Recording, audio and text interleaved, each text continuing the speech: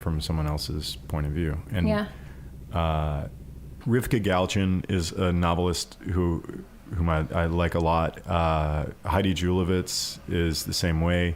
Their work is I guess fleet of foot is maybe a better description. Mm-hmm. Like it's light in the sense that it doesn't get caught with the weight of existence that really is there. Like it's a refutation of how serious things are and how weighty things are.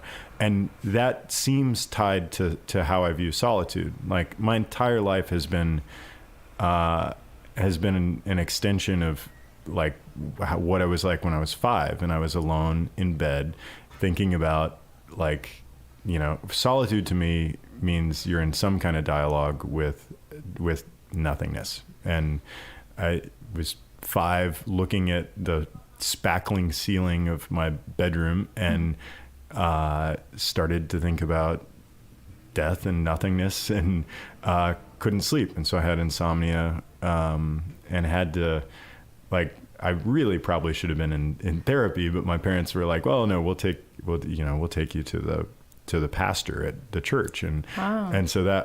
so where is this? Where do you this go? was I was in Hawaii, and then this was actually, like, by the time I was talking to a pastor, we were living in Texas.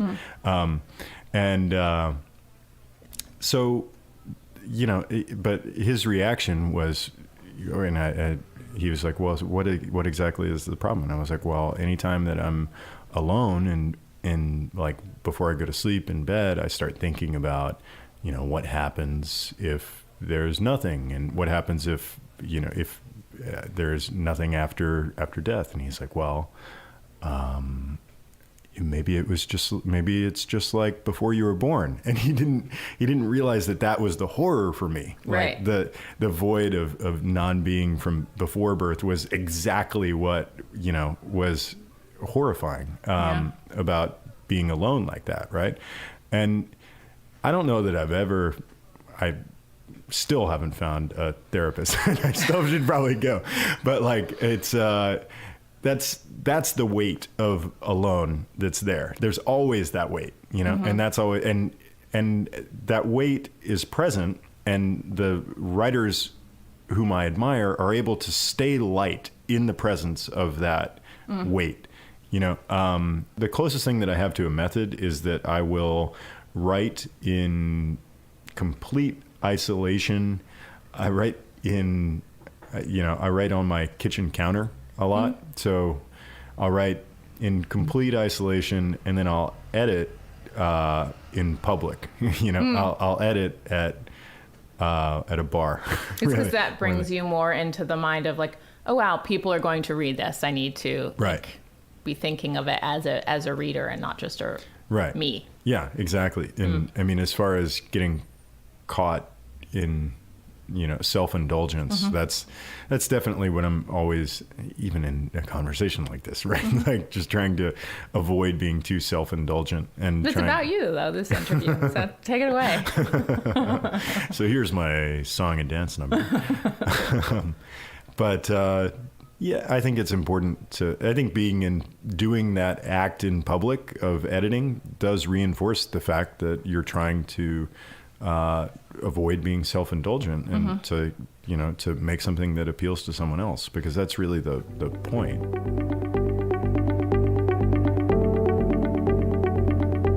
Andrew Friedman has made a career out of chronicling the lives and work of some of the world's best chefs.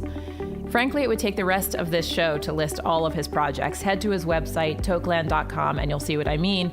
But he's penned over 25 cookbooks, numerous articles on kitchen culture, and he's the co-host of the Front Burner podcast on Heritage Radio Network. An avid tennis fan, he also co-authored the New York Times bestselling memoir Breaking Back with American tennis star James Blake. Ever since I was a kid, I wanted to be a writer of some kind. I wanted to be a screenwriter, and I ended up being a prose writer. And I love having written things, but I find the act of writing to be very difficult. And of course, there's all the typical writer's block things that every writer talks about. But for me, along with that, as an overlay to that, is the fact that you're alone all the time. Writing is maybe not by definition, but by inescapably, it is a solitary act. You sit and you type words onto a screen, and that is something you do on your own. And I'm a deeply social person. I'm probably the only writer I know who looks back to the years when I had a day job and worked in an office and had a staff and would gather people in my office or around a conference table and, roll your sleeves up and tackle a project or have several status meetings during a week and engage in these team activities and what to most writers would probably be a sort of anathema. This very kind of corporate business setting. I had to wear a suit and a tie.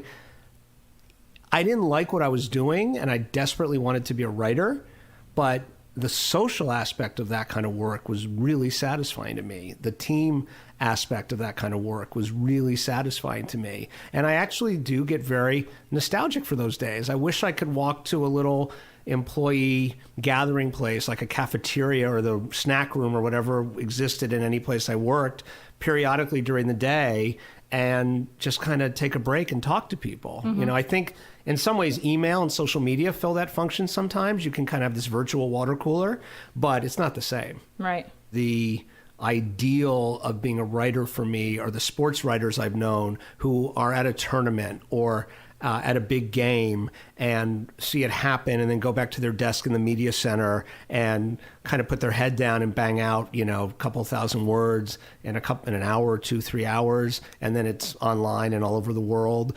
There's a sort of kind of grin and bear it aspect to it that I really respect and try to live up to. And so, part of me has always tried to just squelch this feeling I have, but it is an inescapable feeling. I very often will, and I've learned this, try to get some kind of a little bit of a social fix in my morning. Especially if I'm deep in a project or I'm approaching a deadline, the tendency, I think, is if you're in a good space and you're rolling on a project to not let go of that. Work late at night. I'm sure every writer knows this feeling. Work late at night, almost fall asleep at the desk, maybe even nod off and then, make your way to bed, get up in the morning and just write back to the computer and try to just ride that wave as long as you can.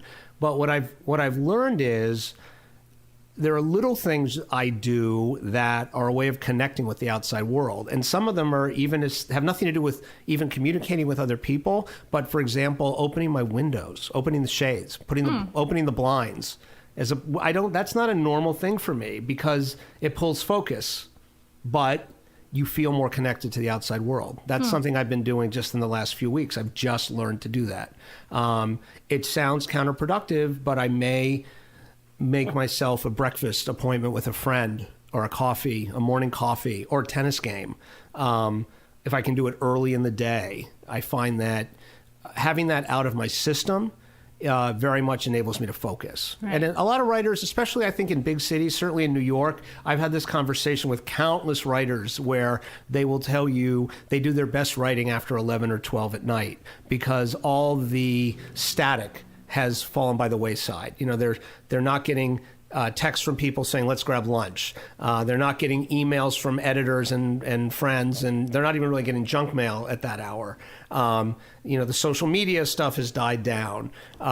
There's not really anything really good on television. All these things that can pull your attention during the day, they fall away. And I think that's why, for a lot of people, the late night hours are great because you're supposed to be alone late at night.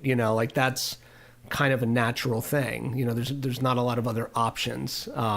So I think that's why so many people are drawn to that time of day. The thing about writing is that it's all mental. So if you are, you have to get to a place where you are in sync with what you're working on and in a flow. To me, music can be very helpful for that. But it can take a little while to ramp up in the morning and get to that headspace to kind of shut out whatever else you've had to deal with or might be on your mind. Whereas in most jobs, there is a certain amount of, I don't want to call it busy work, but work that doesn't require full mental engagement. You can write a memo that conveys information. It doesn't have to necessarily be written in the best way. It doesn't have to be an expression of yourself. It doesn't have to be a piece of art if you're aspiring to something like that. You just have to convey the information. You don't really get judged on style in a memo. You can clean up your desk. You can work on a schedule. These are things that really, when you're a writer, you don't have that kind of work. All of your work is writing.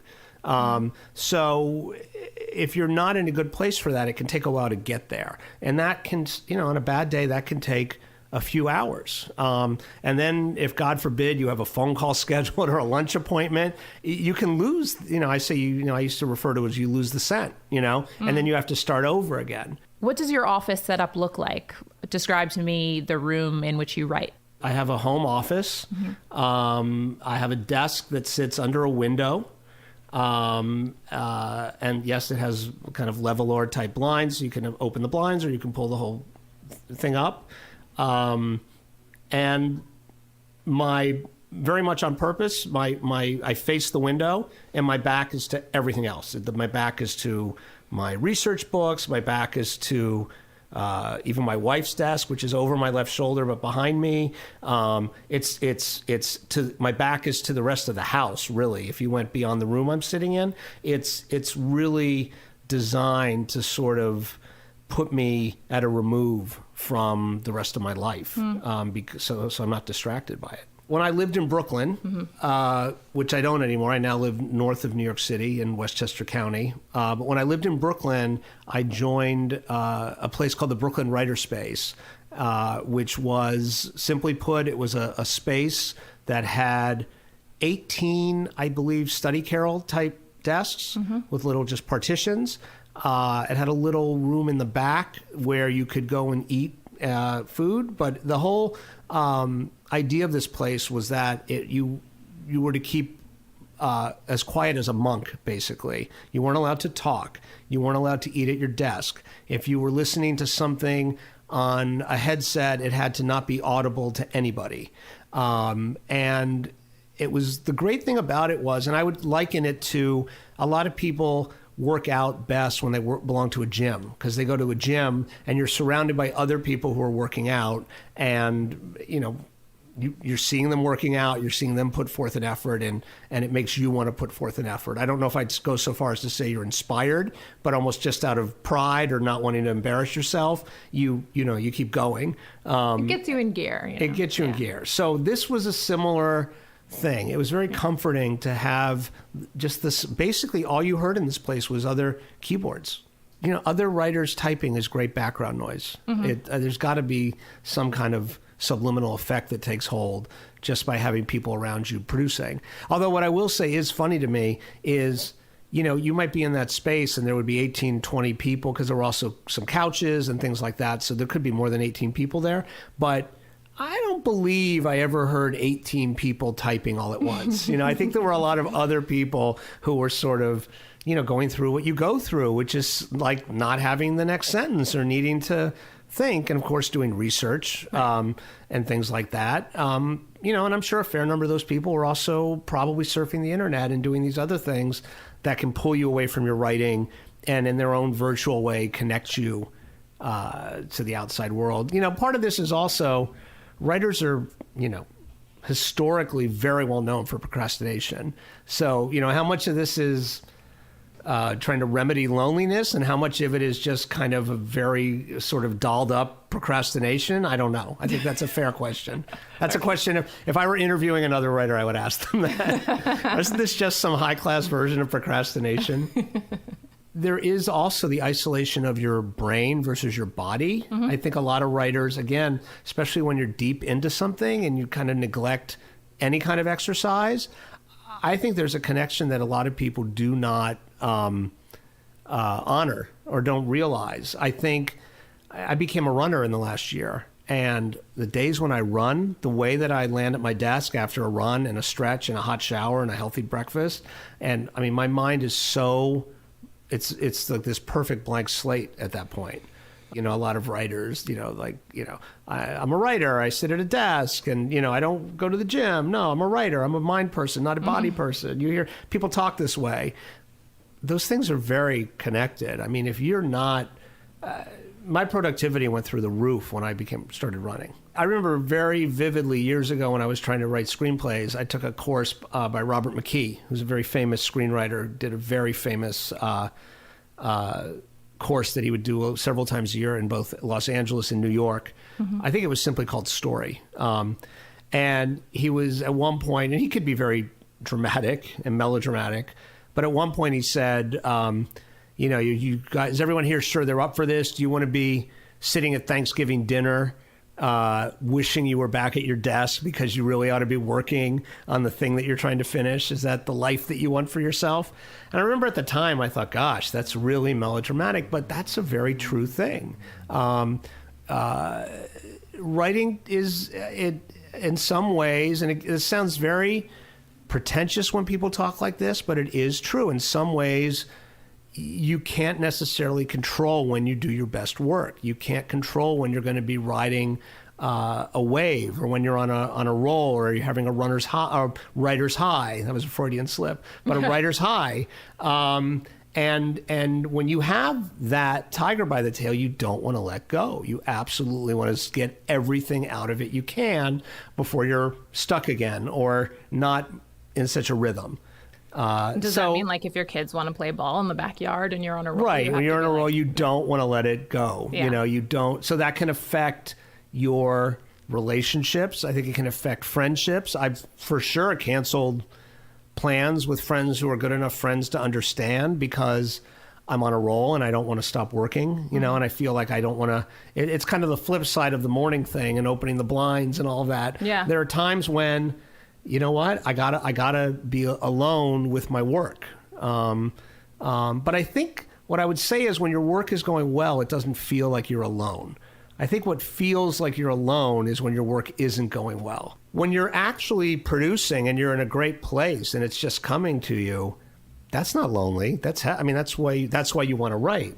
Right. But when it's not coming and you don't know when the tap's going to open up and you're just waiting for that moment. For someone to pick you to dance. Or getting picked. Well, that's your. Right.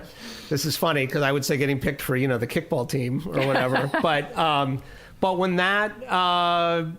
when you're in that place and you don't know when it's going to end, that's, I think, what's lonely, and that's what's hard to get through. Andrew is a big collaborator. All of the cookbooks he's written have been done with chefs such as Alfred Portale, Laurent Tourondel, and Michelle Bernstein, to name a few. And, of course, there was the memoir with Blake. Here he talks about that process. If you do it well, and you're working with someone who is not capable of writing their own book, because that's not what they do, but they have a point of view, they have ideas, they have things they want to share, or they have a life story they want to tell, and you're able to conjure them up on the page, and you're able to give a structure to their story, I think of that as a kind of a gift. And I don't mean a gift that I have or that people who collaborate have, although maybe it is, but I think it's like a gift to the person you're collaborating with. I think it's a really great thing to be able to help somebody do that. I know it's not thought of that way, and I don't think it should be necessarily considered on the same level as writing your own things. I do both. I write my own things and I collaborate. But I have formed lifelong friendships out of collaborating, even with people I'd never met before. Almost in every case every project I've worked in has led to a friendship. And I think it's because you kind of go into this mind meld almost, and that's a very special thing. Andrew is currently hard at work on his second nonfiction book, An Oral History of the American Chefs of the 1970s and 80s, to be published in 2016. As we sit here in February 2016, I'm in the alone phase of the book. The first phase of the book was deeply social. It was a lot of travel. I really believe in, whenever possible, doing face-to-face interviews. So I was paying for airfare and hotels and all that to get in a room with people. And met a lot of people I'd never met before. A lot of them are legends in the food business. And that was an amazing period of time. And now I'm in the making sense in order of it all. It's a good example, making sense of literally tens of thousands of pages of transcripts, literally, was very lonely work, and very time consuming. And the ultimate structure wasn't clear when I started. It sort of is now. But that was a long process. That was a very long process and a completely individual one. Frank O'Hara, the poet, wrote a thing called Personism, a Manifesto. It was this thing that I loved that I read in college, and really, really, really super oversimplifying. He talked about writing poems as if they were directed to one person. And he talks about having had this epiphany one day where he realized instead of writing the poem he was writing, he could have just picked up the phone and said what he was saying to the person. And to me, this is this is sort of around this subject we're talking about. That's sort of the real irony about writing is, I think most people write, whether they'll admit it or not. Ultimately, you write to be read. You write to have this connection to the reader. But the price of doing that is being alone with your work. Mm-hmm. It's this real irony. You do want to have people get you or understand what you're trying to say. I think most people at heart want to be, in their dream, a best-selling author and make a tremendous living off their writing. Well, what would happen if they did that? That would mean they were connecting with an awful lot of people, but again, from John Grisham on down, everybody needs to be alone in a room with their thoughts and a keyboard to produce that. It's a really, to me, double-edged sword of the profession. Carolyn Mernick is a senior editor at New York Magazine by day, but she's also working on a memoir for Simon & Schuster. My book is a memoir about my relationship with my childhood best friend who was murdered when she was 22. And that was 15 years ago, and I'm writing a book that explores her life and death and the court case surrounding her murder, which is an alleged serial killer and that's taking place in Los Angeles in the next couple of years. So the book explores themes of female friendship and how you can sort of start out in the same place as someone and through subtle life decisions end up taking different paths. How does this book's work differ from the work you do during the day? It's something I realized maybe strangely late over the past few years that, wow, I have been working in media for many years, but I feel like I have no training at all for the kind of reporting that I'm trying to do in terms of, attending court hearings and getting court documents and talking to detectives and trying to find out things that haven't been looked into before, and that's not what food writing and travel writing is at all, right. Did that ever throw you off course? Was trying to hack at that research ever so intimidating that you thought, I can't do this, or were you committed? Oh, yeah, all the time. I felt like I couldn't do it, and every day, really.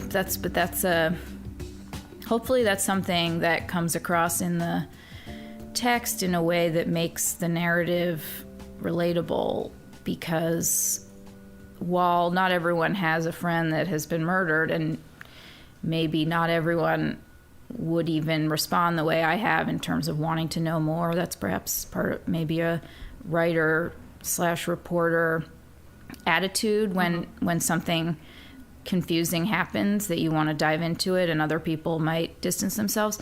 Maybe they can't relate to exactly my behavior, but I think they can relate to how I describe how weird and overwhelming and confusing doing all these things is, that when I'm showing up in court, not not really on a small level.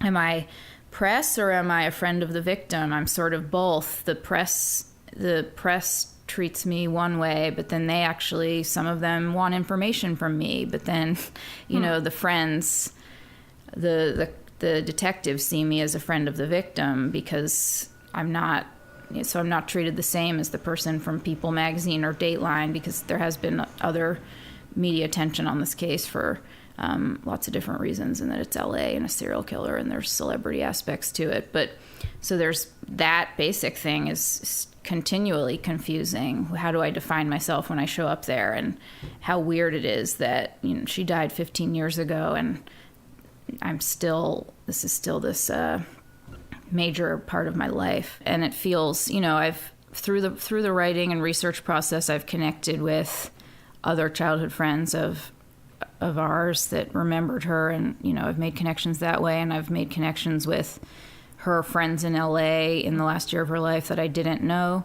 And so, you know, I've had a lot of moments of connection through this research, but ultimately I'm the only one that can tell the story that I'm telling, just sort of by definition. And so I'm alone in that story.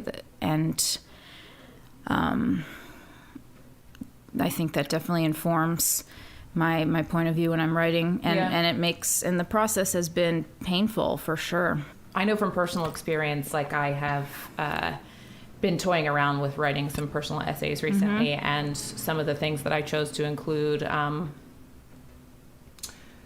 pissed off some members of my family.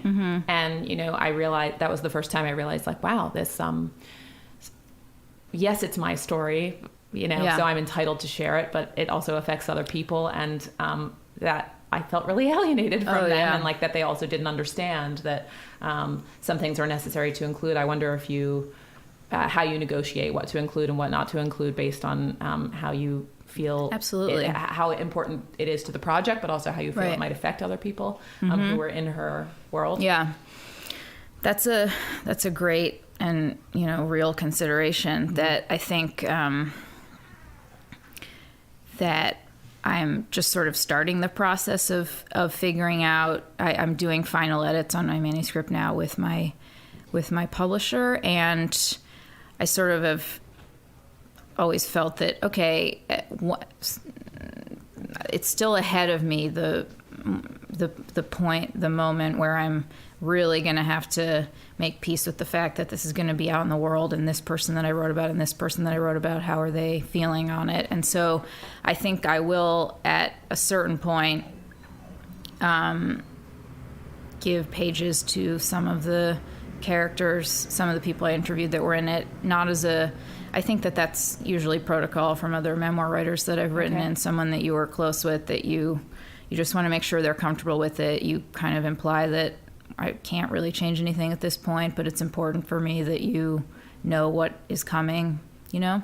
So certainly names and details are changed, and I think about trying to be true to the experience of the time I spent with this person that I was talking with, but also this is a very sensitive topic, and we're all, and that was another difficult thing. A lot of the people that I spoke to in sort of interviews for this, you're kind of bringing up this trauma again with them, and so we would have emotional experiences all over again just in this interview process. So I have to be sensitive with that as well. I certainly do not want the book to be published and have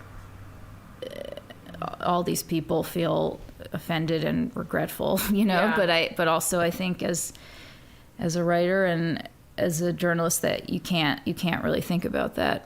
I definitely think I could not have done it if I was page by page thinking about, oh my God, how's this person going to take this, or my parents, or all of these things. At least for the first draft, I have to put all of that out of my head, that it will be out in the world. It's still the story that I have to tell. I have tried over the years. I have written at cafes sometimes. I have written at my office after hours. That's actually something that maybe one of the more successful things I've tried, being in my office, but everyone's gone for the day and I'm still at my desk.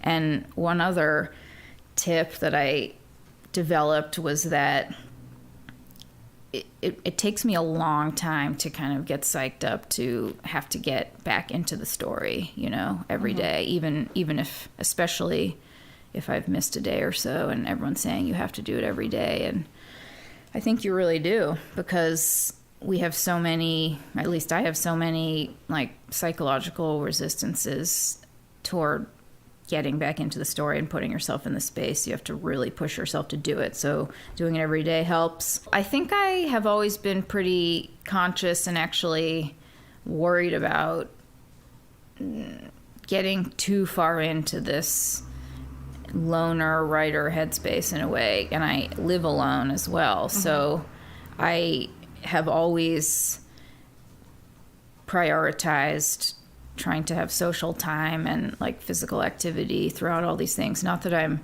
this model of balance, but I probably wouldn't, I don't think I ever canceled plans, because I would be the opposite of that in a way. I would be like, I need to push myself to see people because I just spent all day inside and this is doesn't feel emotionally healthy. And considering that I've lived alone for a long time, I recognize that time on your own, loneliness, spending time on your own and loneliness are not the same thing. Right.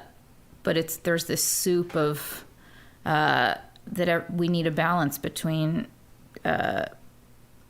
connections with people and solo time, and it is in the same way that you probably don't want to, it doesn't feel great to kind of, binge watch Netflix and eat takeout food for 3 nights in a row.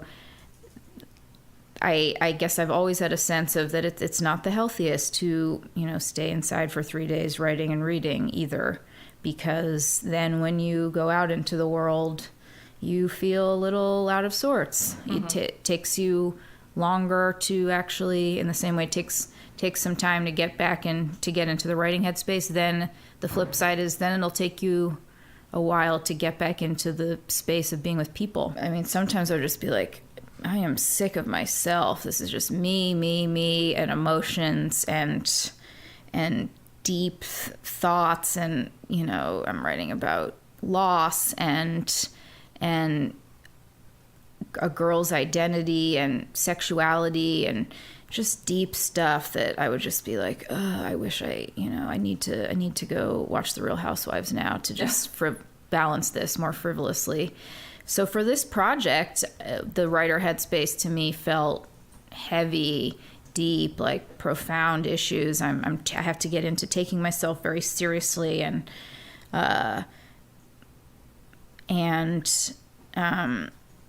parse over words and word repetition and how many sentences are here, and let yourself go off on a different tangents where I'd be like, I'm writing something about this cop and what kind of beer would a cop drink at his backyard barbecue, and let's Google that. And it feels, the writer headspace is just sort of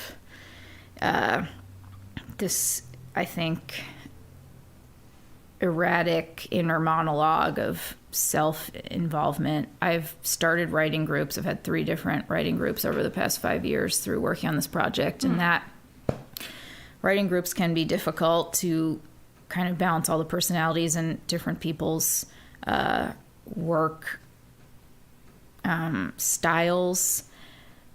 But yeah, my groups have lasted anywhere from 6 months to a year or so, and they've turned out to be all female. The first one was people mostly working in media, and then another one was more fiction writers, and we would meet every 2 to 3 weeks and read each other's pages. And for me, every so often, people would say something that I would end up using that would end up informing my writing. But more often, it just felt like it's nice to have a little bit of a feeling of community with people that are trying to support each other here. And to me, someone reading my pages felt like a real gift, and a real gift of support, that someone is wants to invest in this with me, and then that's much easier for me to be able to talk about my characters and what's happening and what did you think of that, and have someone that's invested to be able to have the other side of that conversation with me. Yeah. So yeah, I've always been a writer where I'll let anyone read what I'm working on in progress if they show an interest, because it's very flattering. And I also know that, when this gets published, I'll have to deal with all sorts of readers, and it's practice in letting go of your work, and the reality that our end result, if things go well, is that this is out in the world, and most of your readers are going to be people you don't know. And so right. I'm glad to share what I have right now with anyone. In my first draft of the book, most of it is written in the first person, but I have a section that's third person, and one of my readers that I was going over this with was remarking on how defensive I am about most of the book. But then when we got to the third person part of things, I was much more mellow about accepting feedback and changes. And then I was like, that's interesting. Maybe, maybe that's because criticism of the rest of this is you're criticizing my soul, pretty much. You're criticizing like my actual life and thoughts, and, how I'm expressing what was my own experience. But this third person part is closer to, is just a regular artistic work that I've reported on and written. Right. And so, yeah, there's something to that with criticism to a personal narrative feeling, at least to me, very penetrating. I guess I've always understood that when you're a writer, this is, and you're publishing with a publisher, this is, you become a brand and you're a commercial product for them, and so a lot is out of your control about how decisions they make about what kind of brand you are or your book is, and that's scary for sure. I have to have faith in the process that it will be okay, and it's happened to everybody. I think that this particular book and this process feels to me, at least at this point, the most exposure I could imagine in a way that of writing. Both, I'm using the narrative this is in the first person. I say I like over and over again, and it's about my whole life, starting from age 9 up into my 30s, and my picture is going to be out there, and I feel, and I'm writing about very sensitive stuff, and we live in this climate of pretty harsh internet criticism, and I understand that what I have in store, and that I'm realistic about the level of kind of strength that I have to shore myself up for to what this could actually be like. I imagine that we as writers perhaps feel loneliness in a more acute way, when at the same time, paradoxically, we have to be alone to write. We're perpetuating the loneliness. It's just who we are, I think. Mm-hmm. What is the writer's temperament that you're referring to? Sensitivity and going towards discomfort often, and asking difficult questions of others and yourselves, wanting to shed light on what's going on, even if that might upset people or things. And if you can tell a story well, and often can be what you think might be the most sort of extreme and individualized story, that is what can really touch people that perhaps have nothing in common with you, but sort of the weirdest parts of you, if you tell them plainly and empathetically, that people connect with that, and that's the most powerful thing that writing can do. And so I know that this story of Ashley's life and death, and me as the friend that is going on in life and finding meaning about remembering her in this way, I know that is something that connects with people. And I know that everyone has complicated feelings about their friends, or friends from the past, or loss. To listen to past episodes of The Lonely Hour, or to see what's coming up next, head to thelonelyhour.com.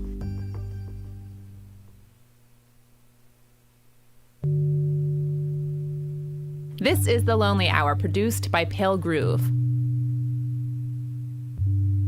I'm your host, Julia Bainbridge. I'm an editor and a writer, mainly about food, but I also have a lot of feelings, loneliness being one of them. I want to explore that feeling because it's pervasive, but the literature on it is not.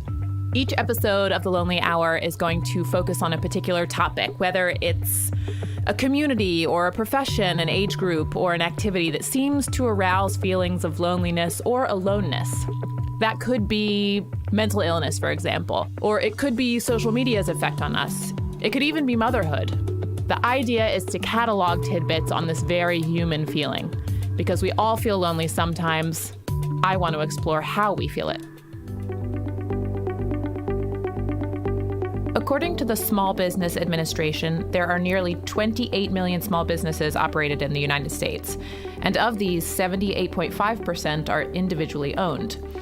We idolize the Mark Zuckerbergs of the world, but many of those entrepreneurs struggle through anxiety and loneliness on their way to the top, if they ever reach it. Brian Bordanik is on his way to reaching it.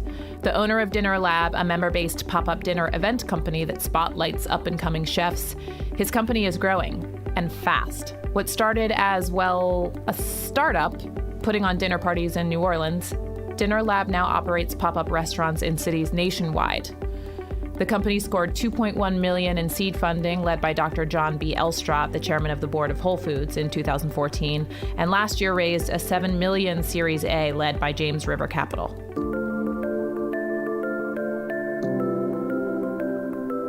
We thought we were throwing parties when we started, and now I think we're in the business of building community. And I think that's been a really interesting sort of shift, a paradigm shift, if you will, but something that we're really proud of and we take very, very seriously. So, the future for Dinner Lab is really continuing to build on that community as we continue to grow, but really starting to offer, really cool tailored experiences for segments of our community. So, whether that be for single people in our community or whether that be for people who are really into fashion and things like that, we're finding other really cool partners that we can work with on events to release new products or release new sneak peeks at things and just sort of segment our community into these different little buckets now that it's getting a little bit bigger. So something that we're super, super happy about, but that's a lot of the work that we're doing moving forward. And a lot of the conversations that are happening around the table are certainly related to food. I mean, we work with the best chefs in the world and we're super fortunate for that. But a lot of the conversations are really about using food as that focal point to bring together a community. And that's sort of the future for us. Right. At the same time, of course, the growth is great and the nature of your work is social in the sense that it's dinner parties and you're bringing people together around the table. But, I want to refer to this entrepreneur.com interview that you did. And you said that during this growth, quote, everybody wants to talk about all, things all the time and ask you about the business and you're stressed out. And that's a hard place to be as an entrepreneur. It's a really lonely place to be. Can you expand on that? Yeah, so entrepreneurship is very in vogue right now. Everyone loves to talk about it. Entrepreneurs have I'm not going to say they've replaced rock stars, but they're starting to dot the covers of Vanity Fair and places like that. They become this almost obsession. Not myself, but lots of others have the become Zuckerbergs and the, Totally, right? They have become these, almost icons. And, a lot of people, the vast majority of people in their everyday lives, don't really do the type of work. And it's not like working in food or working whatever. A lot of people just don't go for it and try to launch their own business and try to do whatever. And I totally understand it's terrifying, and most people shouldn't do this type of work. However, it represents something that people want to talk about. And whether you're playing golf with friends or you're at dinner with your parents, it's just something that is a pretty big deviation from people's normal lives. And especially when friends see you in Entrepreneur Magazine, or, you have friends texting you like, hey, I just picked up Forbes and I read an article about you in there. Like, it's something that is cool for them to see. And it's something that is just interesting to talk about. So it sounds cool and it sounds really interesting, but typically as an entrepreneur, things aren't going well. There's always things that are on fire. I really had a meeting. We'll probably have another one today where you're like, what the hell are you talking? It's just like, it's a constant process of things breaking and trying to rebuild them and maintaining expectations, yet keeping people excited. It's just this really weird dance that you constantly have to do. And it's not always going well. And typically it's not going well. And you're trying to fight that tide more times than not. Case in point, a lot of people I think emulate or wish that they were the CEO of Uber. It's a company that's valued at $50 billion. And I wouldn't trade places with that guy, no, for anything, because his job right now is his company's worth more than most companies in the world, but people are looking at him and his team and saying, how do you make this company worth 5 times the amount of money it's worth today? And probably how the hell do I do that? It's a tremendous amount of stress. I mean, you're like, what? And it never stops, right? So you sort of have to get very comfortable with playing with the Rubik's Cube, recognizing that you'll never get it done. And people are just sort of enamored with the space, but have a misconception of what it's really like to run a company. And running a company it's awesome and I love it. And catch me in a couple hours and I'll be like, oh my God, I don't want to do this anymore. Most entrepreneurs, if they're being real with you, say the same thing. There are good days and bad days, but your peaks and your valleys there's a bigger gap between them and most other people. Yeah.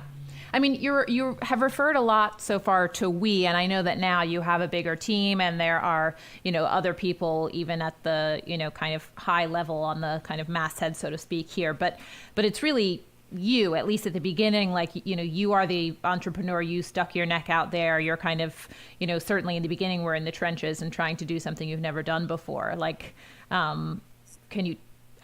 First of all, do you feel that way? Is that true? And if so, can you kind of speak to some of those moments early on that were petrifying, maybe? Yeah. There certainly is a degree of that, right? At the end of the day, if, shit hits the fan or things are going really well, you get more, as a CEO of a company, you get a lot more credit when things are going well than you probably deserve. And you get a lot more blame than you probably deserve when things are going bad. And that's what you sign up for, right? So, it's a little bit challenging in the sense that, an event doesn't go as well as planned in Miami, and then people immediately want to talk to you about it. And, you may have had 30 events going on, but that's still your responsibility. So you're the buck starts and stops with you. And I think you just have to get more comfortable with that. And I think certainly as I've gotten a little bit older, I turned 30 a couple months ago, you start to understand that a little bit more. But there's so many terrifying moments that happen just throughout the existence of any company. And, you have to hope that as you're starting a company, the couple of those big pivotal moments early on go well. And some of the ones that can really trip you up and cause it all to go up in flames, you got to hope that not too many of those happen. But we certainly have had a number of those. I mean, our first event, for example, in San Francisco, we had the fire department, the entire fire department show up at. And they weren't happy about us locating a propane tank and burners outside of something, and a neighbor called and thought the building was on fire, and they literally sounded 4 alarms and brought in everyone that seemed to have a firefighting uniform, which great response time for sure. But it's things like that. And then, that gets into the San Francisco Chronicle the next day, and you have people talking about it and emailing about it. And, it feels like, holy crap, our first event, kind of could have almost gone up in smoke. But those are the types of moments that I think you have to be able to react. And I was actually having a conversation with with a close friend of mine who's an advisor and investor in the company.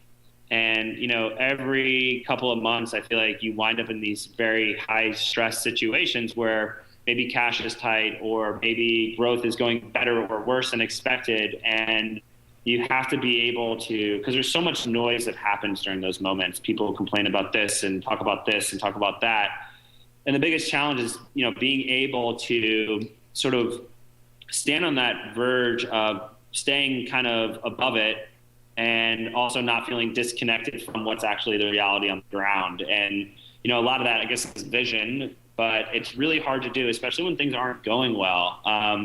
When we launched out our free membership, we didn't take on as many members as we initially wanted to. And we had to think through, holy crap, like here's this whole different structure that we had to use as a company. How do we make it work? And now obviously, we're in a much better spot today, but that was only, 3.5, 4 months ago. So it's like, you're constantly, you build up these expectations, which you try to temper, but everyone's always sort of looking to you and looking to what's going to happen. And success only begets more success in the sense that, for example, this is a perfect example. We're adding right now about 500 people a day onto our platform. That may be cool and interesting for a little bit, but then, people are constantly asking, well, how does it get to 600? How does it get to 700? Right. So it's sort of this never satisfied moment. You just never get to feel like, I'm done. Maybe I should pick up like wood whittling or something like that. But, if you don't stop for a moment to just like pause and be like, holy crap, we've come a really long way since we were throwing parties in like abandoned buildings. Like you will become just a miserable person to be around. And I think I certainly have fallen victim to that in the past, but it's hard not to, because there's so much work to be done constantly. You can work 24 hours a day, but every now and then you got to pull back a little bit and just say, hell yeah. Yeah. I wonder if that's something you learned from working with this CEO coach. So, that same entrepreneur.com article mentioned that you worked with one. And I wonder, why did you seek that out and what was kind of the goal of that relationship or sort of mentorship? Yeah, I'm really just not very good at my job. I mean, to be candid. I doubt that's true. So I think that, it's hard, right? Investors, you can't be, you can say everything you want to them, but they're also looking at it from the sense that, they have money in the company and they expect certain things out of you. So to have a voice that's like actually just looking out for your personal development and your professional development is a really nice thing to have. I mean, yes, it's basically just an unfiltered way to talk about some of the things that, I want to prioritize about, my professional growth. And I've learned so much throughout this process. It's ridiculous. But, when I was starting this company, I was contemplating going to Stanford Business School or starting this company. And I ultimately talked to a bunch of people who said, you should start the company. You're going to learn a lot more than you would even at, one of the best, business schools in the world. And I agree. I think going through it and having my, being up to my knees or eyeballs in it sometimes has been a tremendous experience for me. But it's just hard because there are not a lot of people to talk to. That's funny that there aren't a lot of people to talk to about it, because you think there's so many, small businesses these days. I would imagine there'd be kind of meetup groups for young entrepreneurs or something. But there are, but like entrepreneurs suck typically. I mean, I'm just why is that? Well, because ask any entrepreneur how things are going, and they're always going to tell you things are going great. So everyone's sort of like in a pissing contest with one another, and it's just really hard to get an honest answer out of people, right? Like, you're an entrepreneur, that things aren't going well. There probably are things that happen during your day today that just like sucked or are like really terrible. But yet when you get to the outside world and people ask you at these like little happy hours and groups and things like that, like, how are things going? It's like, oh my God, things are going great. Like, we got this going on. We got this going on. So it's like, I actually haven't found too much solace in other entrepreneurs. And I just have learned not to necessarily look for it there.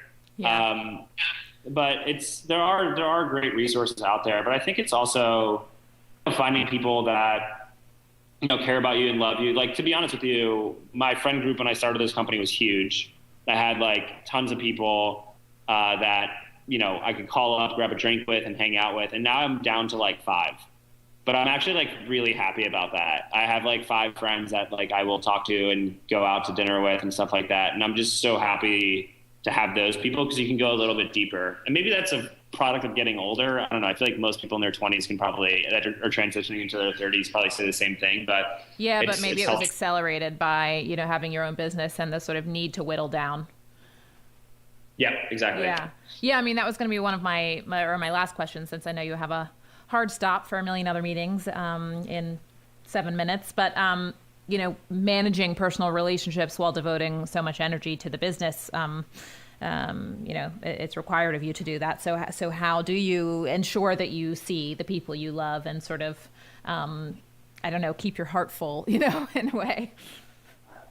No, it's a really great question. And my girlfriend, you know, she works in media as well. So she's like got an equally chaotic kind of lifestyle. And it was tough, you know, to really make sure that you're not running parallel with the person that you want to spend, you know, your life with, and really making sure that you're like doing things sort of together.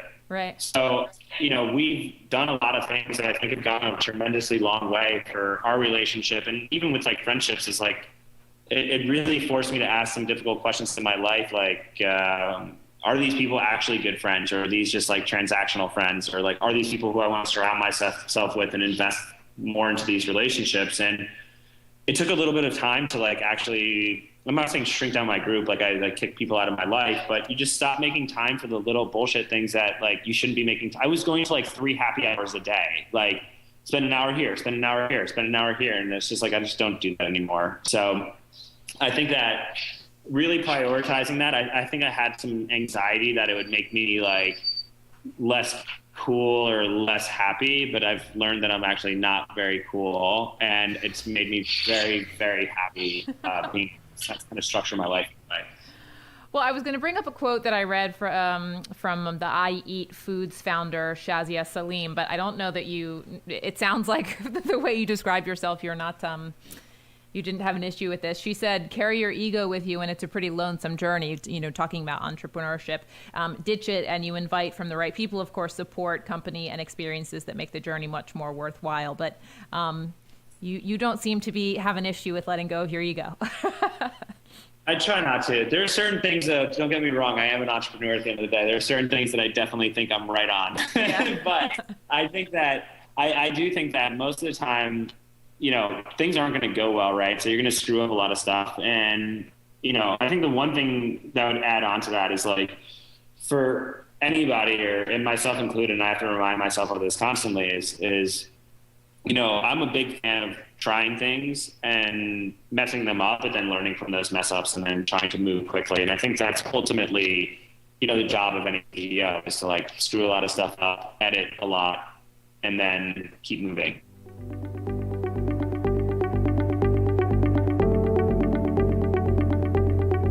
Patrick Janelle, a guy named Patrick on Instagram, was a guest on our social media episode, but he's also the owner of Spring Street Social Society, a kind of club and dinner theater company that throws events in New York City and Los Angeles. With much attention on both Patrick himself and on Spring Street, it's been featured in the Wall Street Journal and the New York Times, among other publications. I wondered if the growing success is ever alienating to Patrick.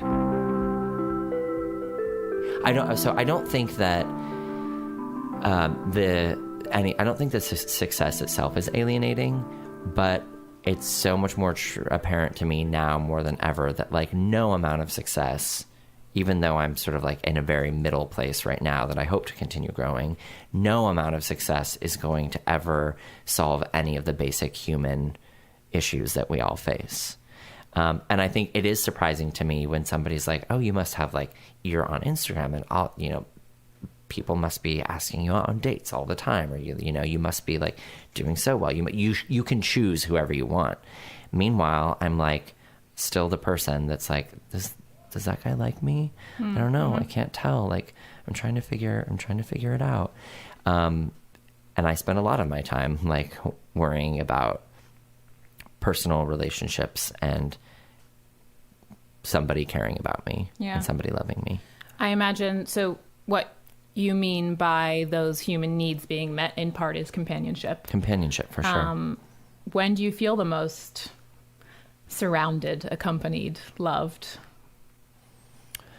There are a lot of things in my life that I do that I'm surrounded by really loving and wonderful people. my business partner, Amy, with Spring Street Social Society, she and I are together all the time. We love each other, and I feel cared for by her. The whole group of people who are part of Spring Street Social Society, who make every event that we do, who make it spectacular and special, and who pour their souls into making really beautiful, engaging experiences, I feel very special and loved when I'm around those people. But it is interesting because I'm, as a leader of those things, I then can go home from any event that we do, and I'm still, in going home to my own apartment at night and having to deal with the fact that, maybe my apartment's a mess, and maybe I still have to, just any of the basic things you have to do to take care of yourself in your own apartment after having had such a high of all of these really wonderful people surrounding you, knowing that, that I still go back home and, I'm essentially taking care of myself and by myself. But you're a guy named Patrick. I'm just a guy named Patrick. It's interesting you use the word leader. Maybe that's the better way to address the lonely at the top question, because maybe it's more about, let's look at the dynamics within a company like Spring Street that you launched, and you are the boss, and there are all kinds of difficult things about being a boss. I mean, you want to be approachable, but you also want to be respected. And how do you establish that while also being warm and friendly? I mean, how have you experienced being the boss of your own company in that? Yeah, I think that's interesting because being the boss means that you do have to create some sort of divide or, sort of distinction within roles. Meaning that you do have to kind of isolate yourself, right? And while why? Because in order for a team of people to have confidence in you, you have to set yourself apart. And that certainly doesn't mean that you can't be compassionate and you can't be friendly and you can't be buds with people in some ways. But you do have to, I think, authority, the best kind of authority, you do have to isolate yourself from the sort of the basic kind of runnings of what happens. And that's actually a difficult thing for me. It's difficult for me to understand why I see being a leader as a privilege, and it's sometimes difficult for me to understand why I'm the leader and why everybody just isn't the leader, and that other people are sort of submissive to my authority. And I feel sort of guilty about that sometimes, while at the same time feeling that's kind of the way that it needs to be. That's how the organism functions. In order to actually lead and function and build something well. But ultimately what that means is that there are times when I need to let somebody else do some grunt work. And I'm not going to be right alongside them doing it. Is this something you learned along the way through your time at Spring Street? And if so, is there a moment where you shifted into boss role that you can remember? Yeah, I don't know that there was a moment, but I think that there's been kind of this ongoing, this ongoing learning of, at a certain point, maybe in the very beginning, I was doing everything, or Amy and I were doing everything. And now I'm to a point where I can't do everything. Right. I don't have the time. I don't have the ability. And the same thing goes for, with my world of social media. For the first time in my life, I have an assistant, and how do I delegate things because it's best for me, and be okay with the fact that there are people who know that that's their role to do the work that I'm delegating. Right. What's an example of a way in which you had to, give orders, become the boss, whatever you want to call what we're talking about here? You mentioned that you felt guilty in the past. What's something you knew had to be done? This just happened this weekend. We produced our first theatrical production, and we filled a raw space with 55,000 pounds of sand. That's over 25 tons of sand. I did Did not not carry all that sand. I did not carry all that sand. We hired people to do it. But not only did we hire people to move the sand and then remove it, which is probably finishing up right now as I'm talking, I also was not the person on the ground managing the people who were removing things. We had a line producer and we had a stage manager, and they were the ones who stayed until the bitter end to oversee the cleanup of this space. And this is something that a year ago I would have done. For multiple reasons, it wasn't something that I could do this time around. And I kept feeling so guilty and so sorry that like somebody else had to like stay there on the ground and manage and over, even though these people weren't necessarily like heavy lifting, but they were being on site and making sure that it was all taken care of.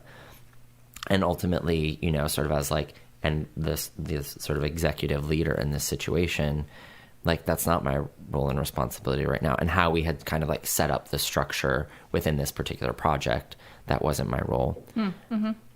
I want to talk about entrepreneurship, since that's what you are now. You know, you left an office job to go out on your own. And while you've been successful, I imagine there was fear at times. I'm going to read from an article on Inc.com about this, you know, entrepreneurs and kind of loneliness. Successful entrepreneurs achieve hero status in our culture. We idolize the Mark Zuckerbergs and the Elon Musks. But many of those entrepreneurs harbor secret demons. Before they made it big, they struggled through moments of near debilitating anxiety and despair, times when it seemed everything might crumble. I mean, can you talk about that decision to go out on your own, and if there were times when you were thought, yeah, shit? I mean, for me, yeah, there were definitely times that I thought, oh shit. I left my job. The most recent like office job that I had was at Bon Appetit magazine, and I left my job when Instagram seemed to be gaining traction.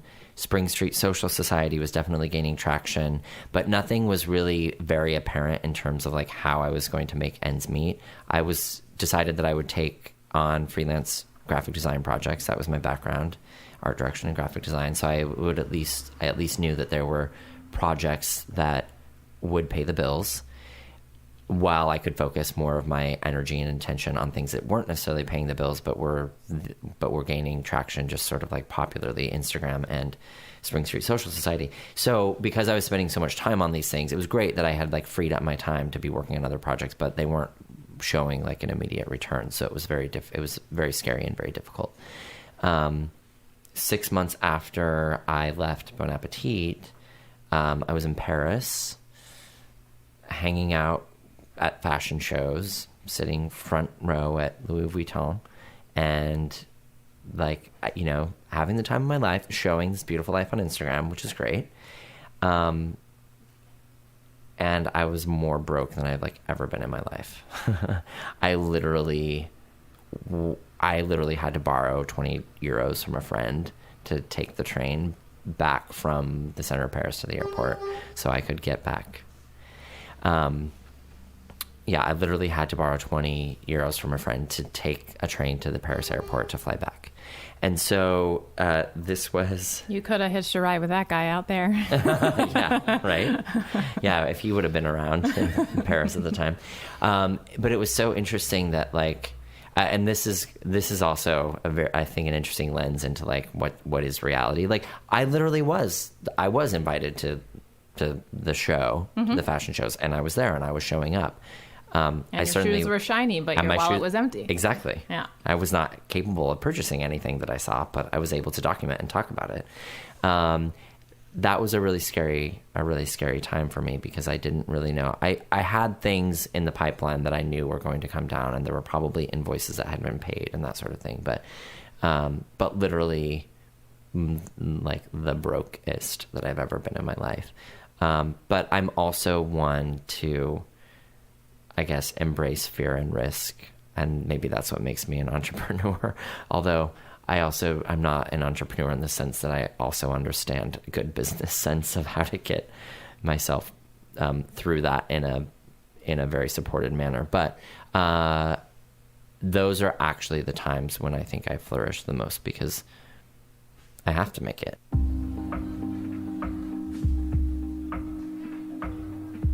Jill Lindsay cashed in her 401k 2 years ago and put all her money towards opening her Fort Greene boutique, also named Jill Lindsay.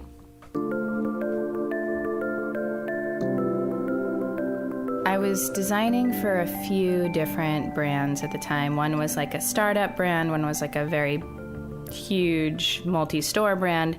And I love creating product for other people. It's really incredible.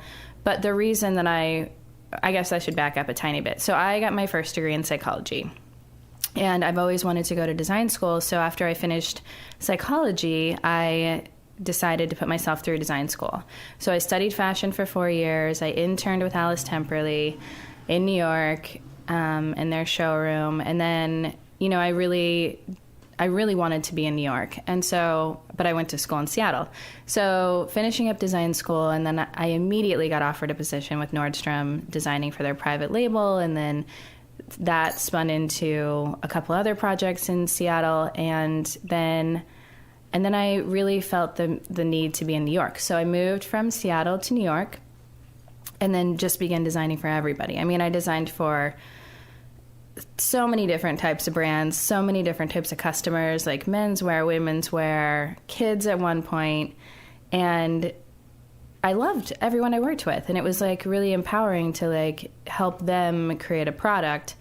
But the reason I went to design school was to make my own product and to really focus my creativity on, creating apparel and products that are driven by my mind and my heart. So I was at a yarn show in Italy, and I was sitting in this cafe, and I was like, I'm not meant to do this. I'm not meant to sit in other people's offices and, design product for 100 stores. It just was like, this isn't my role. And I can do it, and I can do it really well for them. And I loved everyone I worked with, but it's not what I was meant to do. And so I started sketching in my sketchbook, and I was like, yeah, I need to have I want to have a space. And whether it's an online space or a brick and mortar space, I need to figure that out. And the more that I sketched in that afternoon, the more it turned into an actual store, cafe, community center, like all of the things and the elements that it is now today. Yeah, so tell listeners who don't know about Jill Lindsay, the store, not the woman, although Jill Lindsay, the store is Jill Lindsay, the woman. What is it, So it's many parts. Yes, it's got a lot of things. It's a community place, I would say. It's a department store in the front. It's a cafe in the back, and we serve coffee, tea, wine, beer, snacks. And then the lower level's a wellness center, and we have a garden. And so we do curated events. So everything from kids sing-alongs or family sing-alongs to supper clubs to crafting workshops to, classes like branding and marketing workshops, Instagram classes, ways that people can promote and grow their own businesses. So it really is a platform of like a lot of things. Yes. And tie-dye workshops. And tarot readings, both of which I've been a part because I live down the street. Full disclosure.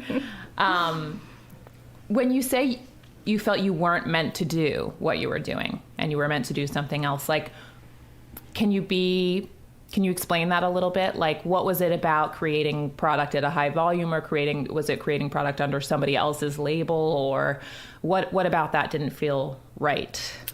Well, I guess it was, so in the design world, there is a lot of leadership roles. So you have vice presidents and design directors and multiple design, stages.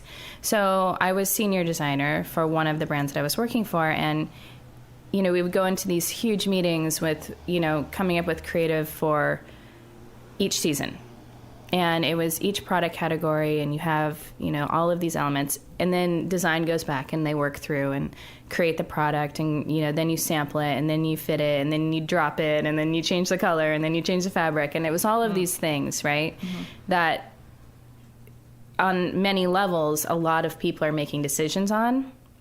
And I just, for some reason, I don't know if it's an innate thing that I have, but it's like, okay, we need this sweater, we need this yarn, this is going to be the right thing for that. And I just always had this innate thing where I trusted that design, I trusted that product. So it's almost like I could shoot through all of the little like mini meetings and be like, okay, great, here's our thing. This is what we need and this is what it should be. Rather than like, oh my gosh, should it be pink? We should change the grayscale 10%. Like there were all these micro decisions that needed to be made. But at the end of the day, for me, I just have a vision and I want to execute it. Right. So- Micro decisions, but also I imagine myself also being in a sort of creative field, like it's a bit of a pissing contest. Yeah. Sometimes I feel like people want to change my new things just so that they have had a finger on something and, you know, Well, and for have me, touched it, you know? Yeah, for sure. For sure. And for me, like, I guess it wasn't as much about that for me. It was, I just wanted to like, I know, I'm the cynical focus. one. You're like, I just wanted clarity and shining light. focus. Yeah, To okay. like, just, you guys, it's this. Right. And that's what we stand for. And so I was like, you know, at the end of the day, I was sitting there at the yarn show and I was meeting with all these amazing people that I've worked with for years. And I was like pulling yarn cards for these brands. And I was like, I should be pulling yarn cards for me. I should really be making what I want to make. And I have to figure it out. yeah. So then, was that scary? Like, Yeah. talk to me about that. So you had the sketch, which actually looks, from what you've told me before, it like really is what the store looks Yeah. like, you know? But you get back home from Italy and you're like, let's do this? Or, you know, what was the process So like I after that? created a timeline for myself. Okay. And, you know, I was like, okay, is it going to be brick and mortar? Is it going to be online? Because I still at that point was like, because of the way technology was advancing and all of these things, I was like, well, everybody's doing online. Like, you know, Everlane's like crazy. Like, this is the way to go. So I was like, okay, let's see what we need, how much it's going to cost to create a website. What does that mean? So I created a timeline of like when I was actually going to quit a job. But then I was like, well, I need lots of money to do this. Mm-hmm. So I just really started designing for like anyone I could. I was like, you need help? You need help? Like, let's go. So then I cashed in all the money and I continued to freelance. So when I quit all the jobs, I said to all of them, I'm still available for freelance. I just can't work in your office and I have to be a little bit more flexible with my schedule, but I would love to continue working with you. Mm-hmm. And, you know, some of them I did continue to work for, which was amazing because it really, on a small scale, I worked with them because it gave me cash in my pocket to live on, essentially. Mm-hmm. Mm-hmm. And so, you know, for 3 months, I built out the store with a contractor and a subcontractor and an electrician. And I was doing the work too. Like, I was knocking down walls and painting and sanding and whatever I could to, like, make this thing open.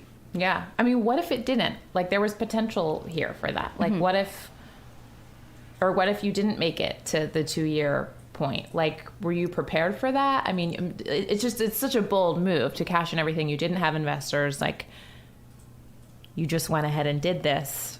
What was your sort of worldview, or, you know, like, how do you think about what if it fails? Like, this all will have been still a good exercise, or? Well, I would say now we're in the state. It has not failed. And, Yes. like, only is growing. So Yeah. I feel okay asking that question because you're not in the red. Yeah, it's a strong question and it's a good question because I think business owning and entrepreneurship is maybe one of the scariest things that you can do.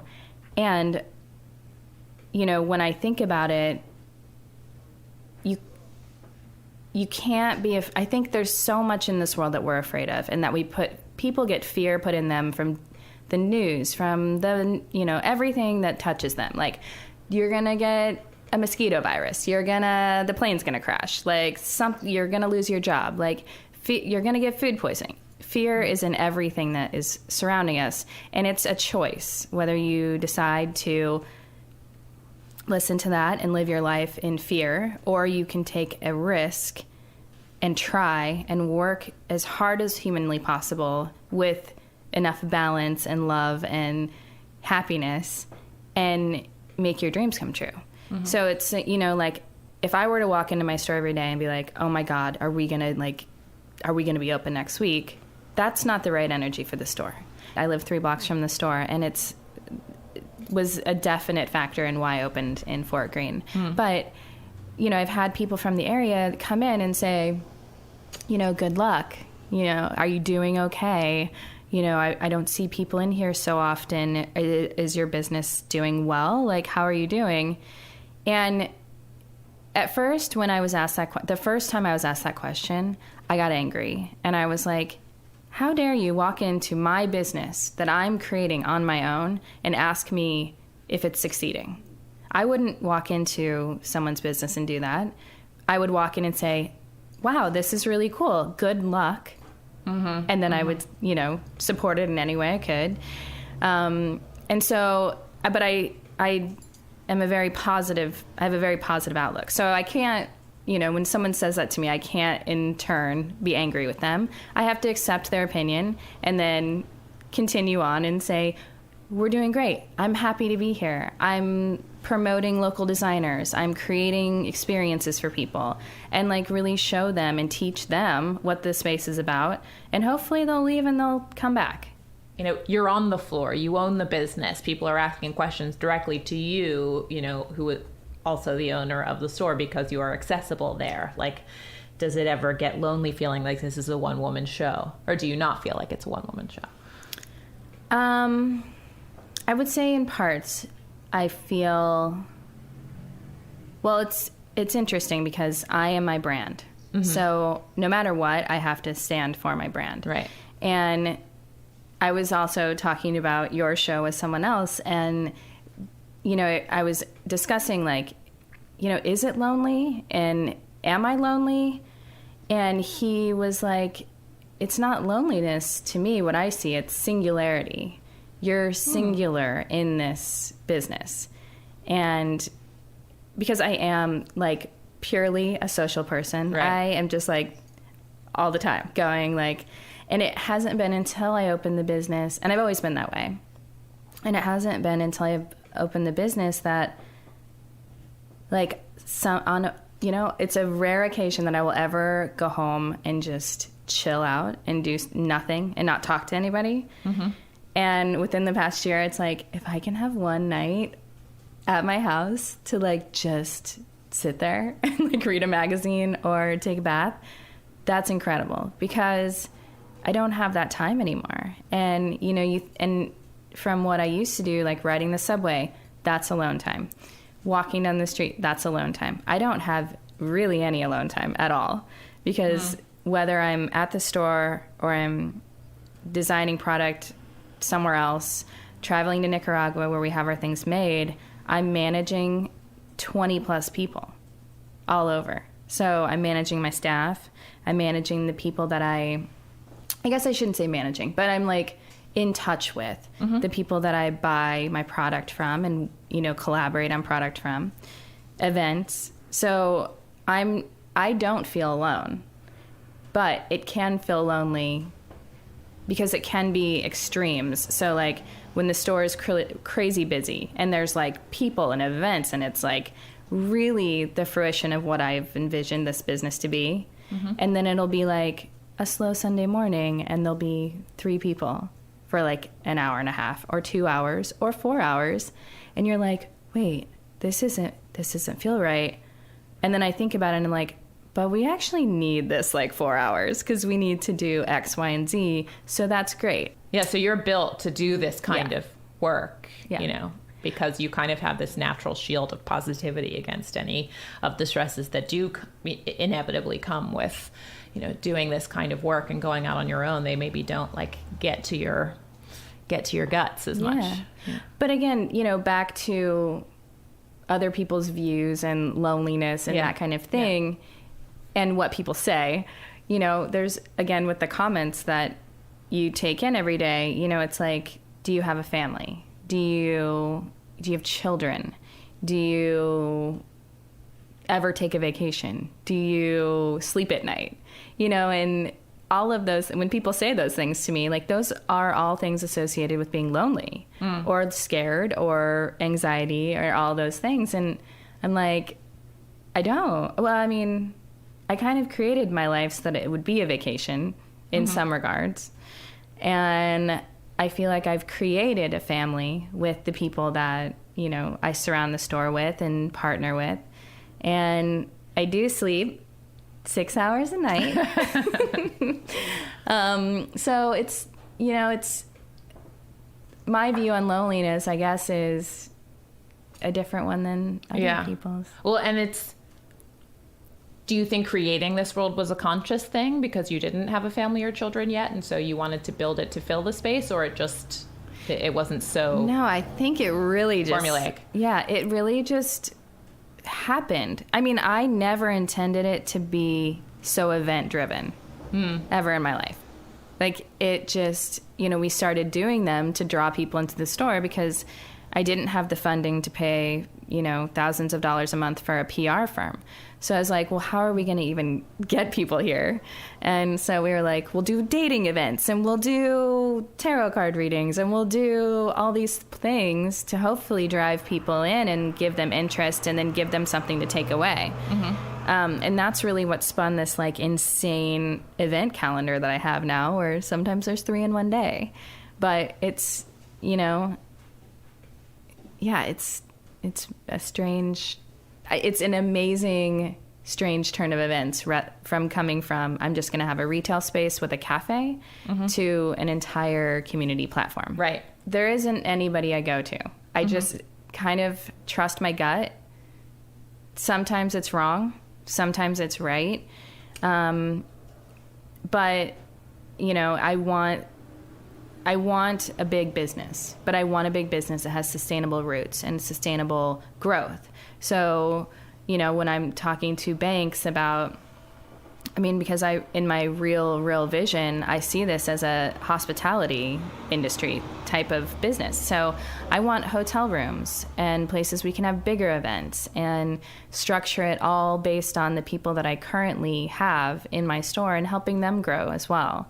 So, you know, my dreams are really big, like really, really big. And so it's on me to make that happen. So every day I'm like, okay, at least once a week, I need to reach out to someone and say, hello, investor group.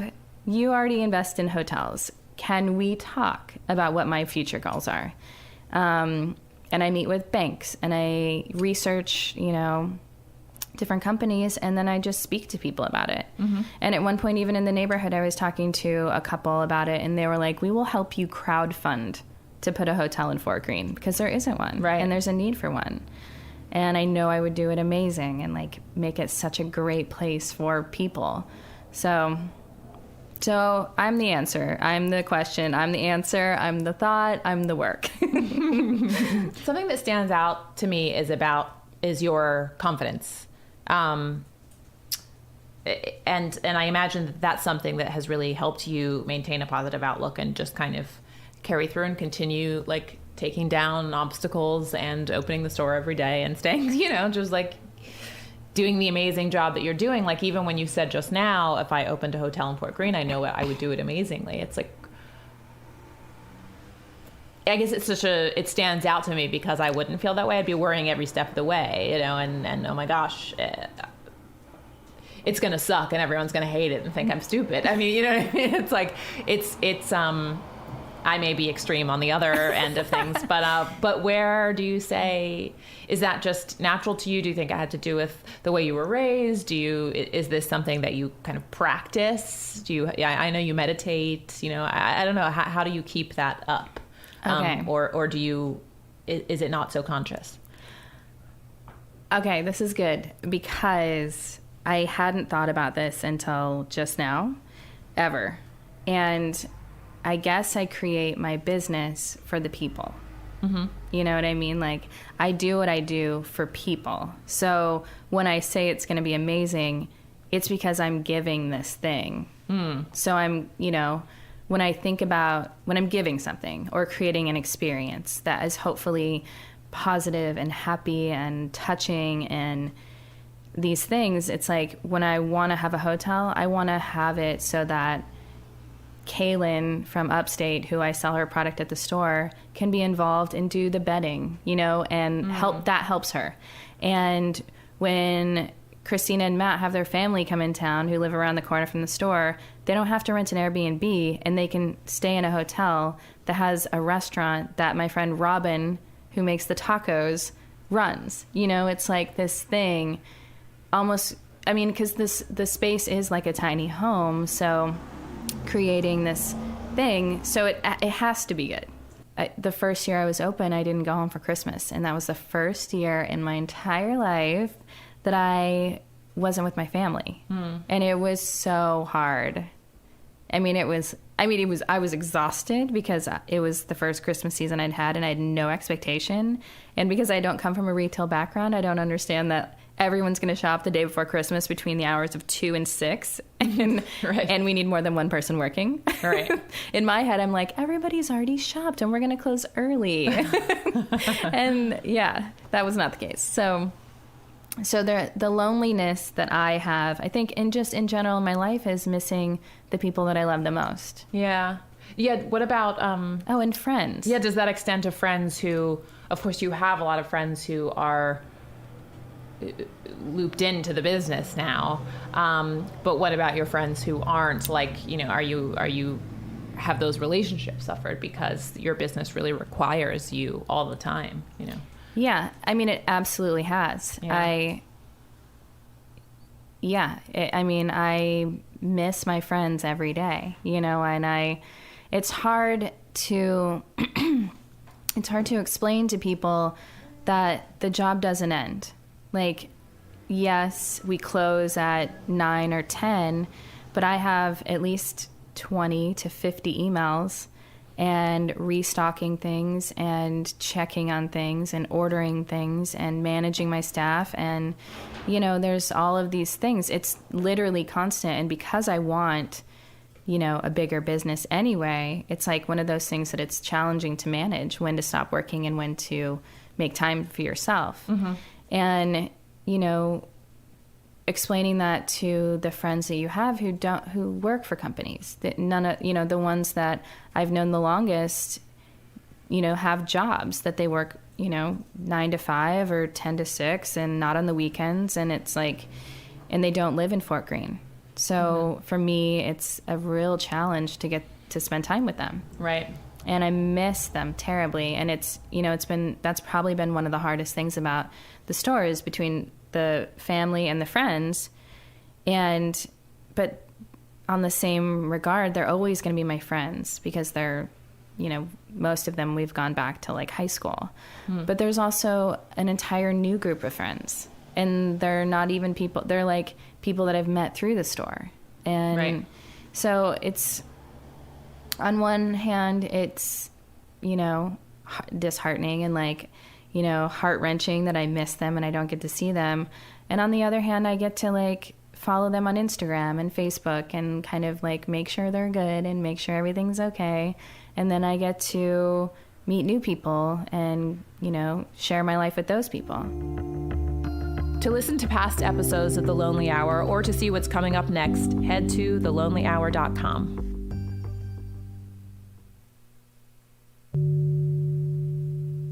This is The Lonely Hour, produced by Pale Groove.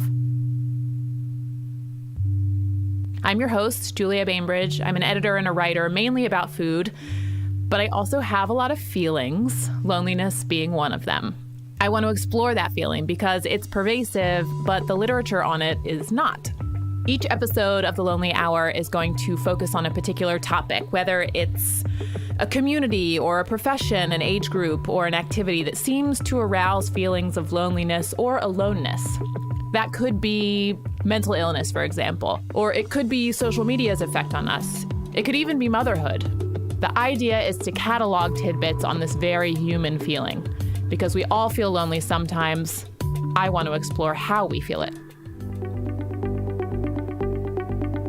Here's a quote from the late David Bowie from 2000. "Drinking even one glass would kill me. I'm an alcoholic, so it would be the kiss of death for me to start drinking again. My relationships with my friends and family have been so good for so many years now. I would not do anything to destroy that again. It's very hard to have relationships when you're doing drugs and drinking, for me personally anyway. Those words illustrate the kind of isolation that can come along with substance abuse. Gerardo Gonzalez is the chef at El Rey restaurant in New York City. He comes from a family of people who struggle with addiction, and he himself has toyed with sobriety over the years for just that reason.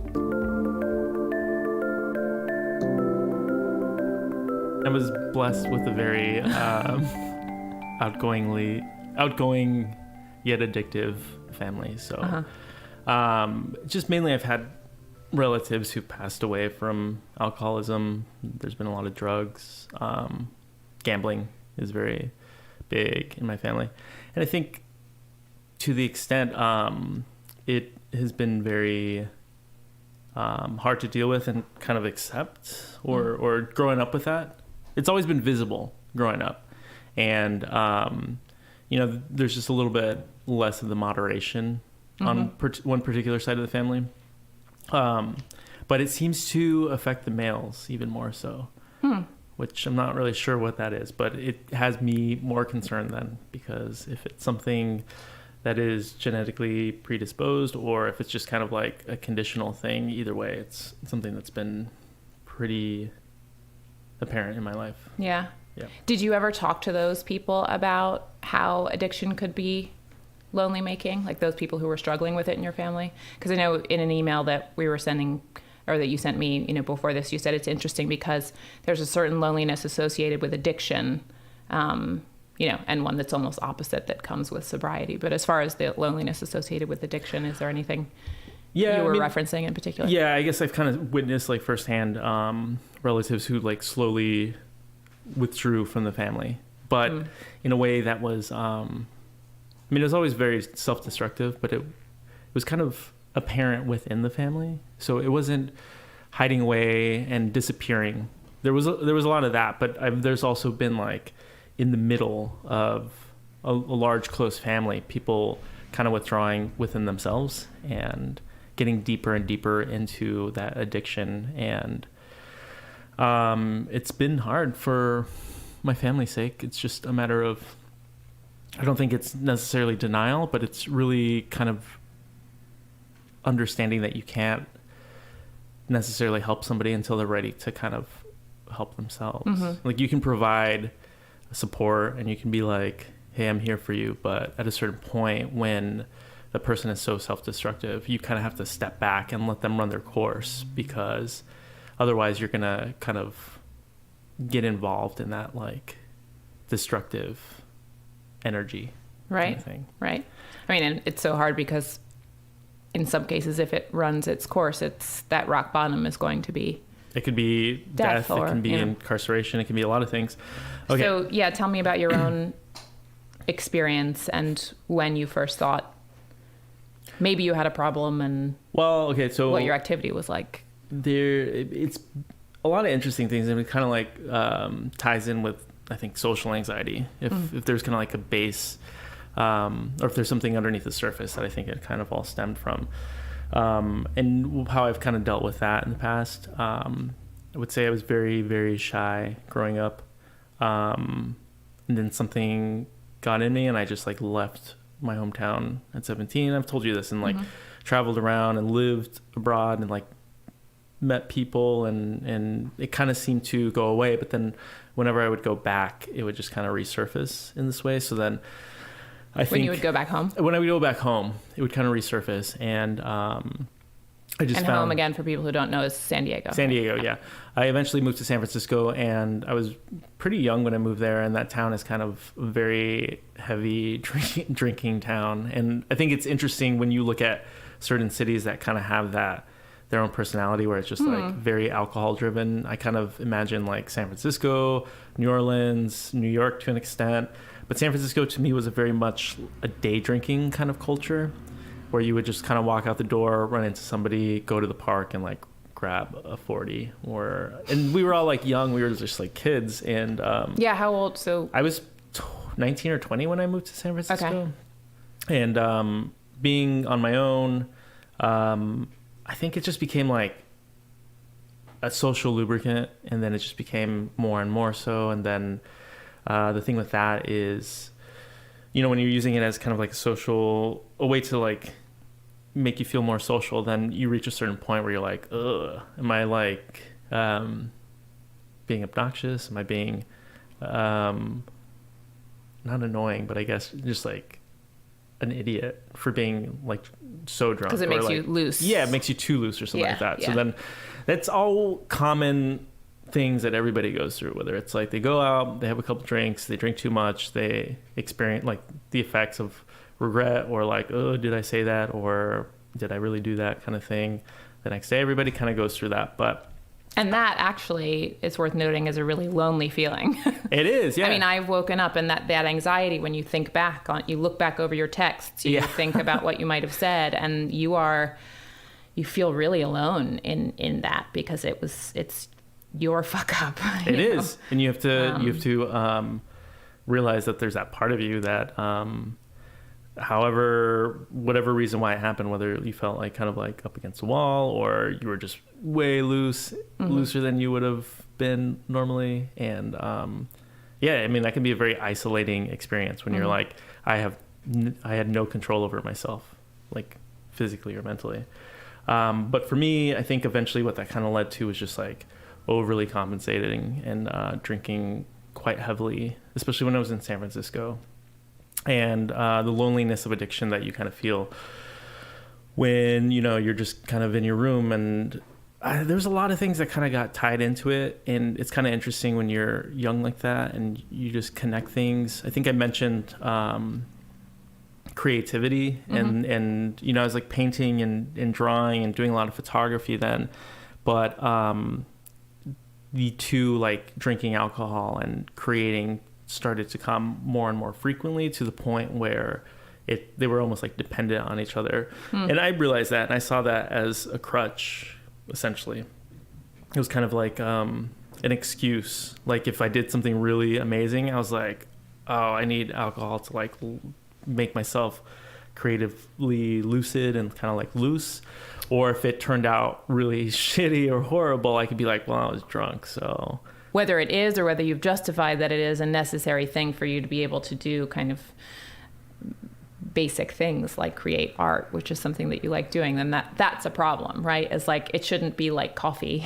No, yeah. I mean, and some people even consider coffee a drug and sort of take that out of their mornings. You know, if you start getting dependent on it and you feel sluggish without having coffee, then it's like, ooh, this is a drug. It's a chemical that well, I mean, that's all, I think that's all kind of relative, though. It's because, you know, I've worked, I think I mentioned this too, I worked at a coffee shop next to Halfway House one time. And this was in San Francisco. In San Francisco, and it's just, we would just see it. It's like people that gave up drugs and alcohol were supplementing it with a lot of coffee, with a lot of sugar, and they all seem to be all sex crazy. And like, it's just this weird process of... addiction, where there's that loneliness of addiction, and then it brings you to like the loneliness of sobriety, and you're trying to fill a void somehow by picking up on like creating new addictions. Or I mean, that's what everybody always says. It's like sometimes it's not necessarily the alcoholism that's the problem, it's the things underneath the surface that kind of are the real issue, or the real underlying issue. I guess what I'm saying is, like, one day I was like, I don't want this anymore. Right. Because you were bored, because you were concerned it was an inherited issue. Yes. It was going down a very dark path. Yeah. And like a very dark path. And so then what did that look like? You just like cold turkey stopped drinking? Or? Well, no, the funny thing is, and I don't really believe in like running away from your problems or like blaming it on a city. And I'm not blaming it on San Francisco, because I think... it was very formative, and like I said before, like maybe that was an experience that I had to go through, but I was like, I have to get out of this town. For one, it's just like, it's a very small town, and in a way, like I knew that I wanted to kind of change my patterns of behavior, but I kind of felt like it'd be really hard to do that in a small place where everybody kind of knows, well, you already have like reputations built. I just felt like I'd be confronting the past repeatedly, like either by passing a bar where I wasn't allowed in there, even though I didn't want to go in there, but it's just, having that visual reminder every day of like how far you've gone away from like what you want. So your choice to be sober is what led you to leave San Francisco. Yeah, in a way, in a lot of ways. I think at the time I wasn't like, I'm going to go sober, but it was like, I got to get out of the city. And the day after I did, I went sober for about 3 to 4 years. I mean, certain things where it's like you go after work and you have a drink with your coworkers, or at the end of a shift, you celebrate or commiserate about a service with like a shot usually. And, I mean, I didn't abstain from all drugs, but I also wasn't doing like heavy. I've never that was been less like, the issue. yeah, I was never like really into drugs. So like, I don't know, occasionally at the end of the night, if everybody was doing a shot just to feel kind of connected, it was a joke, but I would do like a whip it with everybody because it's funny. But yeah, and there was like, it was a bonding moment, but that's because otherwise I would have been kind of off to the side while everybody's like, or I'd be cheering with like giving a cheers with water, which is like awesome. Like there was things I had to confront too, like my creativity in a lot of ways dried up the moment I went sober. Like I couldn't paint, I couldn't draw, I couldn't do anything as far as that went. And I think, but just at the beginning, right? You kind of work through. I kind of did, but it still was like, it wasn't like it was before. That's for sure. And that was something that I had to it's just something that I had to accept. I wonder if like maybe I went too deep down that path where the association was just like too high. But I would try it, but it would just take me a lot longer, and I would get a little bit more frustrated with it, with the results or something like that, where I'm like, this is good, but it's not like perfect kind of thing. And eventually I worked through that, and I have gotten back into it, but it's still, to me, not the same as it was before. However, I did focus my attention on other things. One was cooking and just being really observant about that, and dining out and being really observant about like hospitality. And like, for me, being sober is all about confrontation, and it's about accepting things either within yourself or outside of yourself. And it's a really amazing process. And I think that loneliness is actually, in a way, a positive thing, because you're accepting the boredom, and you're like, well, I'm fucking bored right now. What am I gonna do? I can watch TV, I can lay around. After a couple days, you're not going to want to keep on doing that. Right. And as opposed to like, I need to get out, like I need to go out and or face myself, you know, yeah, there's some then issues. it's what it is. So what you're doing is you're not procrastinating on your feelings. You're confronting them as they happen.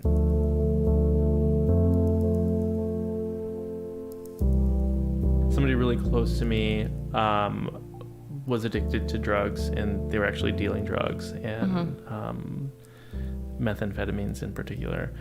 And they went to jail, got out, and was clean for like 10 years. And I would always ask him, nothing loaded, but just like, how was it? What was it like? That's one thing that I've never ever dealt with, because I've seen it at like a young age. So I'm just like, that's the one thing I was like, never even experiment with. I mean, obviously. And the loneliness that he felt in sobriety was kind of like, this like normalcy in, he was like working out a lot. He had a really big TV. He owned a house. He was married. Yet he wasn't like satisfied in that. And I can tell he romanticized a little bit his life when he was in addiction, and that whole like, I don't know whether it was the thrill of being like a drug dealer or being kind of like high ranking as far as that goes. It's like flashy. Yeah, it was just like a very flashy lifestyle. But I could tell that he, despite being like, he was constantly surrounding himself with people and always wanted people over. And I think there was kind of a loneliness in that sobriety in that sense, where it was like a longing for his former life in a way. Yeah, even though the excitement, Yeah. and I think that's kind of something that a lot of people have to confront too. It's different than we live in New York City.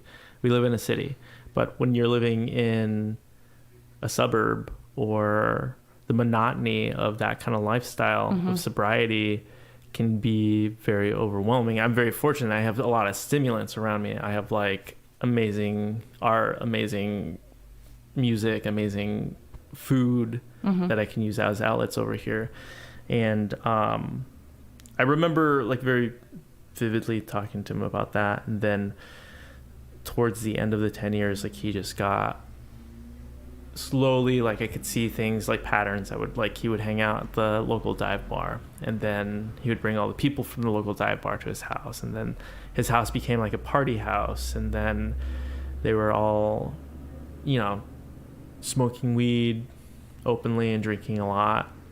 And then eventually he got back into that lifestyle.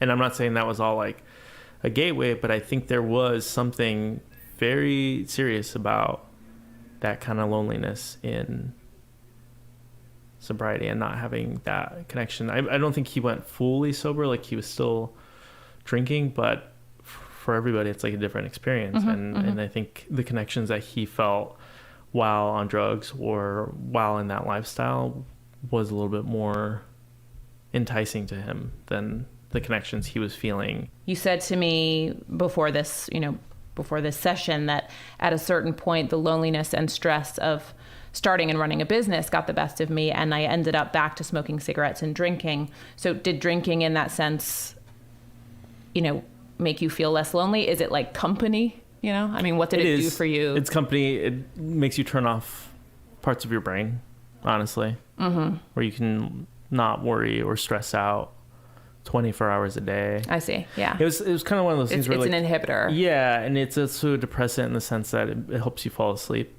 And honestly, it wasn't until like the last hour and a half that I was awake, essentially, that I would start drinking. Do you know what I mean? So it was kind of a way to just like, I'm going to have a couple glasses of wine and then go to sleep. This decision to go sober again, you said you seek that clarity and loneliness I experienced when I went sober before. So what did you mean by that? Like, why is loneliness something you would seek out? Because I think it's a matter of like having an internal dialogue or reflection of kind of what I said before, which is accepting things. I mean, it's all... But is that loneliness, or is that like just introspection and alone time? Because loneliness, I think, is defined by it's the sadness that comes along with a feeling of isolation. It's not, it's different than solitude or me time or, other ways of being. Loneliness is not exactly aloneness. No, loneliness that's true. is a sad feeling about your aloneness. That's true. But I kind of connect them. I think they are both processes that you go through. And they're like the loneliness or the sadness that you feel where you're like, you're going home and you're like, you're not going out and you're just going home and you're like, you want to feel more of a connection towards somebody like in a more tangible way. That still exists, but it's really, kind of like relishing or not like, it exists, but it's a fleeting thing and you're okay with your decision at large. So if with that comes some feeling of loneliness, you're a better, healthier person when you don't drink and don't partake in some of those activities. Is that what you're saying? Yes, because I think ultimately when you do find that connection with somebody, like out of this, it'll be a lot more... sort of considered and... Yeah. And the connection that you have will be a lot greater. So going through that lonely, sad time and embracing it in this weird way instead of like running away from it through drugs or alcohol, then when you do find that connection, because I mean it does get hard sometimes, especially in New York when you're dating and you tell somebody right away like, oh, I'm not drinking by the way, and they're like, okay. It depends on the person, but I've been on dates before where they're like, if I say something, then they're like, oh great, awesome, thanks.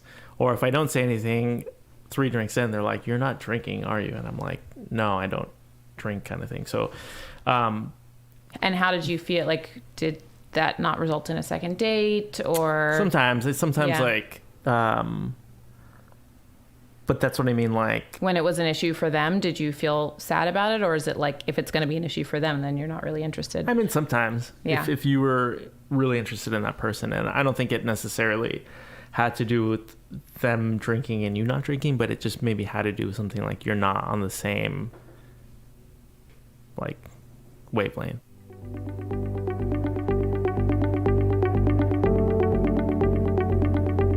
Reina Zelonki is a licensed marriage and family therapist.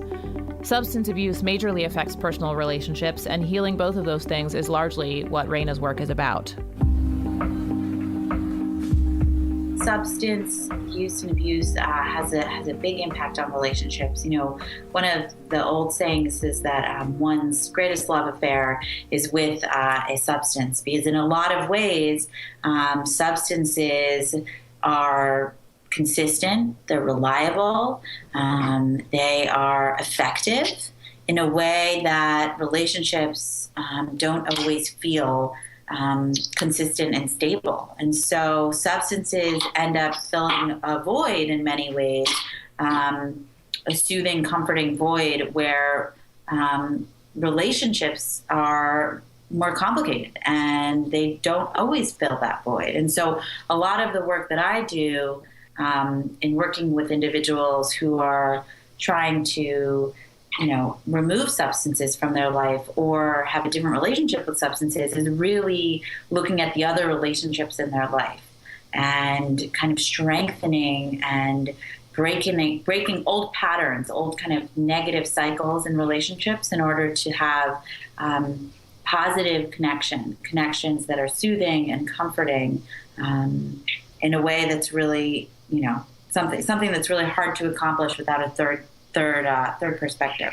So where does that lack of connection often come from? I mean, the show, of course, is about loneliness. Like, I think about loneliness and addiction and what comes to mind for you.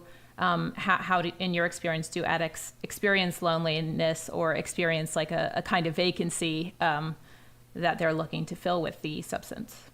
Yeah, I mean, I think one of the things that's so great about this topic in this show is that loneliness is really not talked about enough, and it's not that relationships are, that people are having like bad relationships. It's just that people aren't connecting in a way that's helpful and soothing for them. Loneliness comes from not just being a single person, but it can come from being in a relationship where there's misattunement. Sue Johnson, who is a kind of famous therapist who kind of founded this idea on attachment and the way in which we can rebuild relationships through a certain framework, talks about good relationships come from kind of doing a tango dance where you are attuned to one another. And oftentimes, when you aren't connecting with people, you use substances in many ways as your form of connection. And many of the reasons why 12-step and AA programs work is because human bonds can oftentimes replace the bond of a substance and provide that sense of kind of fulfillment and support. Yeah, and what was it you said to me before this? What was it? The opposite of addiction isn't sobriety, it's connectedness? Yeah, or exactly. Connection? Exactly, yeah. The opposite, in my mind, the opposite of substance use, the opposite of addiction is not sobriety, right? The opposite of addiction is connection. Because, there's a lot of shame that connects to substance use, and shame grows in isolation. And if we look at even like the justice system, the way that individuals are treated when they are struggling with substances is they're usually isolated, or there's a punitive measure that's taken. And we know that shame kind of dies with love and connection. And so when you build the connections in people's life and you kind of look at their support system and you strengthen that support system, oftentimes the thirst for substances kind of is quenched in a lot of ways. Yeah, I've seen it play out in two ways. Like, there's a feeling of loneliness at the beginning, and that you know, as you said, it may be due to, I don't know, childhood traumas or, you know, something that led to a kind of lack of connectedness in these people. So like social anxiety or what have you. And then there's the isolation when you're in the throes of addiction. Like you said, you know, I've heard the substance being referred to as the one true love, and you'll kind of do anything to protect it, even if it means losing other valuable human relationships. Right. Does that ring true to you? And do you have any specific examples of this from your work? Yeah, I think, you know, when you talk about, you know, childhood traumas, and I think that's a, you know, a big kind of place to go with someone is kind of looking at someone's history and past. But if you think about like how you function in this world and your sense of self and your sense of your ability to kind of overcome challenges and navigate the world, it comes from primary attachment. It comes from having positive connections in your life help you feel kind of adequate and worthy. And so if you don't have a model or a framework, or there's been a kind of a big tear, you know, a moment of abandonment, it's hard to know what to bring into your relationship, how to have certain expectations, how to develop a healthy or kind of a connected relationship when you don't have that framework. And so I've worked with a lot of individuals who really have been in relationships that are misattuned for quite some time, which has really, led to an addiction in many ways. You know, maybe the addiction was present before the relationship, but the disconnection in the relationship kind of fed the addiction. And once someone, you know, decides on one hand to get sober, to work on a program, and to kind of look at their relationship with substances while also building in healthy relationships, they're coming in. Like I have one a male individual who's brought his wife in, and the two of them realized that for so many years, while they live together and raise a family, they haven't really been attuned.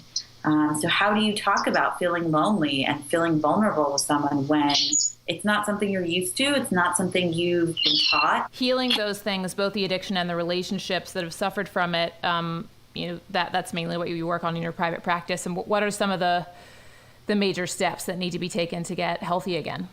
Well, the first step is identifying the cycle, right? Every relationship has, you know, I always say, no matter how complicated someone walks in the door saying, well, my story is really complex, you know, our story is complex, it's usually actually pretty simple. That as human beings, our needs and our desires are not that complicated. And it doesn't take a rocket scientist to understand that there's just missing pieces, right? That a similar cycle, it's the same argument that plays out in a million different ways, but the fundamental pieces are just not there. The sense of safety, the sense that the other person is there for them. And so identifying the cycle, what is that argument that plays up, is the first step. And then the other step is really changing that cycle. And part of that happens in session. You know, part of that is someone really being able to be vulnerable, express their needs, and then experience the other person as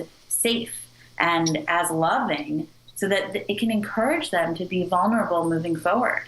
What about stopping the cycle of the addiction? I mean, another thing I wanted to bring up is like shame and addiction and how isolating that can be. And I imagine it would be hard to get, you know, an addict who feels shameful about it in a room with his or her partner to really open up and try to connect. I mean, this is... Well, a lot of what I talk about is more the thirst, right? Is more kind of what is driving the need for the substance, you know, and how can we look at those pieces and be kind of loving and supporting of each other as individuals in a couple, and remove the shame. You know, where does the shame come from? Is that something that came from the past? But kind of unpacking that shame and kind of changing it is a key piece. Because it's definitely something that keeps addiction secret, and it keeps addiction around. Shame is one of these kind of this piece that we bring in from society into our own framework around substance use. And a lot of that also comes from kind of diagnosis, you know, so needing to give someone a diagnosis oftentimes creates a stigma. And so I try and move away from that a little bit and look at people from more of a holistic perspective. Yeah. What do you suggest for the addict in the relationships in terms of connectedness? Like, is there a certain kind of help and connectedness that can only come from those who are in the addict community, or, you know, a way in which a sober partner might not be able to like help fill whatever, you know, void the addict has been filling with substance for the past however many years? Yeah, you know, one of the things I find interesting is I think relationships these days hold more capital than they ever used to. You know, we used to live in communities, we used to raise children with neighbors and aunts and uncles, and you know, it was a much more connected life. You know, now we have social media and we're on email, and so really our partner is everything, right? It's our best friend, it's our therapist, it's our motivator, and you know, it's important to look at how much capital are we putting on that relationship, and how can we also bring in the community, you know, bring in other parts of our life in order to build in more connection, so that this relationship can have a certain space, but not hold as much pressure. So to kind of really more directly answer your question, I do think that as an addict, you know, or someone who's trying to be sober, I really look at other forms of connection, and not just for the addict, but for the couple. You know, where is their friend group and their family? And if they have kids, you know, where are they getting other help from? Because it really is lonely, I think, in a lot of ways, not just around addiction, but people's struggles are kept secret, and shame breeds in secrecy. So how do we start building in community and support systems around couples and, you know, people struggling with addiction? Yeah. What about sobriety? Do those in recovery who have chosen to eschew drugs and alcohol experience loneliness too? Oh, yeah. I mean, you know, alcohol and substances are so pervasive in our culture, and in some ways they really are such a social lubricant. I mean, we know, chemically speaking, that substances minimize our inhibitions, and so we are effectively more kind of loose and more confident in certain ways when we're around people. And if we haven't really developed skills to kind of really feel comfortable, even in the uncomfortable moments, or to acknowledge the uncomfortable moments, then it can feel really lonely in early recovery or in sobriety, because it's hard to feel comfortable. And because of that, I see a lot of my, you know, clients who are in early sobriety kind of pulling away, because it's tough to socialize when it's a big part of our culture. The topic of loneliness is a topic that needs to be pursued more often. It's a big part of what happens inside the room of therapy, but if that would happen more, you know, day to day, or when you're meeting people for coffee or for dinner, we can build more genuine connections. And I think in genuine connections, we can kind of remove shame and remove a lot of maladaptive coping mechanisms. Yeah. So what are some examples of addressing that in the day to day? You mean just like having loneliness be a word that we use more, and so it doesn't have the kind of stigma around it? And also, when you talk about genuine connections, what does that look like? What's a genuine connection versus a non-genuine connection? A genuine connection is really is telling someone you need them. You know, a genuine connection is at the end of a long day of work, instead of going to a bottle of wine, is saying to a friend, I don't want to be alone tonight, right? I'm feeling down and I need you. Or to that partner, you know, in our culture where there's so much emphasis on work, like, can you leave early, right? Asking the questions that we don't always ask because we're just afraid to show the world that we're struggling. And so genuine connection is really opening up in those moments, not just the moments when we're feeling good. Yeah. So if not in therapy, what's another way to encourage people to do that? I mean, one is listening to you say that on this podcast, but you know, how else are people out there keeping that in mind, or, you know, working better to sort of activate that? Well, I think one of them is just practicing, right? Practicing, what does it feel like when you express your needs and your needs are met? And can you imagine what that would feel like if you did it more? and looking at the people that you surround yourself with, because oftentimes we don't realize that there's toxicity in our life, or there are people that are not meeting our needs. And what does it mean to have real friendships? Maybe it means looking at your hobbies and your passions and finding people who are more aligned with them. But these are pieces of our life. While we're so focused on our careers, we don't take the time to kind of do an inventory around our world in terms of our community.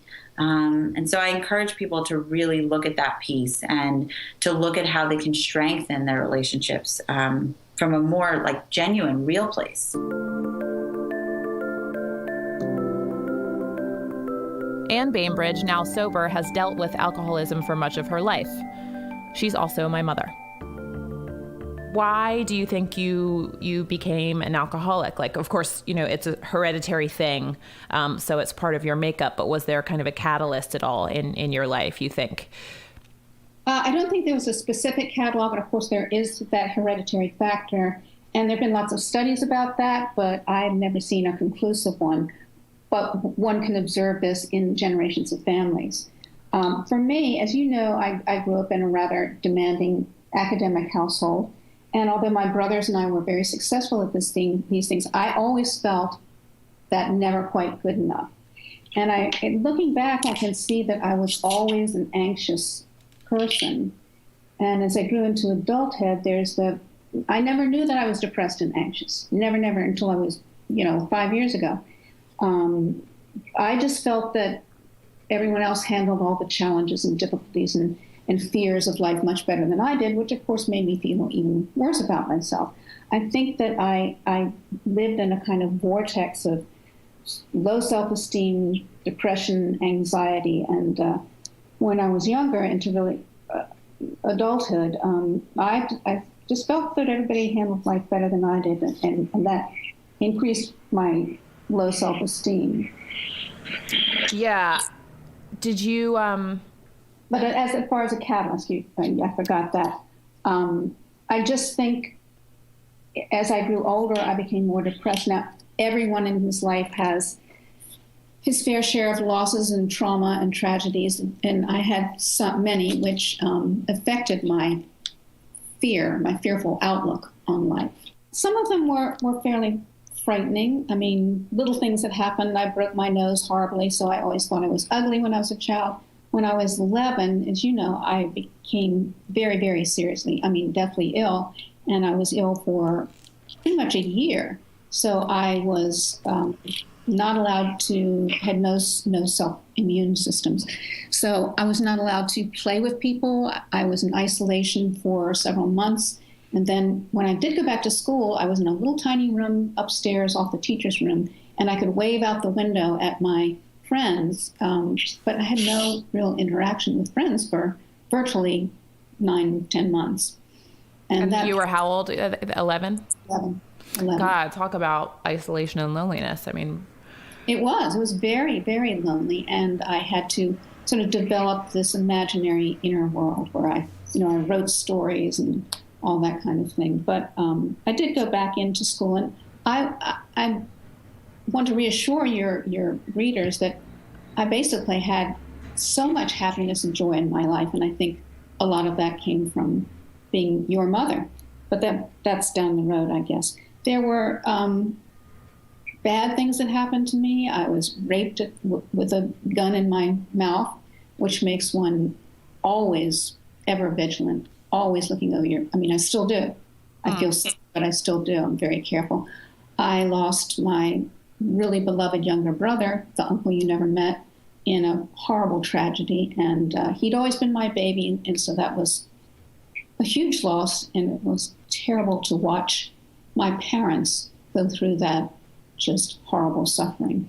Yeah. And I lost another friend that had been sort of the love of my early life in tragic circumstances. So things happen to people, and I don't think my story is any more damaging than many people's, but it made me more and more anxious, depressed, and at some point I began to put a Band-Aid on it, and the Band-Aid was alcohol. It was readily available. It took the edge off things. It made me feel strong and secure for a while, confident.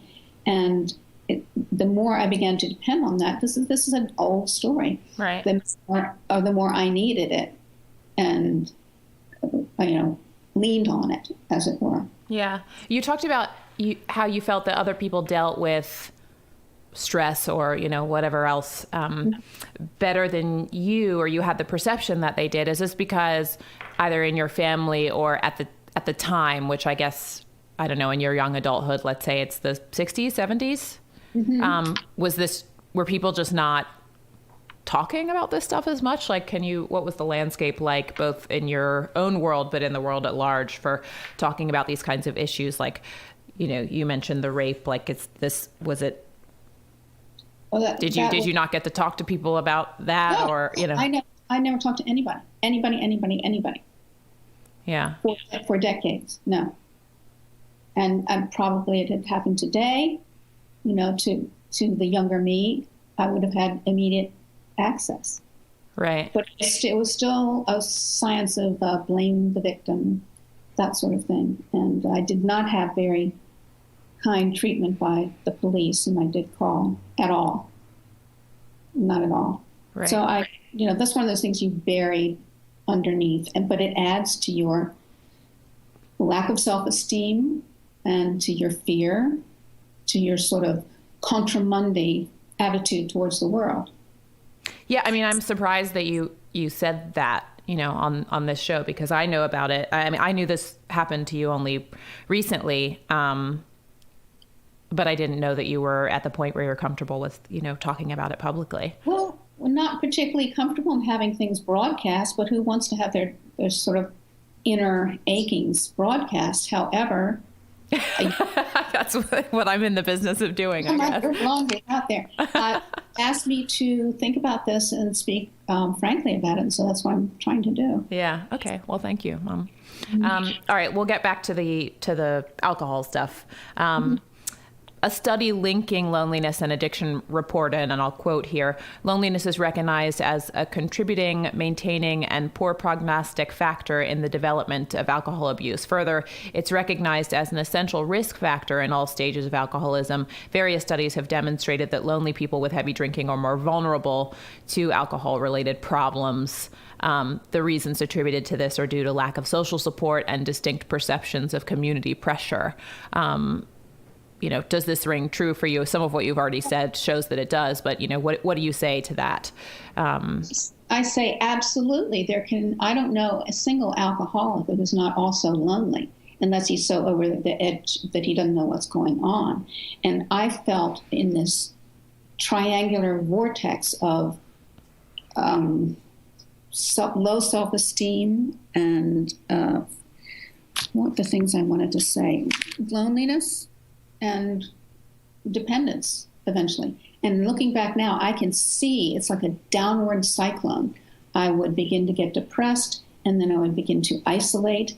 And as you isolate, you become more lonely, you become more depressed. It just feeds on itself round and round and round. Yeah, I mean, I remember at its worst, like, you spent a lot of time inside the house. Like, when I was at school, you'd be there, sometimes all day alone. Like, did you really feel that acutely then, or were you not with it enough to know how you felt? Like, what was going on in the throes of it? What did you feel like?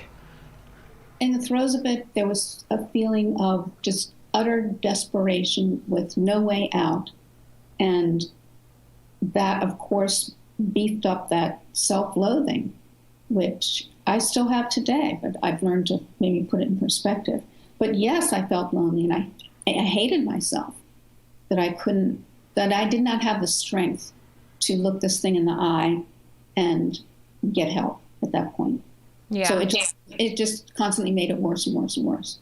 And yes, there is no more isolated piece of granite in the wilderness than the depths of depression and addiction, because you see no way out. I've heard substances referred to as lovers for, you know, for the addicts, like at the expense of other relationships, sometimes all other relationships, you kind of protect that one true love because it's been the one that's been kind of standing by you, you know. Sure. You know, does that, I mean, I know you've heard that, that term, you know, does it ring true for you? It's very common in addiction literature and advice and so on. For me, it was never my lover. It was always my powerful enemy. Most hated, most feared, and invincible enemy. But yes, in the fact that it was always there and always for maybe half an hour, it would make me feel good. It was something relied upon, but detested. Right. Although I know a lot of people who, and in fact, in a lot of rehab work, people are asked to write a goodbye letter to their lover, their crack cocaine, their alcohol, whatever it is. Write a goodbye letter. So you're right about that. Did you lose relationships during that time, friends and family members? I mean, Well, of course, I know that particularly you and your siblings were so hurt and so angry that you turned away from me. I know there's a lot of addiction therapy that says, ignore your addicted one, just have nothing to do with them. I think that the feeling about that has changed a lot. I know that my good friend and temporary therapist here, Lisa, never believed in that. That only makes you feel more desperate, more isolated, and just suicidal. but I think when it comes to that theory, ignore the addict, it's when it's gotten to the point that, you know, it has to be the addict's decision to get better. You've kind of had interventions, you've done all you can do, and at this point you need to just live your own life. So I think it's certainly valid if the addict is shooting people and robbing people and being in jail and you can't do anything to stop that. But the removal of what an addict needs is acceptance and comfort. And love around, at least in my case, and I know maybe more particularly with women, because women are the ones who most often feel they're never as good as, never can be as good as, even though, as you know, my brothers and I were extremely successful academically, socially, blah, blah, blah.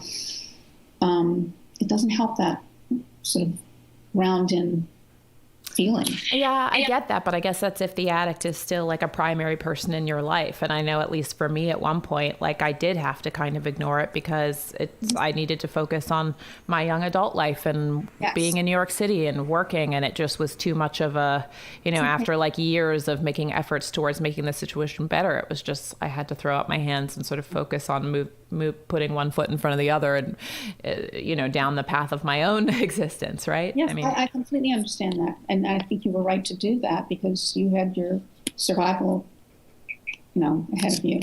Yeah, but that's not to say, of course, you know, what you're saying is that didn't necessarily help you. No, it didn't. But I wasn't the primary, I don't know, the protagonist in that bit of your story. Right. You were.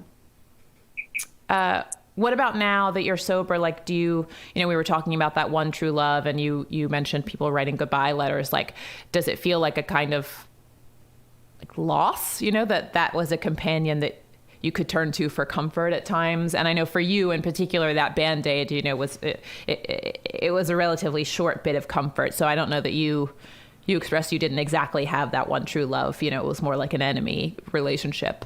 That said, it still was a presence that, you know, at some times could be comforting. Like, do you feel like not having that's a bummer? I think at first I would worry about going, you know, the people, places, things that you should avoid that were associated with your addiction. That's a very common recommendation from therapists. And there were some places that I just did not go to, like when I lived in Westchester. We had a wonderful book club born of a snowstorm, and people could walk together, and we started that. But there was an awful lot of wine. There was a lot of wine drunk at those things. It was a lot of fun, but it was always a boozy event. And I just realized I could go to other cocktail parties and not feel a thing, because so many people today drink, fizzy Perrier and all that kind of thing. Even if they're not alcoholics, they choose to. But that particular event I knew was just dangerous for me. Mm-hmm. So I didn't go there anymore. So that was one way of handling that. But even what about like not having it at home, kind of waiting for you? I think that now, today, the only times I really, sometimes, sure, I think I'd love a glass of Chardonnay or whatever, but so more powerful than that is the feeling that I never want to go back there. I never want to lose what I've regained. It's just not worth it. So sometimes I think when I go out to a really nice fancy dinner and have some gorgeous meal, yeah, I'd like a glass of wine to go along with it, and probably I could do that now, but I don't want to risk that. Yeah. So how long has it been now? Remind me that you've been sober. It's been a long 3 years. 3 years. Yeah. And before that, Jules, there were many times when I was sober for 6 months or sober for a year, right? Or spent several years as a successful social drinker. So it has not been a constant, but it's been a constant return factor, the addiction. Right. So this final time has been like the longest consistent period of sobriety. And it's also, I think that finally getting the right help, finally going to a psychiatrist who deals with depression and addiction, it was a huge relief to find that there was actually a diagnosis, not to excuse anything, but to explain it to me and to show me that I could get around this and live a life beyond it. Yeah, well, and going to the root of the problem instead of just treating the addiction, sort of simultaneously treating that along with digging up some of those things from your young adulthood or some of those tragedies in your life that, like, you've talked to me more in recent years than I ever knew about, some of the things that happened. So, that showed me that there was like real work being done. Yeah, it was definitely progress. And the thing with this wonderful, known as Dr. G, I know several people go to him, he's just wonderful. He would force me to say the truth about things that I didn't want to say, about negative things, possibly about people in my life. And then he would just hold this picture up for me to see. And therefore I could have understanding without anger or pointing fingers. I could just see how I had fallen into these holes, and I could see the good things that I had done and the positive things in my life as well. How did you get sober? What is it about this time recently that has led you to, the greatest success so far?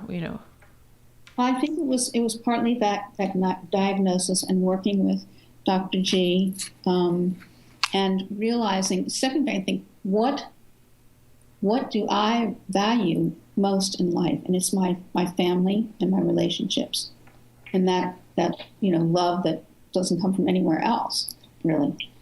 And that I realized that was so much more important to me than anything. How did you realize that finally? Like, what was the thing? I mean, is it the fact that my brothers are having babies and? No, it was before that. Oh. Yeah, before that, they didn't start having babies until 6 months ago. So, well, one of them has a 7-year-old daughter. Yes, that was a big help too. I didn't want to, and Clayton, of course, needed help himself as a single father of a mixed race child, and he handled it very well. But he needed support. He needed to know that I was there for him no matter what. And you can't be there if you're drunk. Right. So what do you find? What do you find comfort with now instead of booze? Like, have you come up with other self-soothing behaviors, or like what's or is it just overall this work that's being done? It's overall, but there are more other changes in my outlook on life, my worldview of things. And partly this has come through the group that I go to on Thursdays. And so there's a lot of yogic philosophy in there. So I don't practice any organized religion. You and I were both brought up as, good little Episcopalians, but I do believe there's a universal force greater than ourselves as individuals. And it sounds very cliche, but I have always felt that there are sort of little gods in the trees and the winds and the grass and the animals. And that brings me huge comfort now. My little garden is therapy. And yes, I talk to the bees and tell them they're doing a great job. And I talk to the plants and I ask them what they want. But I've also learned, I always thought that meditation was this great, unfathomable thing. And I was skeptic of it. But I've learned very simple meditation. You just be quiet and listen. Be quiet and listen. And this, when the weather's good, I take 5 minutes every day to go out in my garden and just lie in the sun and try not to think.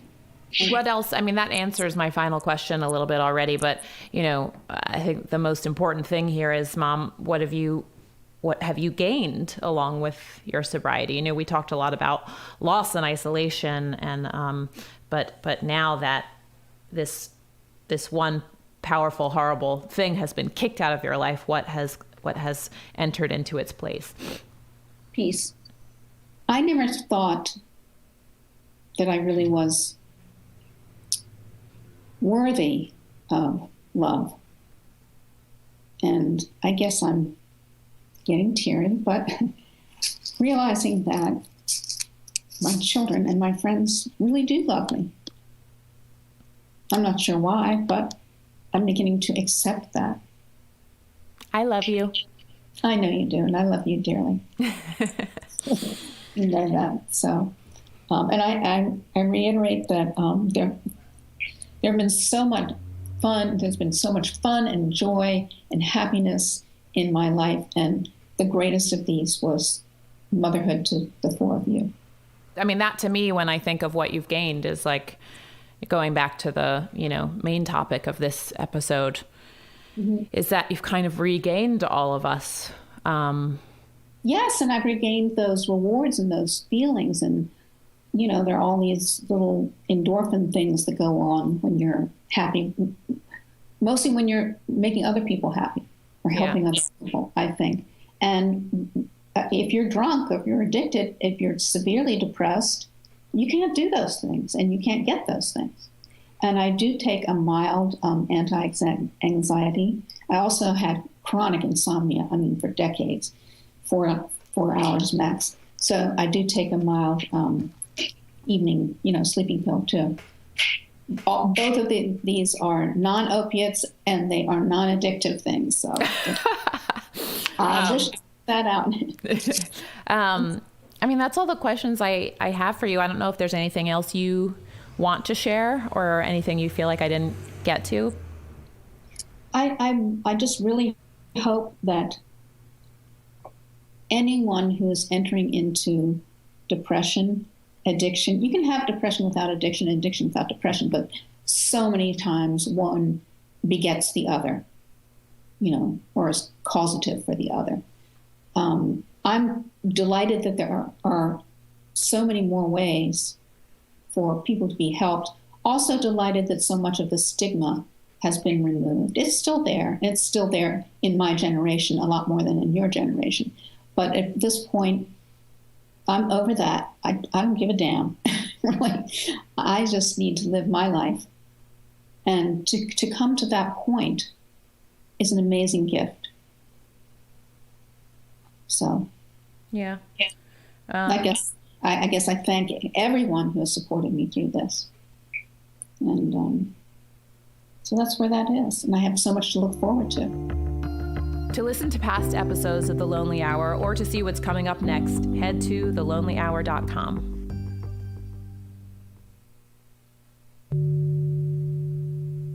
This is The Lonely Hour, produced by Pale Groove. I'm your host, Julia Bainbridge. I'm an editor and a writer, mainly about food, but I also have a lot of feelings, loneliness being one of them. I want to explore that feeling because it's pervasive, but the literature on it is not. Each episode of The Lonely Hour is going to focus on a particular topic, whether it's a community or a profession, an age group, or an activity that seems to arouse feelings of loneliness or aloneness. That could be mental illness, for example, or it could be social media's effect on us. It could even be motherhood. The idea is to catalog tidbits on this very human feeling. Because we all feel lonely sometimes, I want to explore how we feel it. Loneliness could be more of a cause than a symptom in some of our commonly recognized mental health issues. Human closeness is fundamental to our mental well-being. The loneliness that arises from a lack of human closeness could easily bring about any number of presenting problems. These words were written by Kira Asastrian, a certified relationship coach, professional coach, and loneliness expert. Here she is talking more about the link between loneliness and mental illness. So right now there is kind of a paradigm in psychology and mental health that's based on the DSM, which is how therapists diagnose mental illness and mental disorders in people. Mm-hmm. And loneliness is not one of those. It's not in there. It's not a diagnosable mental illness. But it is sort of like it pops up here and there. Like, for example, in the way that you diagnose somebody with depression is essentially a self-reported survey. And one of the questions on the survey is, do I feel lonely? So it's there. It's also very much there in anxiety. So this hasn't been studied in an excellent way because loneliness is not considered a mental disorder, which it's not, in my opinion.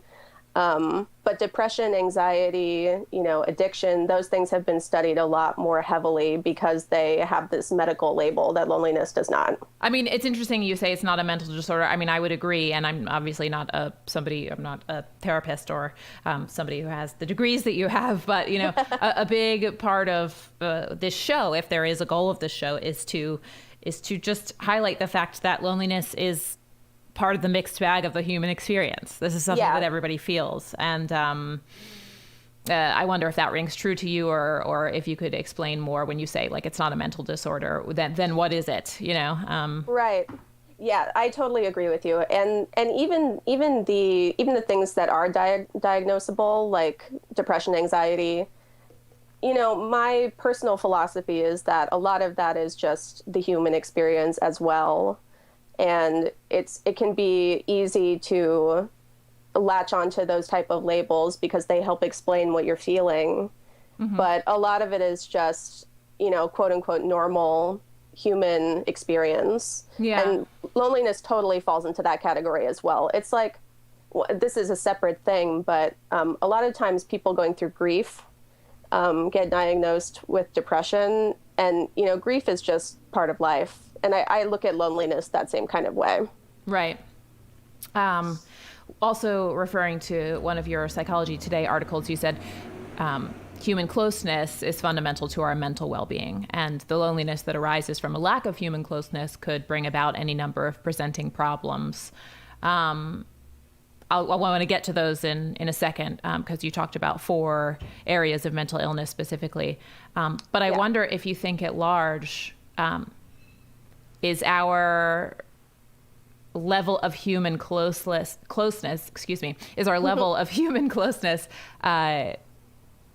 waning with time? I mean, do you see this as sort of a real epidemic, maybe too strong a word, but is there something about the way we are living our lives in this day and age that is leading to a rise in this feeling of loneliness and then ultimately perhaps a rise in mental illnesses, since loneliness is, ostensibly like a catalyst to that? Yeah, I think that, the cause and effect is hard to say with absolute certainty. Like it can be a chicken and egg situation. Right. Do you become depressed because you're lonely or vice versa? But back to, why relationships matter and why closeness matters. We're just deeply, deeply social creatures. It's the longest running social study that we've ever done, the Harvard Longevity Project. Really, the only takeaway from that was that people need to have good relationships to feel well. And that study tracked the lives of Harvard men for 75 years. So it's powerful stuff. And the other thing is that, like, you know, the world has changed very rapidly in the last couple decades, but our brains are very ancient. And our brains want to be around other people. It makes us feel safe. It makes us feel cared about. It makes us feel good.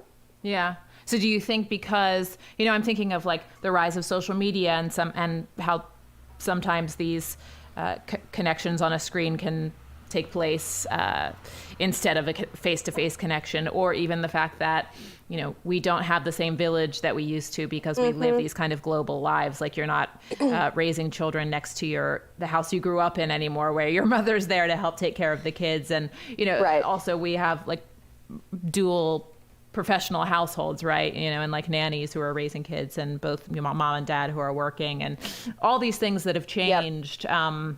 You know, I wonder if you think we're kind of like a lonelier people than we've ever been because of all those things.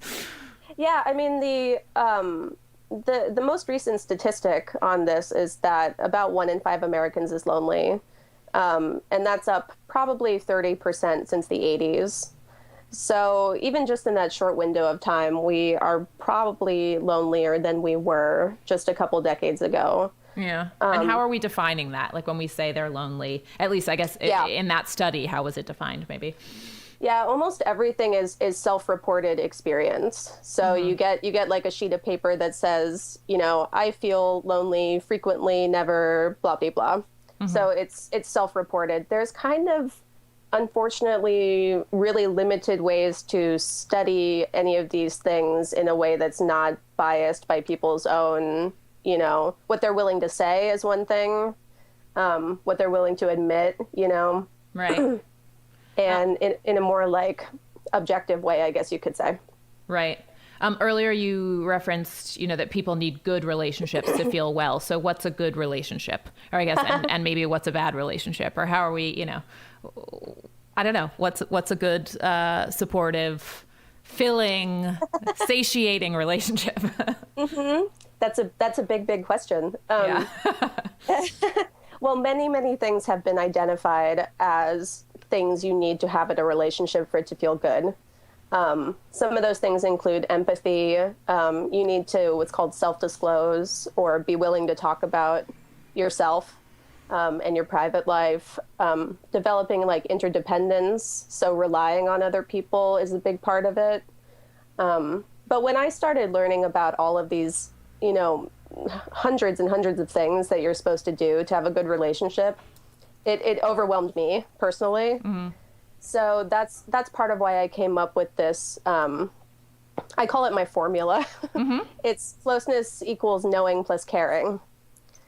So knowing encompasses all of the getting to know somebody, understanding what motivates them, what they need, what they value. And then caring is the more feelings-oriented, emotional support and empathy side of things. And what do you see as the major bars, you know, or hurdles against being able to follow that formula? Yeah, I think that, excuse me, you know, this wasn't the first thing that I thought of, but as I've been talking to a lot of people about loneliness, the thing that comes up over and over again is feeling vulnerable. And especially when it comes to the knowing side of things, you know, people are pretty conflicted about letting people get to know their deeper selves. It can feel risky. And especially I've noticed a lot of men have trouble doing that in a way that women tend to have less trouble. Do you have any ideas about why that might be? I mean, is it the whole sort of puff up your chest, you're a man, you know, kind of thing? I think it is. I think it's socialization. Yeah. Okay, so to get to the mental health disorders, you talked about 4 in specific that are recognized mental health disorders that may spring from or be exacerbated by loneliness. And those were depression, social anxiety, addiction, and hoarding. So I wonder if you can kind of walk us through those four and how they're examples of disorders that don't pair particularly well with loneliness. Yeah, so depression is one of the most complicated, and it's also one of the most common things that people get diagnosed with. There's almost certainly a chemical aspect to it, and we know a lot about that. But at the same time, it's fundamentally, I feel really down, and I don't know how to get out of it. It has to be those two things put together. I feel really down, and I feel stuck. So if you think about it just in that way, I don't see any reason why, a lack of relationships that feel good couldn't be a part of that. So a study conducted over a 5-year period at the University of Chicago, is that the one? Found that the presence of loneliness early in the 5-year span was an excellent predictor for depression later in the 5-year span. Right. And you said, in fact, loneliness was an even better predictor than the presence of depression itself early in the 5-year span.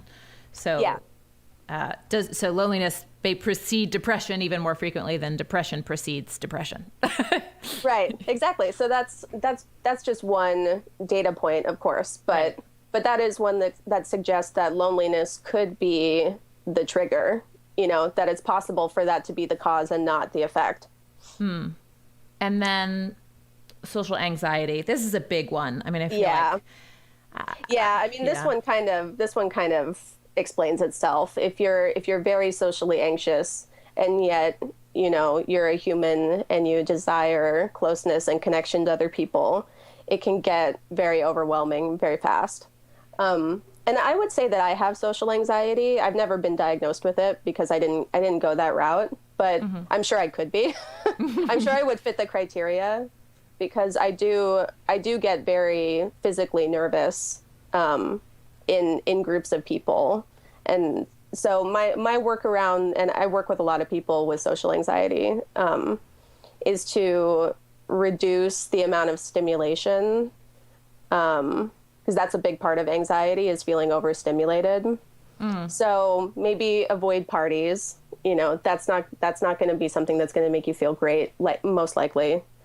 And stick to more of the quiet one-on-one things. Yeah.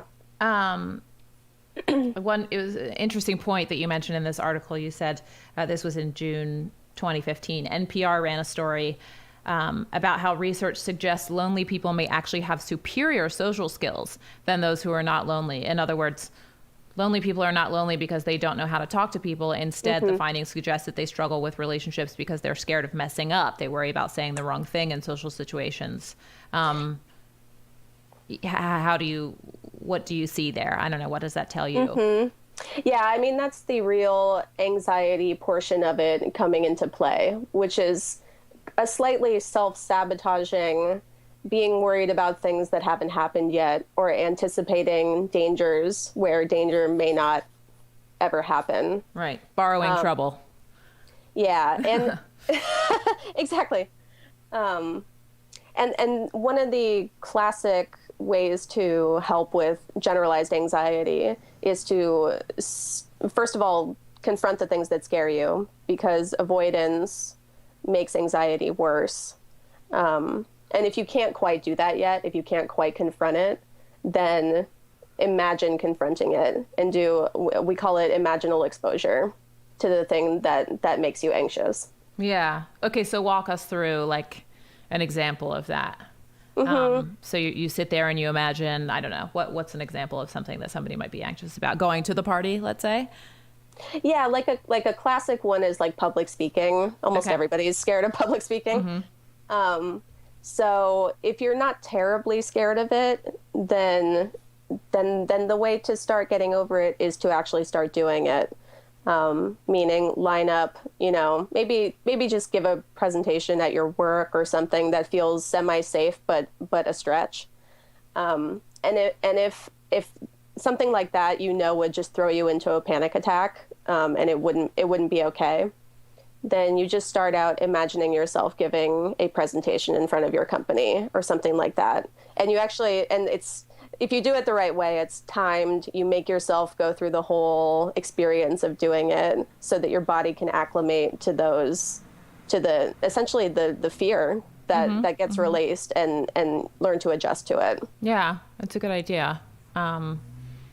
Exercises, really, Yeah. All right. Another big one is addiction. And I have a whole episode on this, and I considered having you on that episode because you speak about it so well. But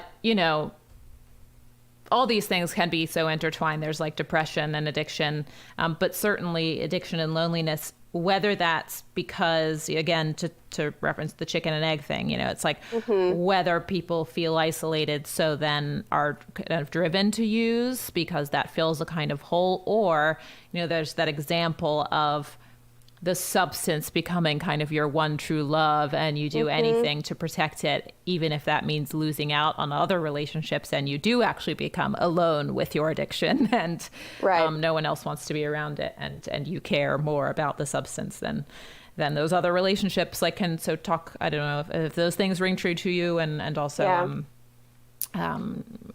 anything else that you might think of as it pertains to addiction and loneliness. Yeah. Everything you said is right on the money. And I may have some experience with this. Yeah. I mean, a lot of us do. Right. I'm very pleased that addiction, just very recently in the last couple of years, is starting to sort of be seen as more of a holistic thing. Like, this is a whole trend in mental health in general, that a lot of these things that were very diseasified are starting to be seen as like maybe just part of a spectrum of like normal human experience. And that's definitely happening with addiction. It really, I had not studied addiction in much depth until I read the book that I referenced in that article, Chasing the Scream, which is a wonderful book. And Johann Hari talks about how what he has learned through his journey of researching that book was that the opposite of addiction isn't sobriety, it's connection. And essentially, if you have nobody to connect to, it is quite common to connect with a substance.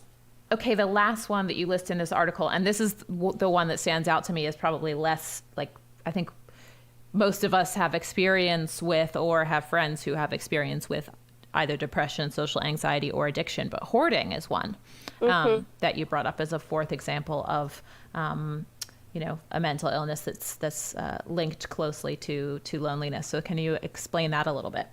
Yeah, isn't that fascinating? Yeah. I didn't even know about that until I was researching that piece. But yeah, so basically hoarding is one expression of OCD. Essentially, it's on the OCD spectrum, so obsessive compulsive disorder. And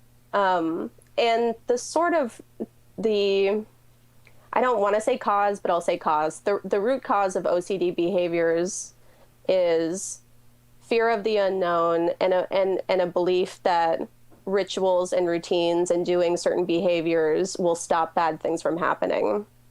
And so for hoarding, the thing you do to stop bad things from happening is never let any objects go. But what I learned through researching that piece was that one part of this for sure is that if you feel a lack of connection to people in your life, you can develop connections to objects that are, out of proportion with what the objects actually are worth. And in a way, I see a connection between the way that hoarding relates to loneliness and the way that addiction relates to loneliness. It's like if you don't feel like you have support, like you have people, like you have a network of real life humans to make you feel good, then you will turn to something that's not humans to make you feel good.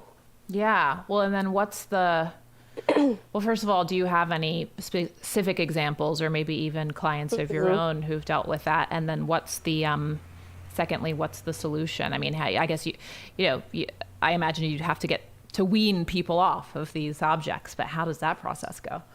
Yeah, that's outside of my scope of expertise, I would say. I've never worked with a hoarder who had gotten to the point where that's what they were seeking help for. And if you've ever watched the show Hoarders, you will see that it's pretty hard to get them to let go of their stuff. The thing about hoarding is that the stuff has taken on an importance that only makes sense to the person whose stuff it is. Right. So it's extremely hard for an outside person to like even understand why these things matter. But that's why it's so isolating, because it's a language that only you speak, you know? Totally. That's a great point. Yeah. I mean, in my world of knowing and caring stuff, if you had a hoarder in your life or in your family, I would try to start with the knowing piece, meaning just trying to understand what is motivating this behavior, and what part of their lives the stuff is trying to fill. So I want to basically ask you to walk through another article you wrote on Psychology Today. This is a column you have. It's called The Art of Closeness. Yep. And one of the pieces is called Loneliness Has an Antidote, and you'll never guess what it is. So what is it? And walk us through how it works. Yeah, so that piece is about closeness as the antidote to loneliness. And my whole theory around that is that if you are with somebody but you feel either misunderstood or like they don't want to get to know you, they're not interested in getting to know you, or they know you well but are not showing emotional investment in your well-being, essentially. If you don't have those two pieces, then you're going to feel lonely with the person that you're with. So the antidote to that feeling is to create those knowing and caring pieces. And one of the crazy things about when I wrote that article was I thought that this was a completely gender neutral thing. Mm-hmm. But men and women have had dramatically different reactions to it. And I feel like you'll see a piece from me on that soon. The differences between men and women. So you mean different reactions to this article itself? To that notion. Essentially, like a lot of men commented on that piece and said, like this just isn't realistic for men, or yeah, that sounds great, but like men can't really do that. They can't really do it. They can't really do the knowing and caring. And I had the same reaction. I was like, what do you mean? But I've been talking to a lot of men about this, and it seems that they, especially the knowing part, which is surprising to me, a lot of American men have a very, very hard time getting to know one another and talking about anything that matters in their lives. Is this, you say American men, is this different in other cultures in your experience, or? I think it is. I think there are, I don't know any specific examples, except my husband happens to be from Armenia, which is in the Middle East. Uh-huh. And they are, and he said that this is not an issue there. Like loneliness is not a thing there. And that applies to men as well. Like men will, play chess in the courtyard all day long and talk about their lives and feel incredibly close to one another. So I think it's kind of us. Right. Yeah. What is that? Why do you think? Why is that? Is it the whole, I don't know, something about American and independence? Yeah. I don't know. What do you think? Yeah, I mean, your guess is probably as good as mine. Yeah. It would just be speculation, but I think that, our love of individual happiness and the pursuit of individual happiness can kind of backfire in some ways. And the independence thing for sure. And then there are some more just practical things, like more people live alone than ever before. Mm-hmm. So if you just happen to live alone, you might be more prone to these feelings, or it just becomes harder to develop relationships naturally, quote unquote. Right. So again, this article, the big question is sort of like what makes some relationships feel better than others, and your answer is this closeness. Can you give some examples of like those relationships that are good? Some specific examples for those of us who need an example of what to go for.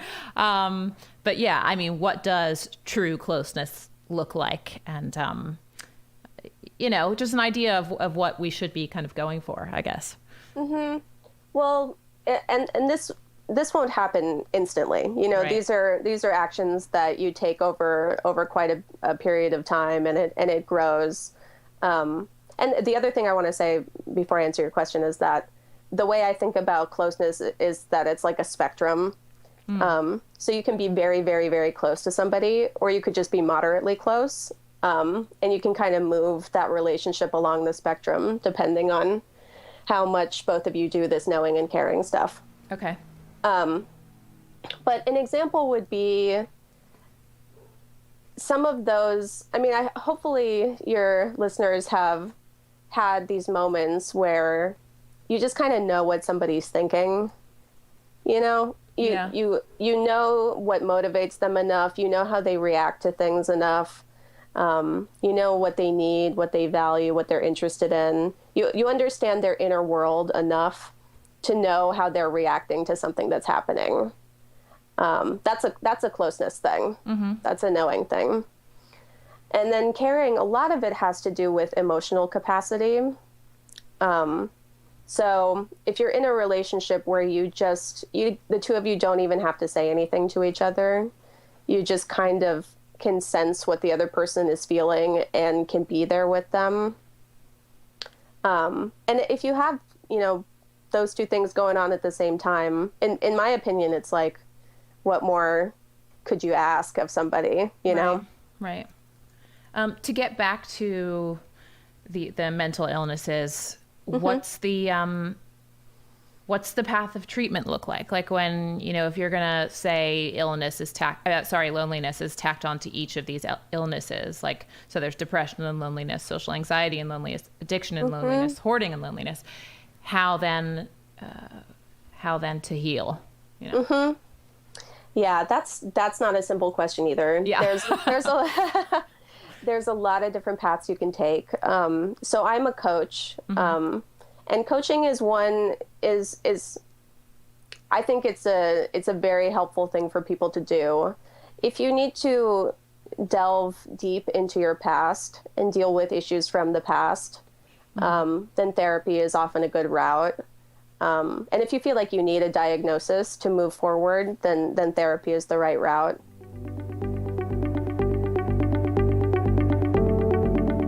Kat Kinsman is the editor-at-large at Tasting Table and the founder of Chefs with Issues, a site that helps people in the restaurant industry deal with mental health issues. A lifelong struggle with her anxiety led her to write the book High Anxiety. What is anxiety in your experience? Yeah. Oh, it's, for a long time it was hard to separate anxiety from anything else. It's just the way that I am. It's the way my body is built. It's the way that my head functions. It wasn't even, I didn't even understand until the last few years that anxiety was technically what was at play. I had been diagnosed as depressed, chronic depression when I was about 14 years old. And the anxiety factor of that hadn't been separated out for me. They're part and parcel generally for a whole lot of people. But I didn't realize that I had generalized anxiety disorder until I was going to see a new therapist and he wrote it down as my diagnosis. It's just something that had been inextricable from how I frame the world. My hands always shook, that my stomach always hurt, that, I had thoughts cycling through my head in the middle of the night. I didn't realize until that diagnosis and until I started taking many years ago a combination antidepressant and anti-anxiety drug that it was the first time in my life that I wasn't suffering from the physical symptoms of anxiety. This was an absolute revelation to me that I could go into a situation and address it from from a healthier way where I wasn't just trying to make my stomach stop hurting or to make my hands stop shaking or to make whatever physical symptoms I was experiencing stop, that I was able to pull away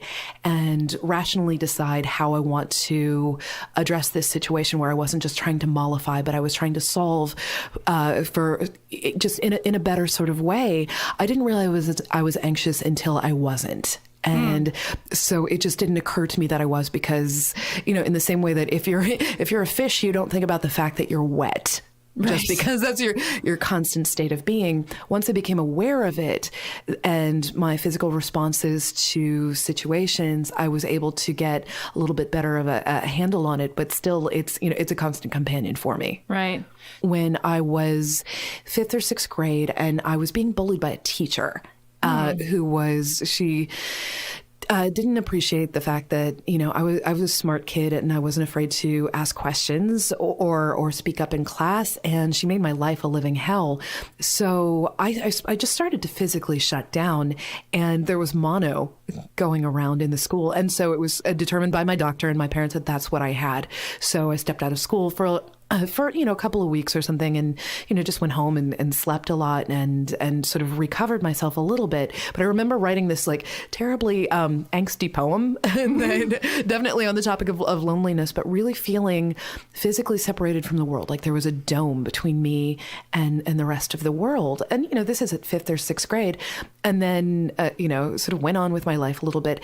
And then when I got to 8th grade and freshman year, I was being very, very badly bullied by my best friend. As happens with, teenage girls, this happens. And there was absolute sort of psychological warfare going on. Like Lao Tzu has nothing on, adolescent girls. And I really started to physically shut down, and we were attributing this to, again, a case of mono, that I was getting tired, and I was feeling, my mother and I invented this word gricky, which was a combination of gray and icky. And I just stopped going to school. And I would try to get ready in the morning, and either I couldn't get into the car or we would drive up to the school, and I just couldn't. And I just found I was slipping away from the world, and I was sleeping. And eventually I remember laying at the bottom of the stairs. I was too tired to get up and go to my bed. And I remember laying on the floor saying, help, I need help. And they brought me to a doctor. They put me through a battery of tests. They thought I had cancer. They, all sorts of things. They found out there wasn't anything physically wrong with me. And so I started seeing a therapist who diagnosed me as depressed. Yeah. And how linked, you've spoken about this a little so far, but loneliness and depression, or loneliness and mental illness, how linked are those things for you? For me, I'm a classic ambivert. It's very funny because I need a lot of alone time. I go and I charge my battery by being around other people and really connecting with the world. And once it's full, sometimes I have to flee, and I have to go and be by myself. If I'm at a party, I sometimes need to go and find a quiet corner and be by myself. If I go to a convention where I'm seeing a million friends and talking to strangers, I can go and be tremendously social. And then I need to go away for a little while. Because I crave so much alone time, it's not very often that I'm incredibly lonely, but when I am, I feel it really acutely. Yeah, talk to me about that. I mean, the book comes after a few articles you've already written on this topic of anxiety, and can you tell me about the decision to go public with these mental illnesses, with depression and anxiety, and how that might have made you feel more or less lonely? I don't know if loneliness plays in here, but it absolutely did. It's the best thing I ever did for my own mental health. I was really, really incredibly lucky to work where I did. I started writing about this when I worked at CNN, and there's an extraordinary staff of people there who were open to these more and more personal stories. It started out with my I worked for Eatocracy, which the food blog there, and then the food site. We were part of a bigger arm of it called CNN Living, and we would be doing these theme weeks, and an editor who I hadn't worked with before just sort of assumed that I wrote essays. I had written only one sort of personal thing before, where the editor of our Geek Out blog came to me and wanted me to write about being goth, and I got a little personal on that, because that was definitely about alienation and loneliness, because we were living in a pre-internet society where, I was the only weird kid, people yelling freak at me on the street. And, I wore my outsiderness like a mantle there. I tried to make myself look as different as possible, as a goth in, late 80s suburban Kentucky. But I wrote about that and wrote about connecting, across the darkness. And I think this made this editor think, oh, that's what she does. So we were doing a body image thing, and I sort of stepped up and I said, well, I could write something about like having a big nose. And she said, okay. And I wrote this piece. It was really vulnerable, and it was really, a scary thing to do, but it's not like, one of those things that can be denied. It's not like, sort of self-image thing where somebody thinks about something about themselves that isn't true. It's like, I objectively have a big nose. It's not like anyone was going to argue about that. So I decided to just put it out there. The response to it was shocking and amazing, and people really connected to it. And this editor and a new editor started, and she came in just assuming that's what I did. So she would say, hey, this topic is coming up. Why don't you write this piece? Okay. And I just, when it came to first then writing about depression, is a piece I'd wanted to write for a really long time. And I don't remember if it was pegged to a particular awareness week or something, published it. I remember I hit send to my editor and I crumpled down on the floor. It was just a buildup of, 30 some years of needing to get this story out. It came back like a tidal wave. All of these people who maybe hadn't seen their particular experience with depression put into words in that particular way. And it gave me new purpose in life. And it also freed me up to talk about something that I hadn't felt comfortable talking with before. I was always out with friends, sort of. I talk about this as a coming out. They always knew that I had some things going on, but maybe just the people closest to me. I project a really positive and bubbly image out in the world. I go on TV, I go on the radio, and people think a very particular thing about me. That's because I hide myself away when I'm not in a good spot. With writing these articles, it gives me permission to be real with people and have them be real with me. When I wrote the piece about anxiety, it was almost by way of apology to friends. It was during the holiday time. I was missing parties. I was not coming out and seeing friends, and they were hurt. I was tired of hurting people who thought I maybe was just blowing them off, and I had to come out and say, like, sometimes I can't leave my house. Sometimes this is what's going on. It's never, I want to reach out to you. I can't even respond to your email. I'm feeling too low and too terrible. And I had a friend respond to it. She's been one of my best friends for a long time, and now she's the therapist. And she was saying, oh God, I am so sorry. Because she had given me a hard time sometimes, and saying, I didn't know. And I said, I've had, at this point, like 40 some years of hiding. I'm really good at this. This gave me permission not to be okay in public. And it gave a lot of other people felt like they had permission, like, oh, if she's going through this, it's okay that I am too. And it's made me so much less lonely. I feel like so much less of a freak, because I know that so many other people feel this way. And if somebody needs to think of me as damaged because of this, that's fine for them. That's how they need to frame it. But I don't feel that way. Yeah. What about the flip side? I mean, clearly talking about this topic has been good for you, and people have connected with you through it. But, writing as a profession, sharing your thoughts publicly can also be alienating. You're opening yourself up to criticism. Have you experienced that in your career? Oh my God, so little. I think what I'm finding more and more is how incredibly prevalent this is. It's so shocking to me.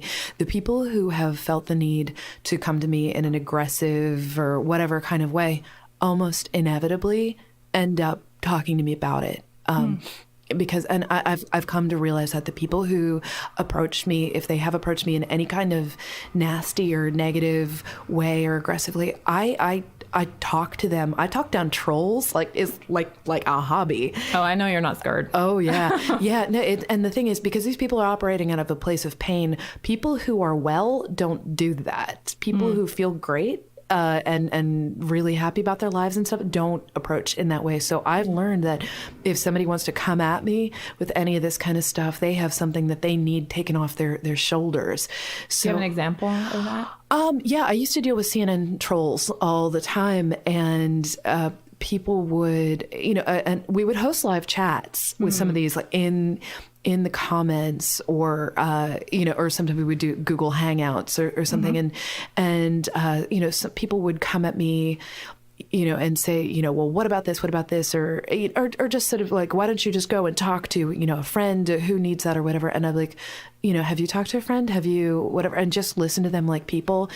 And inevitably they would come out, well, I remember this one person, he was a veteran and he had seen and experienced so many horrible things. And it turned out he was angry at the system and angry that he hadn't gotten enough care from the system. And we ended up, having a private conversation. There was somebody who was being super aggressive at me on Twitter, like, why, you don't understand. Why are you feeling the need to talk about this? And we eventually took it to Twitter DM, and they were saying, and this person started saying, I'm so sorry. I've just been so frustrated because I can't get good care. It's great that you're so game to continue those conversations. I mean, I'm thinking I've been so, God, I've been lucky. I realize I'm in a place of intense privilege here. The fact that I have had employers who have been so open to this, and that I have an incredibly supportive spouse and friends and insurance and all of these things that so many people do not have. They do not have these resources. They cannot work from home because they can't leave their house. They don't have the medical care. They might come from a culture where therapy is taboo. I talk to so many people from so many backgrounds, socioeconomic, racial, religious, who just have to bear their pain in private because they're afraid of what their family's going to say. They're afraid of what their community is going to say. They don't have access to a therapist. I mean, I am so lucky that I can be public about this, that the end goal for me is, I know that I am never going to be cured of this. I'm only ever going to manage this better, and I'm getting better and better at it all the time. The end goal is to have more of a public dialogue about this, so people who are in an incredibly vulnerable position, who feel like they can't say something to their boss, their spouse, their, whoever it is, they feel like they can't do it, that we get to a place in our culture where it's like saying, I have the flu and I can't come in. I have the, whatever. And you just go to a doctor like you would for any other ailment. I mean, I just want to start a little ripple if I possibly can. I mean, I feel a responsibility about this now that I've opened this Pandora's box, and I can't cure anybody. I can't be anybody's therapist, but if I can brush the path in front of them a little bit, that's what I need to do. As it says on Amazon, at least, so correct now if need be. It explores how and why anxiety has come to be one of the principal defining aspects of contemporary women's daily lives. So why women especially? Well, it's funny, the language has changed around them. Originally it was sort of my agent and my editor had wanted me to frame it around women. And I actually asked if I could broaden the scope. It's so... God, it's so universal. But there are some things that are very specific to women. I think probably especially when it comes to parenthood or non-parenthood. I'm not a parent, and I talk about that a lot in the book because I've always known I didn't want children, and I can't pretend that a big chunk of that is not wanting to pass on, a lot of the stuff that I have. My mother has a lot of degenerative things and a lot of, mental illness, and my grandmother did before that, whether she addressed it or not. And, it's something where I just realized I don't want to do that to a kid. I don't know how good of a parent I would be because of that. And also I've just never had that particular driver. So, and that leads to a whole bunch of, at first when I was dating, I was lucky to find a guy who also didn't want to have kids. But I know for a lot of people, that's a factor. They're worried that they're not going to find love because they do or do not want children. Once they have the children, I can't imagine anything more terrifying, that you're not just responsible for you, that you have this person out in the world who might be the greatest source of joy. And oh my God, I can't even imagine what a terrified parent I would be if that child was out of my sight. I'd be worried that he or she was going to be hit by a bus or somebody wasn't kind to them or something. So I think there is a particular maternal part to that. I think we also have a lot of physiological things. I know, at various points, in my cycle, anxiety is worse. I know if I'm PMSing, I'm going to worry so much more. I think we are judged on different standards than men are. But once I started really having conversation, at first I was sort of trying to restrict the conversations I was having to women. So many men opened up, and it absolutely couldn't be ignored that this is very male as well. They have a different set of expectations and difficulties. So the book ended up not being overly gendered, I suppose, except where some of the things had to do with kind of beauty standards and motherhood and non-motherhood. So, we'll see who responds to it. But it was very important to me to have that, discussion at the end. Like, I don't want it to be especially like sort of feminine on the cover or anything. And I think the cover is pretty gender neutral. And originally I think it had a subtitle that had to do with women. And I asked if that could please be changed. And luckily they were super responsive. Well, yeah, because you mentioned dating. So I want to talk about that a little bit. I know on the Love Bites podcast, you talked about how anxiety affects people's dating and dining lives. And actually in the example you bring up there, it's the man, with the mental illness. And how once he mentions that on, I guess, a first date, it just changed the entire energy and was a sad bummer for their possible future. Have you experienced that yourself? Have you seen other examples of that, how mental illness and anxiety makes finding love difficult? Oh, absolutely. And well, I think the thing is, I think there's a lot of people out there. Golly, I've always made a joke that I wish we could all wear shirts or pins or something with our diagnosis on it. Because, I think there are a lot of people who have these issues and don't even know it. So whether somebody discloses up front or not doesn't mean, somebody who may have had a diagnosis is probably getting treated for it. And there might be, I'm sure there are a bazillion people out there who have all of these things going on and just nobody's ever addressed it with them. It's definitely been a factor in my relationships on both sides. I've been, the partner of somebody with depression and, and with anxiety, on more than one occasion, or I've been that person. And finally, when I dated one guy who just didn't understand why I would want to go to a therapist. Well, can't you just talk, with a friend about that? Can't you talk with me? Basically, it was, and I think he came from a family where a whole lot of stuff wasn't addressed. Yeah. And then that's reminiscent of the comment on your CNN article. I mean, it must come from a place of pain or anger or lacking somewhere, right? Oh, it absolutely did. Oh, well, it came back around. Like then after we broke up, he told me some things about his mother, and then he got married, and he actually wrote me a note and said, "I am so sorry that I ever treated you that way. My wife deals with all of these things and I didn't understand, and I'm so sorry."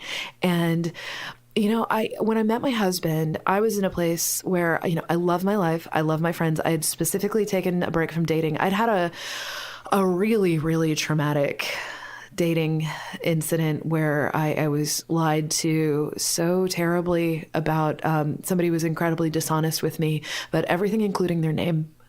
Somebody I met online who lied and lied and lied. And then I was really stupid and stayed with them. And they, suffer from a fair amount of stuff themselves that they were not getting help for. But so I had taken a break from dating, and I was at a point where it was actually a New Year's Day when I woke up and I thought, you know what? I love my friends. I love my life. I love what I'm doing for a living. I had a friend who I could go and see if I needed some needs taken care of. And, a few times a year, lived in a different country and, we were good. And, I thought if this is the rest of my life, that's that's great. I'm happy. What is the thing? And it was a New Year's Day, and I thought, oh, what the heck, why not? And I put up an ad. I went in through Salon, had dating, and he went in through Nerve, and. The first time I met him, my head exploded. We'd been running for a couple of weeks, and I met him, and just like the air changed. And I disclosed with him right up front, like, hey, look, I have, at that point I was on medication. I'm like, I take medication for depression and anxiety. I go down holes sometimes when I get really depressed, or, I hadn't even super properly identified anxiety at that point, and it's up to you if you want to deal with this or not. And he's tried me, and he sees a therapist too. And we've always he's never held it against me. And the biggest sort of thing in our marriage has been, he's a fixer, and he wants nothing more than for me to feel good and be happy. And he's never tried to change me. He wants to help me. And I think the biggest thing has been me saying to him, like, look, I love you, and I know you're doing this because you love me. You're not gonna fix me. The best thing you can possibly do is live your life, and go out and do the thing. I would die if I thought that I was keeping you from your life. Go and do the things. Just tell me you're gonna come home, and and you're not gonna leave. And he's been so incredible, and I've developed a language with him where I can say, we do a lot of check-in. How are you feeling? How are you physically feeling? How are you emotionally feeling? And he's never, and he knows that my worst fear is becoming debilitated like my mother and stuff. And so he sees that I put in the work, that I express myself, that I see therapists, that I try to be kind to myself when I can. I'm very, very bad at that. And I lucked out that I found a guy who was willing to do this, because I know other friends of mine feel like they're going to be alone forever. And I think it's also because they just haven't let themselves get help, or they just haven't gotten lucky yet. I don't know. It's hard. To listen to past episodes of The Lonely Hour, or to see what's coming up next, head to thelonelyhour.com.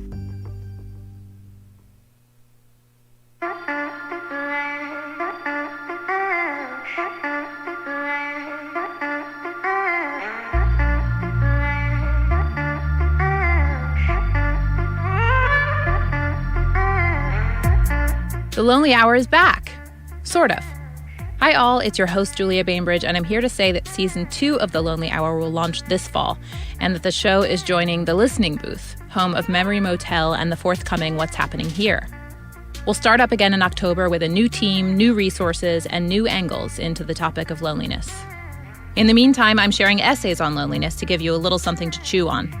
I'd commissioned these pieces over the summer. You can read all 18 on thelonelyhour.com under the stories section, and I've picked 5 of my favorites to be read aloud here by the writers themselves. After each reading, I'm going to ask the author a few questions. The first comes from a friend, Jamie Feldmar, who was a guest on Season 1's solo dining episode. Here's what she emailed me after I sent out the call for essays. Yo. Can I write something on how I'm alone all the time and I don't feel lonely almost ever, and I spend a lot of time wondering if there's something wrong with me for this? Like, am I actually a robot? My answer was, of course, yes, you can write that. Here is what we ended up calling I'm Not Lonely, but I'm Not Bragging. When I was in elementary school, I was obsessed with wolves. Wolves could eat up to 20 pounds of raw meat in one sitting, I would announce to no one in particular. Wolves are the largest canines in the world. I spent a lot of time reading, and whenever I took a break from zoo books to learn about wolves, I almost always read fiction, painting grand tableaus of faraway places and their inhabitants in my mind. I wrote, too, science fiction epics that crossed the boundaries of space and time, alternately impressing and horrifying my teachers with the elaborate obstacles I forced upon my characters. I had, in short, what you would call a rich inner life, which I later learned is basically a polite way of saying someone who spends entirely too much time inside of her own head. I wasn't a loner necessarily. I was good at talking to people.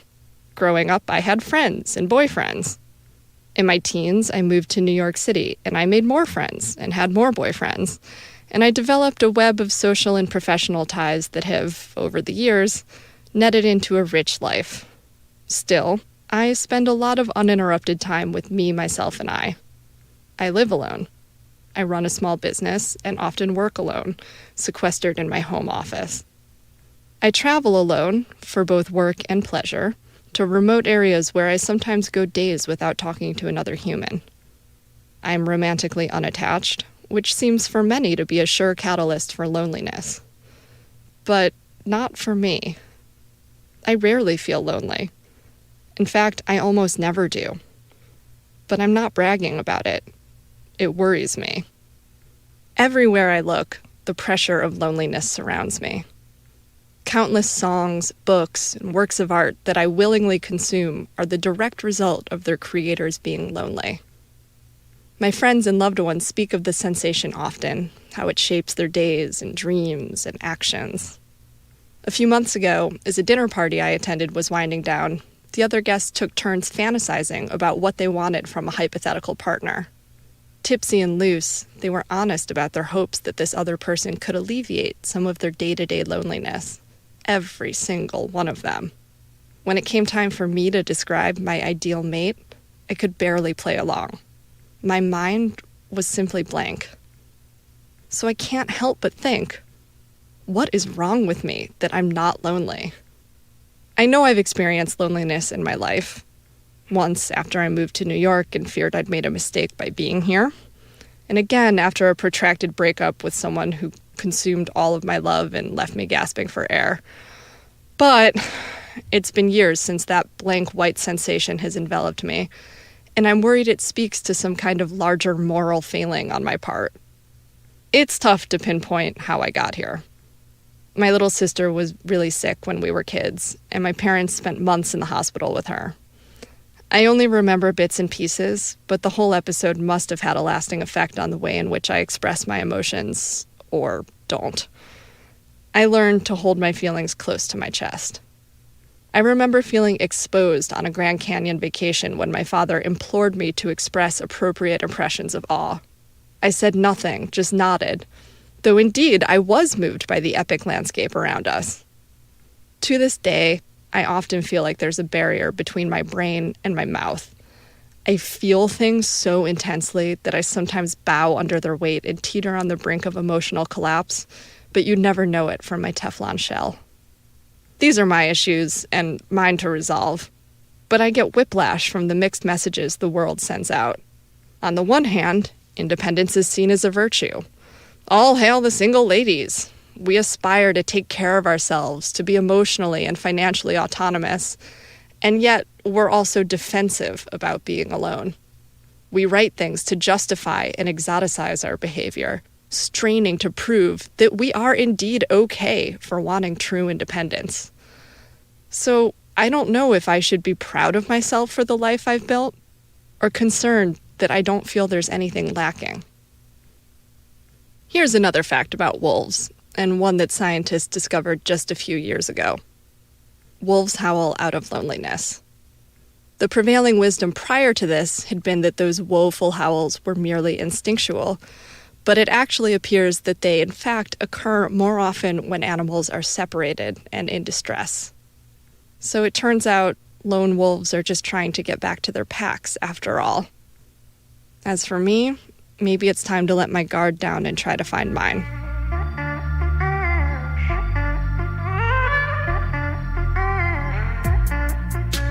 Great reading, Jamie. What has the response been like to this piece? What kinds of discussions has your piece sparked between you and its readers in the couple months that it's been live? Yeah, I've been really pleasantly surprised at the response to this piece. I'm not always super comfortable sharing such personal things, so I was nervous about writing this and about publishing this. I was afraid that it might feel self-indulgent or petty or silly, because I'm a writer and we're just filled with all kinds of self-doubt. But I've been really pleasantly surprised by the number of people who wrote in, and some of them were strangers and some of them were people that I knew, who wrote in to tell me how much they related to this piece, how it verbalized something that they felt like they had never really been able to say. I've gotten a couple of messages from close friends who've told me very personal things that it elicited within them, which means a lot to me. But I also just the other day got an email from a total stranger who had read it. I don't really know how she found it, but she read it and felt like she connected to it so strongly that she was compelled to reach out to me and tell me that she has always felt the same way, and she's also wondered if there's something wrong with her, and she was so happy to hear that there was someone else like her out there. And she told me that she takes herself on solo date nights, and she invited me to one, which sort of defeats the purpose of a solo date night, but I thought it was really sweet nonetheless. And, it's just been really nice to sort of to feel like, oh, there's not actually something wrong with me for feeling this way. And in fact, there's like a whole population of other people out there who also feel this way. It's been reassuring. Are you getting closer to finding your pack? Well, I think that my answer to this question builds off of my answer to the previous question, which is that in some ways, yes, by virtue of having written this piece and gotten the response that I've gotten from it, I have realized that there is a sort of pack of other people out there who feel this way as well.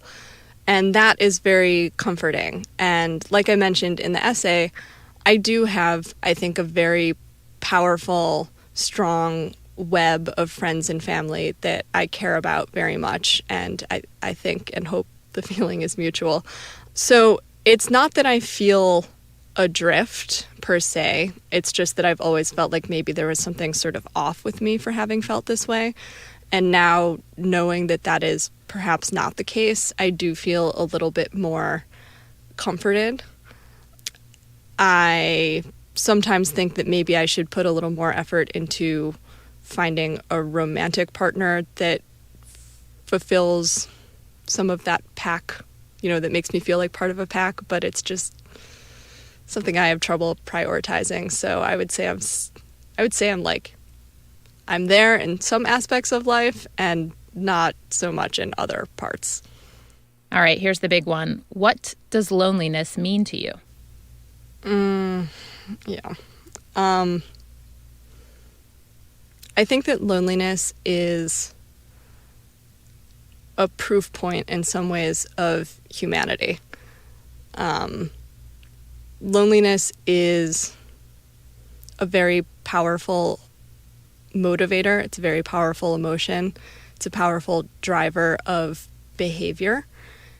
And I think that loneliness is sort of it's proof that you're capable of human emotion. It sucks sometimes.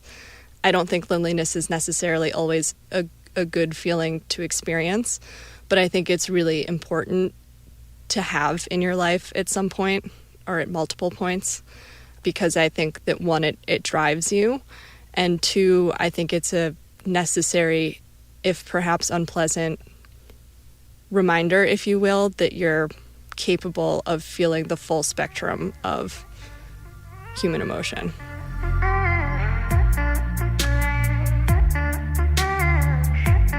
So what does loneliness mean to you, listeners? I'm not the expert on the topic. I'm just the shepherd of the conversation. So let's explore what loneliness means together. Drop me a voicemail with your definition on Google Voice. Dial 415-663-5901. That's 41-LONELY-01.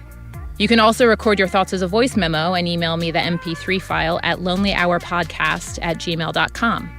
Just make sure to include your name and an email address so I can get back to you, because we may use what you said in a future episode. Otherwise, stay tuned, because I'll be sharing a new essay soon. In the meantime, you can read all of them at thelonelyhour.com. And as always, you can email me there or find me on Twitter at Lonely Podcast or on the Lonely Hours Facebook page.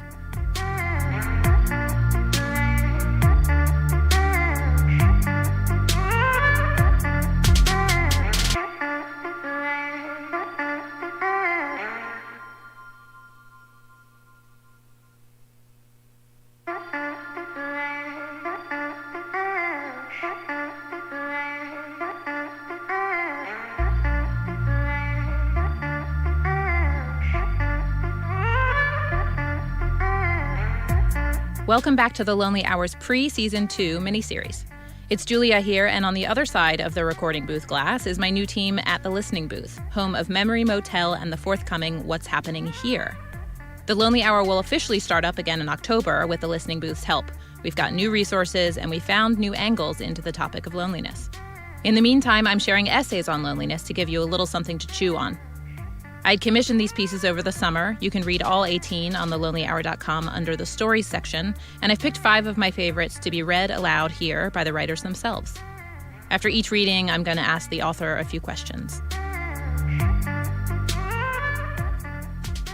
Last time, I shared a piece called I'm Not Lonely, But I'm Not Bragging from Jamie Feldmar. And now I've got one from Matt Gross, a food and travel writer, as well as the former editor of BonAppetit.com and the former frugal traveler for the New York Times. Here he is in a hotel lounge in Indonesia, reading I'm Never Alone Anymore, and I Miss It. The last time I remember being alone was in mid-December 2013. I was exploring Istanbul for a week on my own, eating and drinking everything I could put my hands on, partly because I read about food and travel, but also because that's just what I do. My base for this indulgent episode was an Airbnb in Cihangir, a formerly bohemian neighborhood that was in the full throes of gentrification. This one bedroom was big and comfortable and well situated. Down the block was a storied pickle shop. Behind it, through a wall of windows, was a sunset valley of rooftops, minarets, and neoclassical consulates. The apartment was also empty. That is, I was the only one there. It took me a while to notice, actually. My first few days in Istanbul were so full of action that I was only home to sleep, shower, and make coffee. But then, one night, I retired early. I sat on the couch and heard nothing. There was no one in the apartment but me. I wasn't listening to music or watching TV or even catching the sounds of life outside the window or on the floors above and below me. Just silence, the kind of silence that leads you inside your own head. At first, it was disconcerting. Where was the tumult I was used to? Back home in New York, I had a wife and 2 young daughters. There was always someone around, eating, cooking, crying, reading aloud, singing, crying, using the bathroom, waking up, going to bed, getting put to bed, running the dishwasher, or crying. Here in Istanbul, I was 5,000 miles from those responsibilities, from those constraints, from that life. It should have felt freeing. Married people are supposed to relish these rare moments.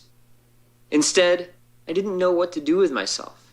This wasn't exactly my first time alone in a foreign land. In fact, I've spent most of my professional life wandering the earth, almost always returning to a solitary hotel room. I got accustomed to being by myself. I even like to think I became quite good at being alone, at not needing companionship every moment of every day. I could make new friends in Urumqi, or not make new friends in Urumqi. Solitude was something I owned. In Istanbul, however, I felt like the renter I was, a guest in the realm of loneliness. Was I sad, scared, excited? Did I miss my family? Did I crave human contact? Did I just need to put on some music? Yes, maybe, I don't know. Was my emotional state a function of the city itself, this gyre of people and history? Or would it have happened anywhere on this, my first long solo trip in nearly 2 years? I remember sitting there quietly for a while before noticing, somewhere underneath this mishmash of conflicting emotions, that I was okay. Neither scared nor excited, just fine, normal. I thought of the classic line from Lawrence of Arabia, "The trick is not minding that it hurts." Alone in that apartment, I was exempted from the realm of needs. I needed no one and was needed by no one. That was freedom, and it was a freedom I'd forgotten. And it was a freedom that didn't last long. The night ended, and a few days later I was back in New York, back in the realm of needs and people. People I love, it should be noted, as well as needs I need. It's been that way ever since. I haven't experienced a moment of true solitude despite trips away from home, to New Zealand and to Boston, to Seoul and to Albuquerque. In part, that's because I've stayed in more hotels than apartments, and hotel rooms tend to lack the right atmosphere of absence and expectation. They're confined, temporary by design, reset by housekeeping each morning to appear as if you'd never been there, whereas apartments are homes decorated with family photos and children's drawings. The closets are filled with clothes that smell of their owners. A night or two in an Airbnb won't hurt. It takes time for loneliness to properly ferment. And indeed, most of my trips have been relatively short. In Boston, where I briefly moved for a job I ended up hating, I was too consumed with feeling miserable to notice I might be lonely as well. That's just my hierarchy of negative emotions, I guess. The perhaps weird thing is that I miss being alone. Or maybe more accurately, I miss the feeling of dealing with being alone. There was a Sisyphean triumph in coming to terms with my aloneness, again and again, in various far-flung corners of the world. I was good at rising above not knowing anyone and not speaking the language. And now I have no need to be good at it. What's left is muscle memory. In the same way that I can pick up a skateboard today and, with just a few hours of practice, pull off many of the same stunts I did as a teenager, I know that I can also confront and conquer loneliness with a similar joyful acceptance of the inevitable pain. With skateboarding, as with solitude, I know the trick is not minding that it hurts.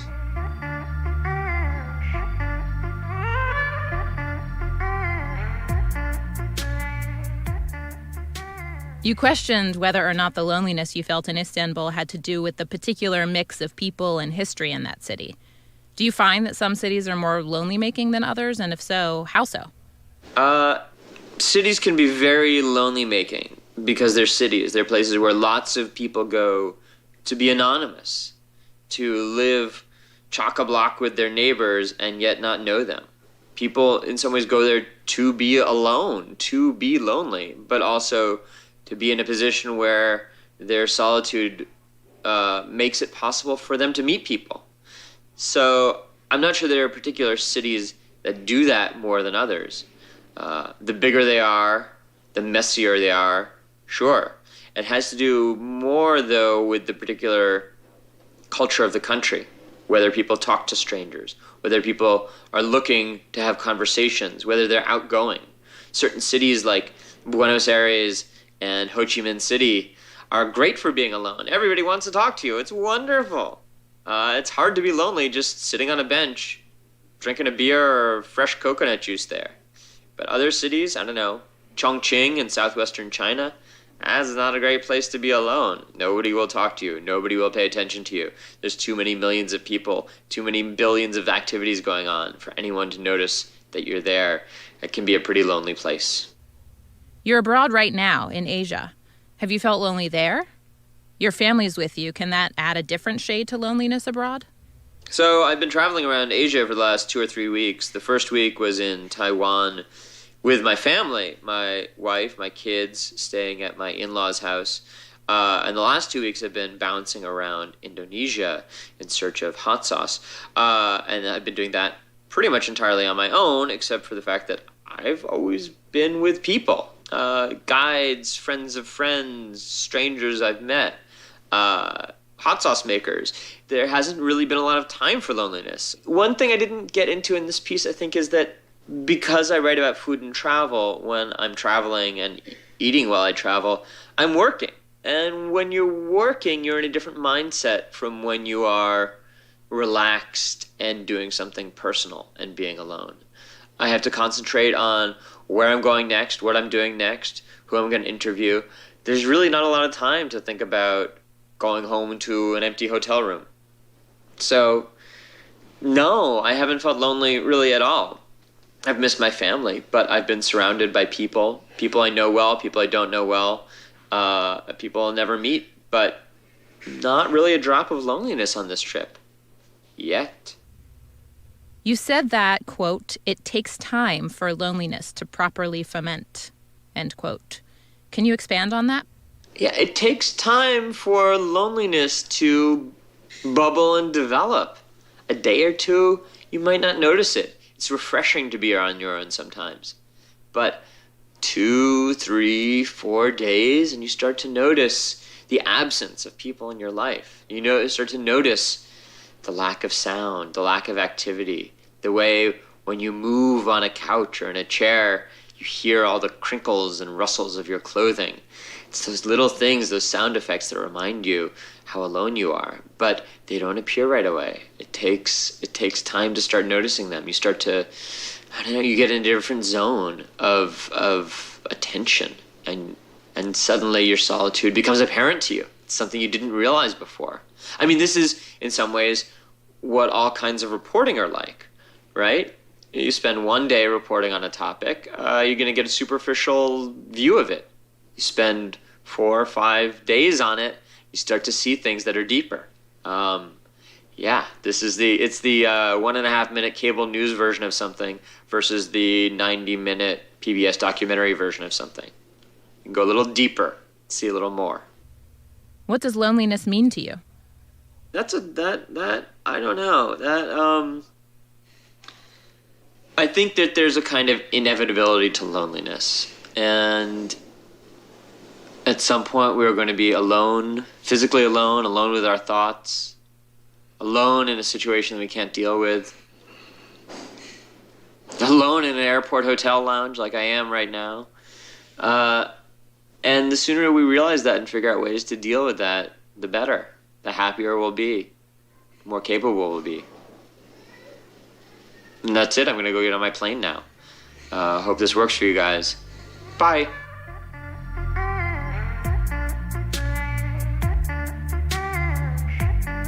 So what does loneliness mean to you, listeners?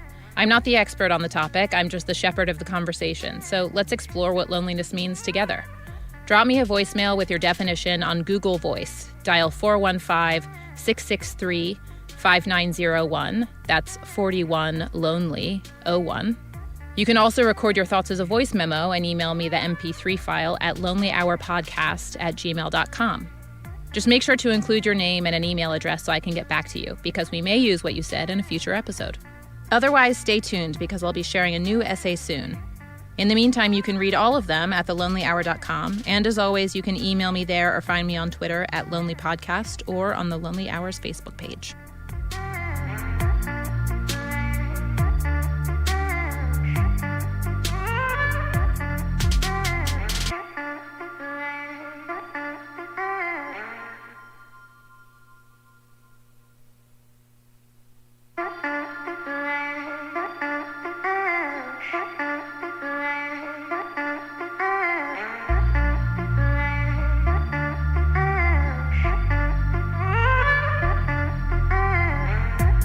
The Lonely Hour is back with another essay. Hi all, it's Julia, and along with my new team at the Listening Booth, home of Memory Motel and the forthcoming What's Happening Here, I'll be launching Season 2 in the fall. In the meantime, I'm sharing essays on loneliness to give you a little something to chew on. I had commissioned these pieces over the summer. You can read all 18 on thelonelyhour.com under the Stories section, and I've picked 5 of my favorites to be read aloud here by the writers themselves. After each reading, I'll ask the author a few questions.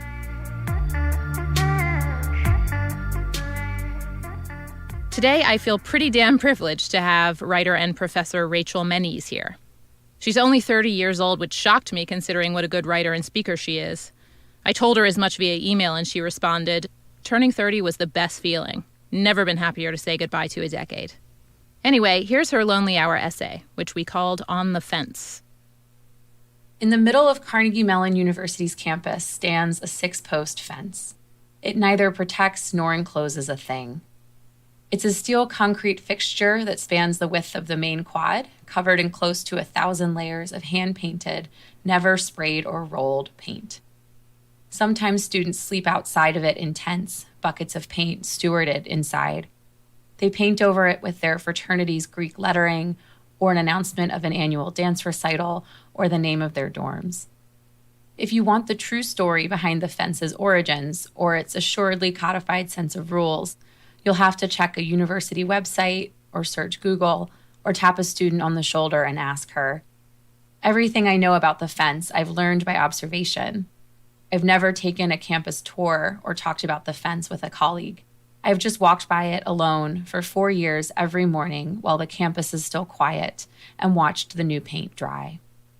Congrats, Alpha Kappa Alpha pledges, Korean Students Association love, Make America Great Again, Trump 2016, Make America Great Again, Drumpf 2016. I teach writing in the English department, and I am a lucky adjunct, the sort who's found a mostly stable home at a stable private institution. I've learned, as a result, how to do a deeply skilled impersonation of a professor. I even have an office, albeit shared, in the departmental wing. My wingmates, though not quite my colleagues, look like my colleagues to my students when my students visit my office hours. The main difference between myself and my tenure-track office mates, besides their heightened job security and income, is our degree of isolation. I've never met any of the faculty in my wing, though they appear to know each other. I suspect they meet each other's eyelines often in faculty meetings in which, as special faculty, I'm uninvolved. They may even know each other's spouses or children, as most colleagues who work together for years come to know. My mailbox sits beside theirs in the same wooden stack. I move through the hallways quietly on the days I spend in my office, my door only open if I'm meeting with students. Instead of asking them all, "What's going on?" or unfolding the campus paper delivered to our wing each day, I consult the fence.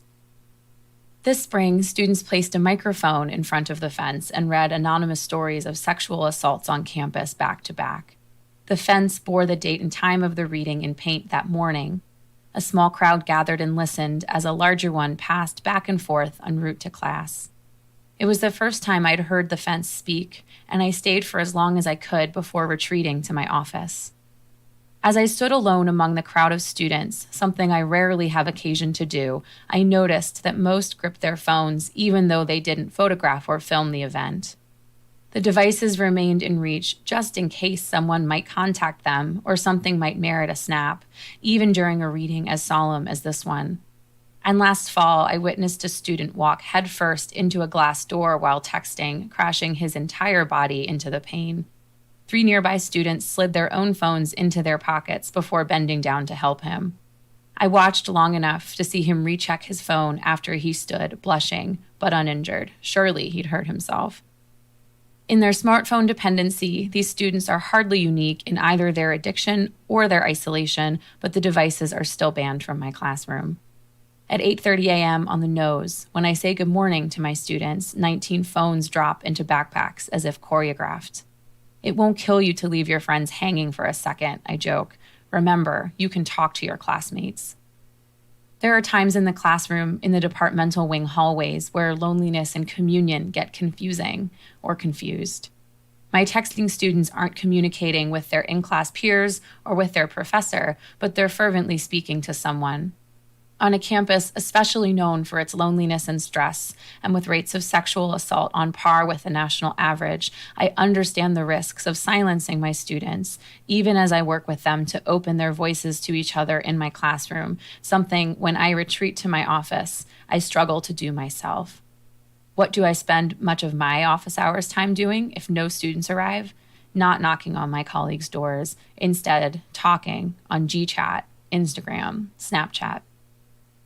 When I think of how we often find ourselves lonely on campus while surrounded by others, I think of the students sleeping outside the fence, waiting for their peers to text each other photos of what they've painted. I think of Mark, the most chronic violator of my cell phone policy. His nonstop texting, despite numerous warnings from me, never abated. He used his iPhone every class of the semester, which technically flagged him for failure. In our penultimate class, in spite of his classmate presenting at the front of the room, I watched Mark cup his iPhone in his palms, his hands moving fast over the screen. But Mark, for the first time I'd seen in 15 weeks, was grinning, the sort of openly stupid smile someone newly smitten might make. This one time, I chose to let it go. After class ended, I walked past the fence to the bus stop. I watched as students crisscrossed the quad, surrounding, then leaving the fence as they headed to anywhere next.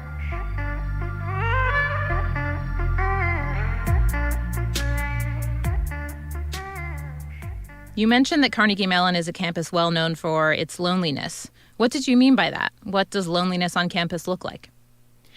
That's a great question. And in thinking about Carnegie Mellon in particular, I want to first say that Carnegie Mellon has a reputation among its undergraduates. It's a workhorse campus. It's a campus where really bright students come who already know what they want to study, who have already excelled in that area, even in high school, and they show up to go to, in particular, Carnegie Mellon is really strong in STEM.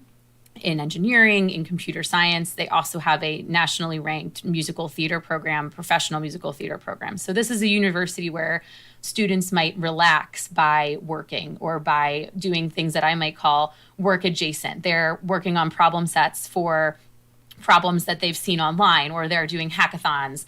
If there is a football team, they play. I've had students that are on the football team, but in terms of your traditional sort of idea of what a campus experience or a college experience might be like, if you think about the usual markers like football or fraternities, they're present on campus, but they're not the dominant culture.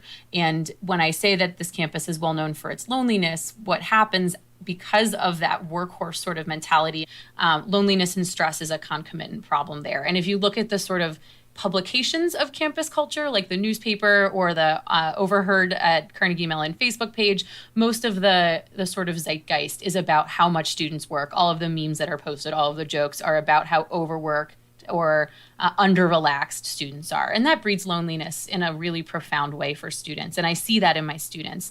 When my students come to me because they are falling behind in their work, it's because they're working too hard in another class, or they're unable to manage the amount that they're being asked to work. And that means a lot of time alone in their dorm rooms, or alone in the library, or alone all night in places where you're supposed to be sleeping. So I think that's what CMU in particular, when I think about CMU being a place that loneliness and stress defines it, it's primarily for those reasons. You wrote, quote, "In their smartphone dependency, these students are hardly unique in either their addiction or their isolation," end quote. Do you mean to say that the use of iPhones and the like is making us a more isolated people? Because smartphones are a communication tool, and because we are very dependent on them today, they can, just like they can make us better in touch with each other and communicate more, they also, of course, can take us away from each other. And I think we've all been in the situation that I describe in the essay, which is you're trying to engage or interact with or help somebody, whether it's professor, student, or friend, or partner, and they're on their phone. And they're mediating your in-person interaction by texting another person or taking a selfie or checking their social media accounts. So in some ways, this dependency can absolutely breed isolation, but I don't think that it's fair to just demonize it as the culprit, especially for millennials, right? Millennials are taking the bulk of this. We're all obsessed with ourselves and our phone sort of critique. And I think that's, quite frankly, just more of the scapegoating of young people that we see one generation at a time as we keep moving through them. So I don't think that they on their own, the use of iPhones on their own, are making us more isolated. And I think we see ample evidence that they are actually making us less isolated and better in touch with each other and better aware of each other's lives. But of course, they have that possibility. And I will say pedagogically, as a writing instructor, I have yet to figure out any way that they help with my teaching and communication with my students. And so I just entirely prohibit them, because in the classroom, I think all they do is distract and isolate. What does loneliness mean to you? That is a great question. I think about this a lot as a writer because the daily quotidian practicing of what I do is solitary. And I think what I would probably want to do in answering this question is parse a couple of different definitions of loneliness here, and perhaps as a writing instructor, this move will not surprise you. When we think about loneliness as literally just the state of being alone, which is to say not around other people, I think about that as solitude. And I actively cultivate solitude in my life because I am a writer, a poet. Writing is my means of making art. It's my means of making communication. And I need solitude when I actually sit down to do that work. So in some ways, I crave loneliness. I'm also an introvert, and I find that when unchecked, I could spend a lot of time in that state of solitude doing this sort of work. For me, when solitude transitions into loneliness, and in this case, loneliness meaning that sort of depressed or anxious feeling of being alone, that realizing you are alone and then wishing that would change, feeling alone among other people. When I move from solitude into loneliness, it's when I've spent too much time at the fair in that sort of isolated state. And it's a fine line. It can happen very quickly, and it can happen without like a way to fix it. I can be sitting at my desk having worked on a book for a long time and all of a sudden realize I've been alone all day and feel deeply sad. So I think about this a lot as someone whose life is defined in many ways, or at least the art side of my life is defined in many ways by the state of loneliness. It is not something that I would necessarily say we must avoid. And I think about this with my students too. When you live in a dorm and you're surrounded by people, when you walk to class surrounded by people, when you are in conversation with students in the classroom, you're doing group projects, feeling alone in that context can feel damning. It can feel wrong. You can think, wait, I'm surrounded by all these people. Why do I feel alone? And so sometimes I do try to stress to my students, part of mental health cultivation is finding space for solitude, because then you can go back out in the world and find those people really invigorating. And I do this in my own life too.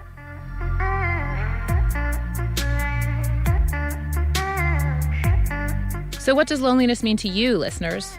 I'm not the expert on the topic. I'm just the shepherd of the conversation. So let's explore what loneliness means together. Drop me a voicemail with your definition on Google Voice. Dial 415-663-5901. That's 41 lonely 01. You can also record your thoughts as a voice memo and email me the MP3 file at lonelyhourpodcast@gmail.com. Just make sure to include your name and an email address so I can get back to you, because we may use what you said in a future episode. Otherwise, stay tuned, because I'll be sharing a new essay soon. In the meantime, you can read all of them at thelonelyhour.com. And as always, you can email me there or find me on Twitter at Lonely Podcast or on the Lonely Hours Facebook page.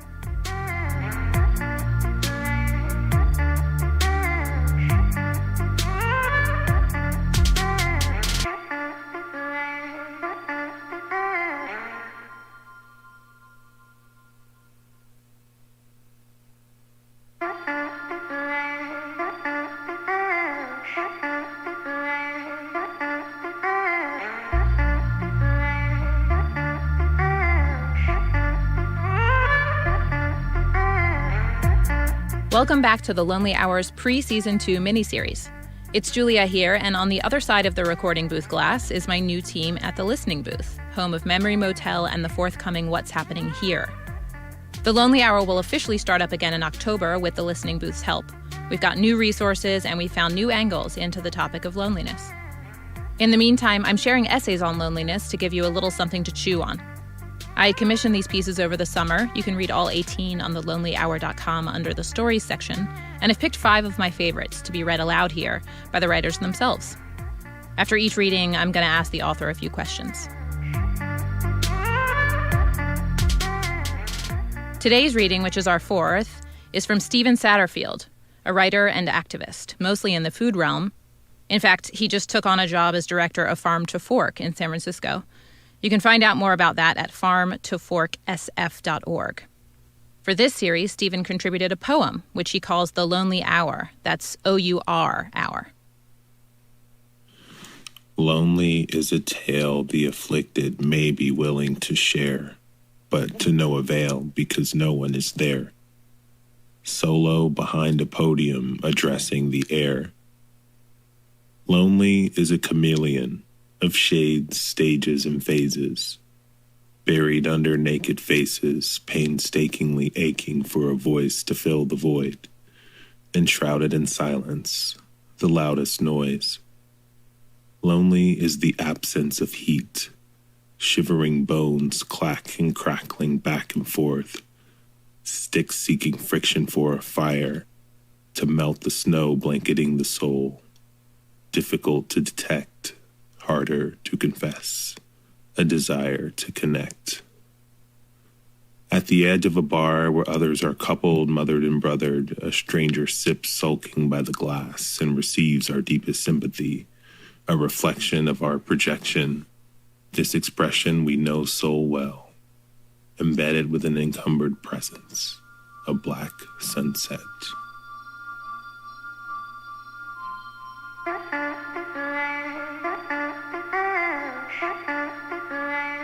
That black sunset. What makes you want to use that image and end on it here? What does a black sunset even mean? When I'm writing, it's a process of articulating a feeling. And articulating loneliness is not easy to do. I mean, loneliness is sort of a dark and depressing reality. There is a longing in loneliness. And so when I was trying to figure out the best words to convey a very personal feeling, I tried to use a commonality or a shared experience to sort of draw from. And so the shared experience of a sunset, and seeing that in context of something warm and compelling and captivating and renewing. A black sunset takes the same familiarity and turns it into something that, instead of uplifts us or inspires us or renews us, it gives us pause. It's like, this thing is not supposed to be this way. Something's not right here. Something's aloof. And so when that image came to my mind, that's sort of how I wanted to close. Like, the sun setting on the thought of loneliness. Why a poem? I guess for me, writing poetry is never something that I was particularly intentional about insofar as wanting to be a poet or be called a poet. I've never read much poetry, to be honest. But I learned at a very young age, I think probably 14 years old, that writing poetry for me was an amazingly therapeutic exercise, and that poetry allowed me to take complex ideas and feelings that were otherwise very hard for me to articulate and distill them into the clearest version of itself. Because it's hard to write poetry, and it's hard to write in general. And as any writer will tell you, so much of the writing process is about editing. And with poetry, it's sort of this hyper editing process in which every single word has so much more meaning, because there are oftentimes much fewer words used to convey much larger and grander ideas or shared feelings or sentiments. So that's why I love the medium of poetry. That's why I love writing poetry. Okay, Stephen, the big one. What does loneliness mean to you? Well, through these exercises, loneliness has taught me that it is not the same as being alone. It is a very important distinction. And I think that distinction is, again, about longing versus being. And loneliness is a longing. It does imply some sort of discomfort, some sort of gap between a person and either another person or another place or even just another reality. But we feel that distance in our isolation. Being alone is something that can be relished. It can be indulgent, and especially in a society that is increasingly connected and together. And for people who work in industries that are very social and rely so much on heavy and frequent interaction, alone time is something that is very necessary to be whole and to be rejuvenated. So I guess to me, loneliness is just a bit more sad than being alone. But it's also something that we've all felt before. And it's a real emotion. It's a real sentiment. And I think that with these more gloomy emotions, it's really important to create awareness around that, to give ourselves the tools to reconcile these feelings and to understand that it is part of our human experience and sometimes even the human condition. But when we're able to identify these gloomy feelings and to grow around them and move beyond them, then there's a new kind of power that we imbue and that we embody, because we've persevered, we've grown, we've evolved.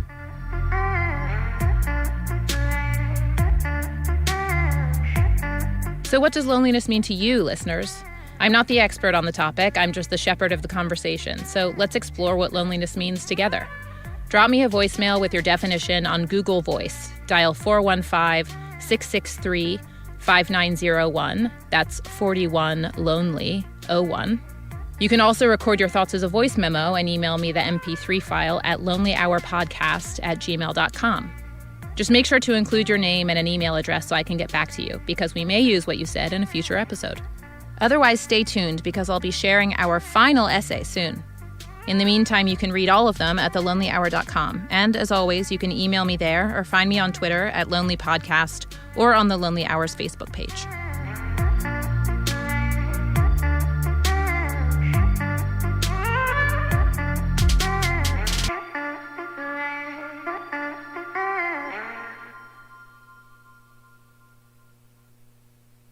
Hi everyone, this is Carrie Ann Thomas, production coordinator at The Listening Booth. Julia will be here in a minute to share the latest essay episode with you. But first, I wanted to let you know that as we head into season 2 in a couple weeks, we're starting a new Lonely Hour feed on iTunes and Google Play. So if you're already subscribed, you'll need to resubscribe to the new feed. Search The Lonely Hour and look for the feed that has "new" in all caps. That's where all future episodes will go from here on out. With a new start at The Listening Booth and the launch of season 2, we thought it was a good time to start fresh. So again, in your podcast app, search for The Lonely Hour and subscribe to the feed with "new" in all caps. The one you're listening to now will disappear in a few weeks, so don't wait. Unfortunately, during the switchover process, we'll lose all your iTunes reviews and rankings, and we really need these because they help the show out a lot. So when you subscribe to the new feed, please take a minute to let Julia know you love the show, or whatever else you think of it, really. We appreciate your support, and we welcome your feedback.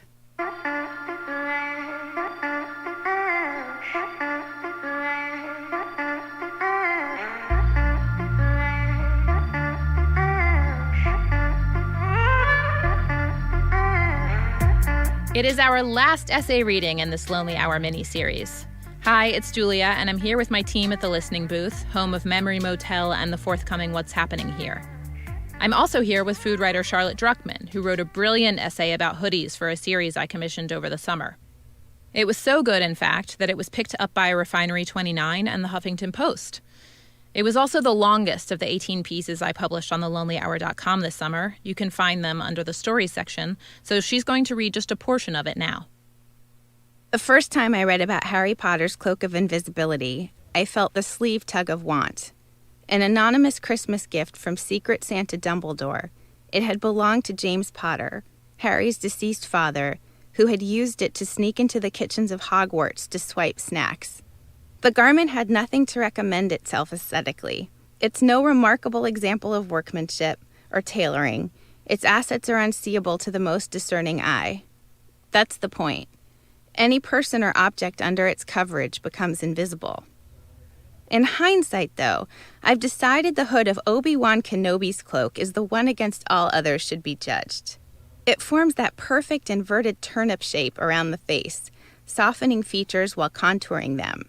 That mysterious swallowing hood shaded his cheekbones with the necessary chiaroscuro in Star Wars Episode 6, Return of the Jedi.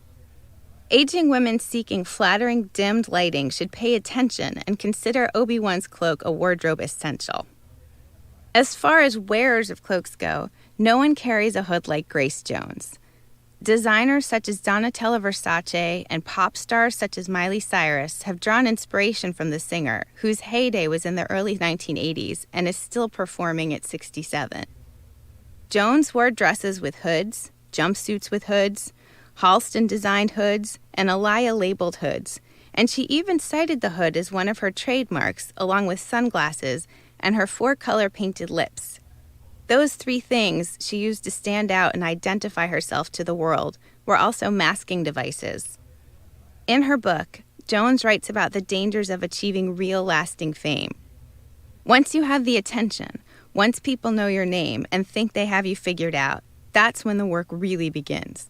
How do you maintain the momentum? How do you develop yourself? How to keep from drowning in it all, from disappearing? She's talking about the fear of losing herself, not of becoming irrelevant, and I see her reflectively glossy painted lips, her dark impenetrable eyewear, and her hoods as performative props that allowed her to control how much, or little, of herself she showed the world. She used them to ensure she'd still have a self to disappear into. I have always admired Grace Jones for being a strong woman and for what she represents as a pop cultural icon. She's a Jamaican-born disco queen who refuses to try to look like or be anyone else. I can't be anyone other than myself either, which means you're never going to see me strutting my stuff with a neon silken hood cascading around my face. Camouflage and guerrilla tactics are more my speed. For me, wearing a hood lets people know that I'd like to be left alone. I don't want to sign their petition. I don't want to tell them which way Magnolia Bakery is or where the sidewalk ends.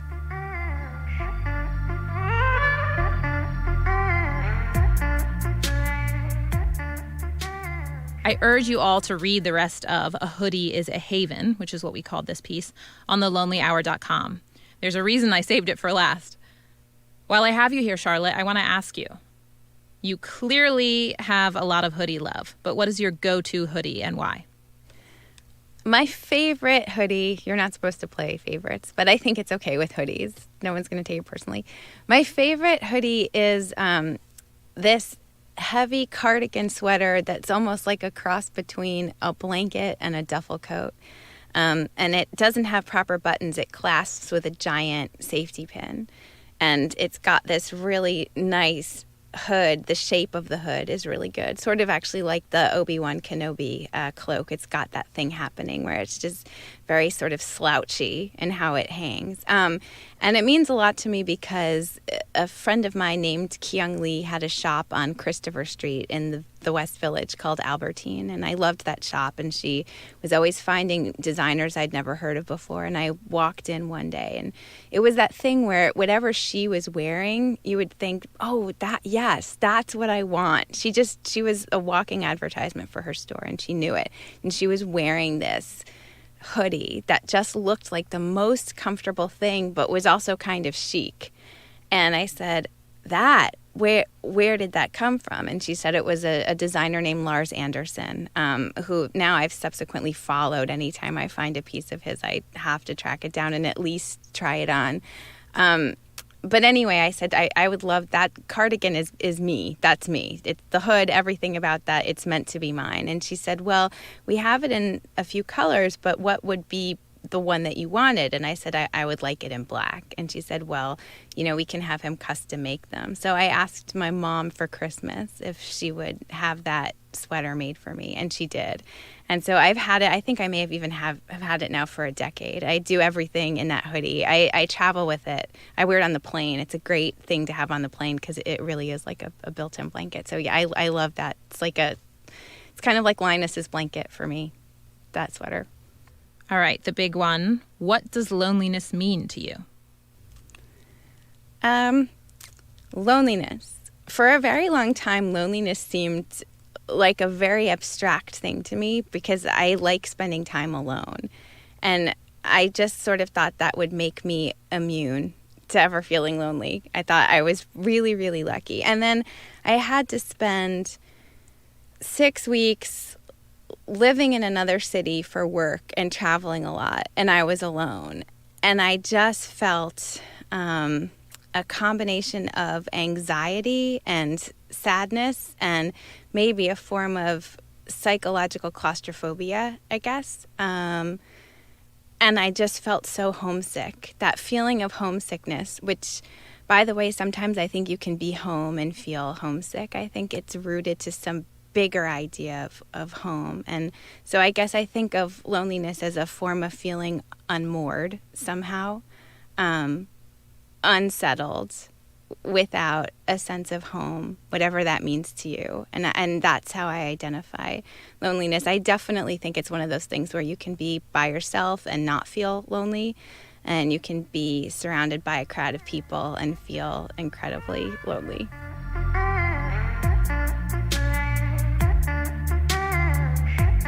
So what does loneliness mean to you, listeners? I'm not the expert on this topic, I'm just the shepherd of the conversation. So let's explore what loneliness means together. Drop me a voicemail with your definition on Google Voice. Dial 415-663-5901. That's 41-LONELY-01. You can also record your thoughts as a voice memo and email me the MP3 file at lonelyhourpodcast@gmail.com. Just make sure to include your name and an email address so I can get back to you, because we might use what you say on a future episode. Otherwise, read the rest of these essays at thelonelyhour.com. And hey, season 2 drops soon. Subscribe to The Lonely Hour on iTunes or whatever podcatcher you use so that you know right away that the premiere episode is ready for the listening. We're brainstorming fun ways to discuss show topics this season, so sign up for our newsletter too, and connect with us on Facebook and on Twitter at Lonely Podcast. I'm so looking forward to sharing the new show and hearing from you about it, and about loneliness and solitude, of course.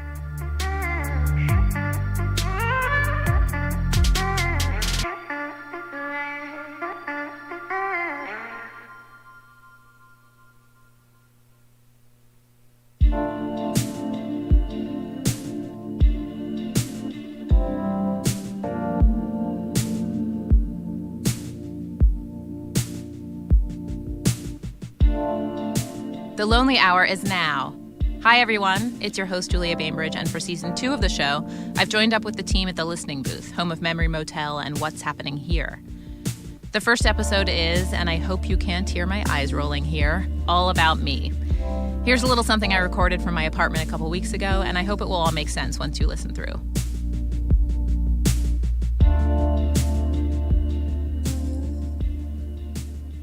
So my producers wanted me to record this in the booth, and I know that the sound quality would be better for you guys that way, but this isn't easy stuff, and so I want to tackle it in my space. So there is some construction going on in the building next to me. I'm sorry about that. You might hear some car horns outside, or the fan in my bedroom is blowing right now.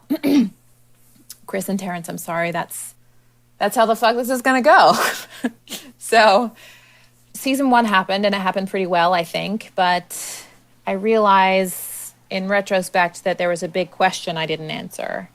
It's a question I get from people every time I describe the show to them. It's an obvious question to want to know the answer to when you're talking to somebody who has created a show called The Lonely Hour. Why am I doing this? What's my stake in this podcast? Why am I on this journey? To a certain degree, I answer that on the About page of the show's website. I started this project because we seem to be experiencing a significant increase in social isolation and a decrease in connection to close friends and family. That's according to studies a couple years ago from the National Science Foundation. Loneliness may be our next big public health issue. And those things are true. I'm not lying on my website, but what's also true is that I'm lonely. I'm a 33-year-old single woman in New York City who's looking for partnership at a time and in a place where it seems particularly hard to find, or maybe it's just particularly hard for me to find, and that's an even lonelier making thought. I mean, that said, I'm constantly meeting women who are really our catches. They're smart, they're well-dressed, they're ambitious, they're ready to give and to love. Their doors should be beaten down by suitors, and they're not.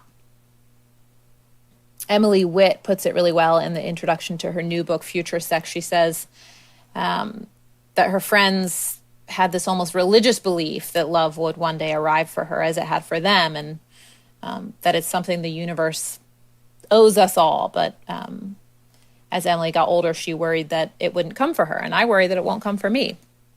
And my friends, even in New York, where people tend to settle down later, are pairing off. They're reproducing. It's one thing when my friends in Maryland, where I'm from, started having babies, and it's quite another when they start doing that in Manhattan.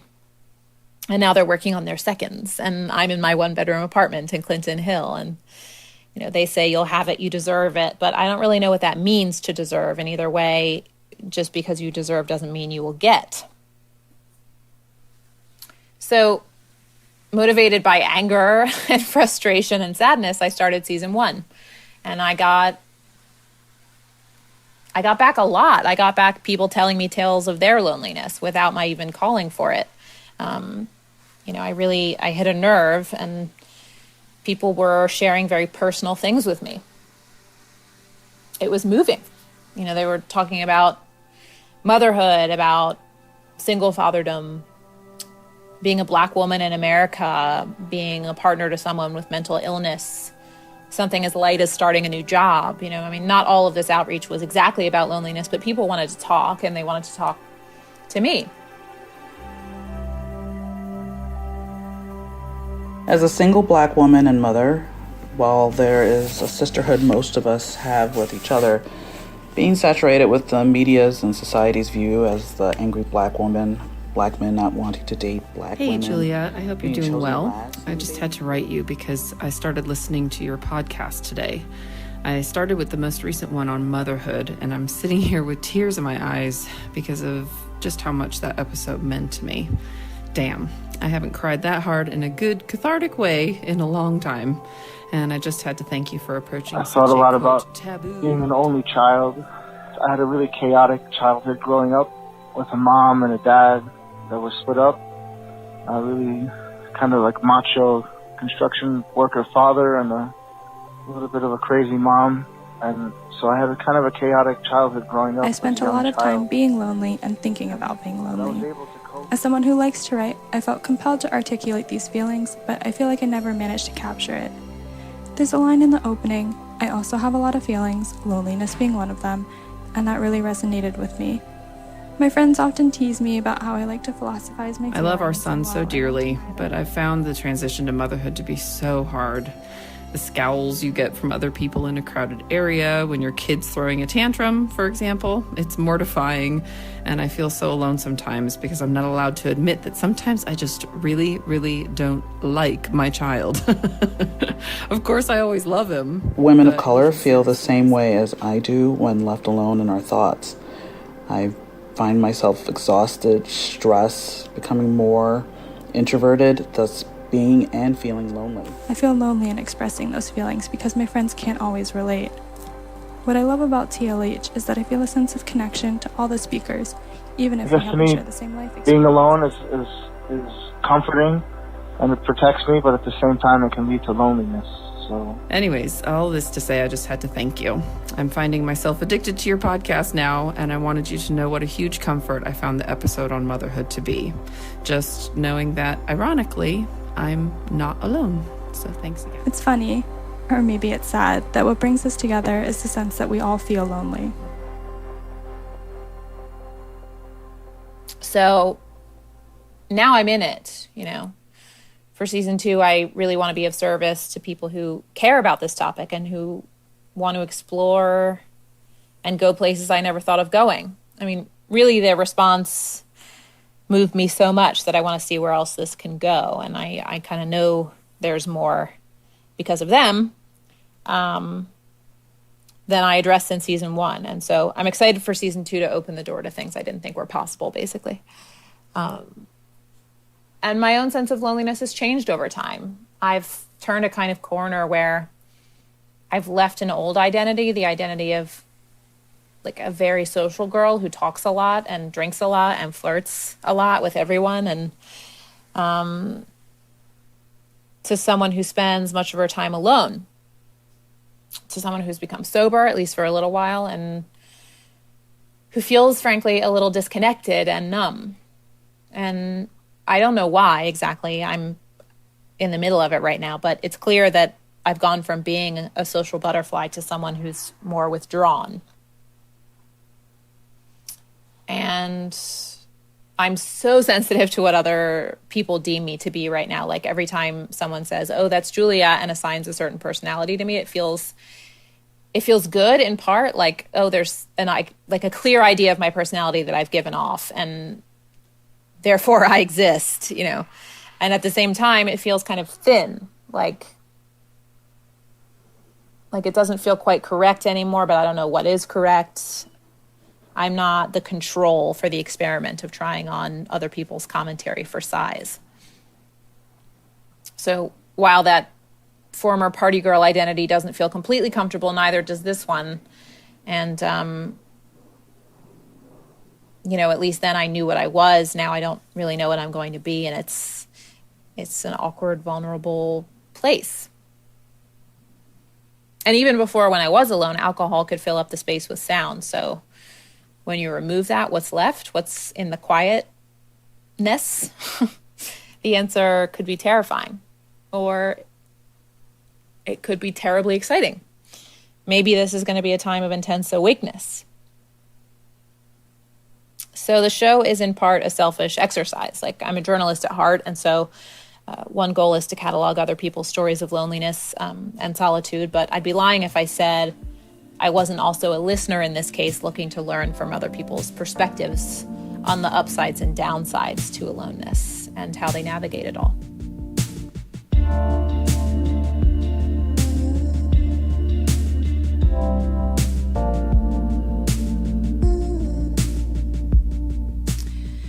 Okay, I'm back in the booth now. Thanks for listening to me go on. If any of that resonated with you, please tell me. You can email me at lonelyhourpodcast@gmail.com. You can reach me on Twitter and Instagram at lonelypodcast, or you can find me on the Lonely Hours Facebook page. And sign up for our newsletter at thelonelyhour.com, and you'll be the first to know when the next episode drops. Here's a little taste of it. I think the bottom line is that for whatever reason, it could be biological or it could be psychological. It really doesn't matter. My fetish was fixed very, very, very early in life. And that's the detail that matters. It doesn't matter whether I, was quote unquote born with a fetish, but the fact is it existed from my earliest memories. Right. And that's why you have these memories of your mother spanking you that still stick with you in such a way. When you were spanked as a child, something sexual was not happening to you. But when I was spanked as a child, something sexual was happening to me. That episode goes live on November 9th. Until then, I want to know, what does loneliness mean to you? Let's explore that together. Leave me a voicemail at 415-663-5901. That's 41-LONELY-01. You can also record your thoughts as a voice memo and email me the MP3 file at lonelyhourpodcast@gmail.com. Just make sure to include your name and an email address so I can get back to you, because we may use what you said in a future episode. Until next time, enjoy yourself.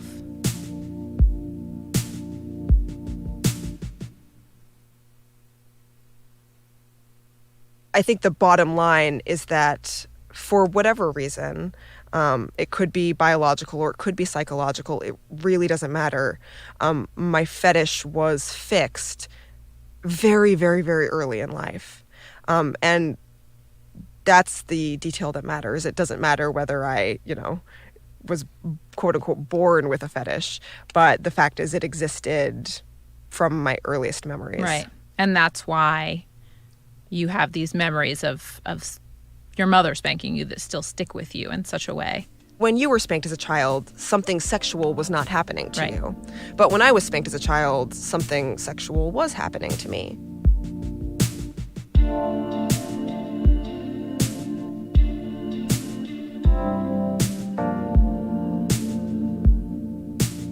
That's Jillian Keenan, a writer and a spanking fetishist. I'm Julia Bainbridge, and welcome to The Lonely Hour, which I'm producing in partnership with The Listening Booth.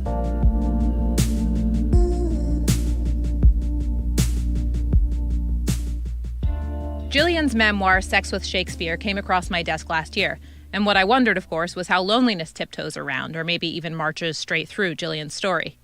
For one, there are a finite number of people with whom anyone with a particular fetish can connect about it, and that's once they discover that those people exist. For a while, the person with the paraphilia, which is the technical term for an abnormal sexual desire, feels unusual, maybe even gross, but certainly alone. There's an extra layer to Jillian's story. Like around 60% of American minors, she was disciplined as a child by the occasional spanking.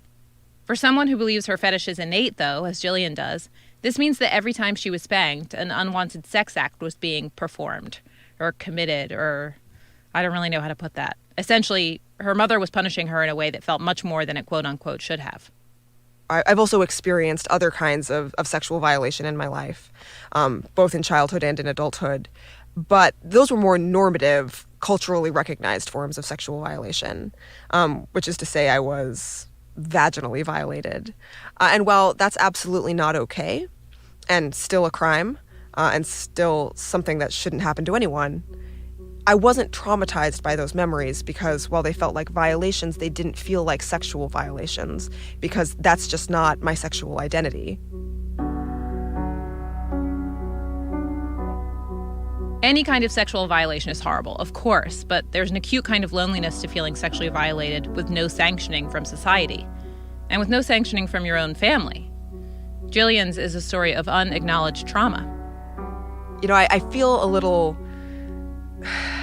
I feel a little tension even talking about this right now because I know, or at least I fear, that someone listening to this podcast is rolling their eyes right now and so annoyed and thinking, oh, who is this girl to complain about childhood spankings when there's real trauma in the world, when there's war and there's murder and rape.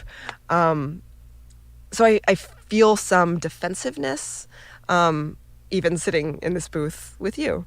And it's because I'm imagining these horrible things that people could say.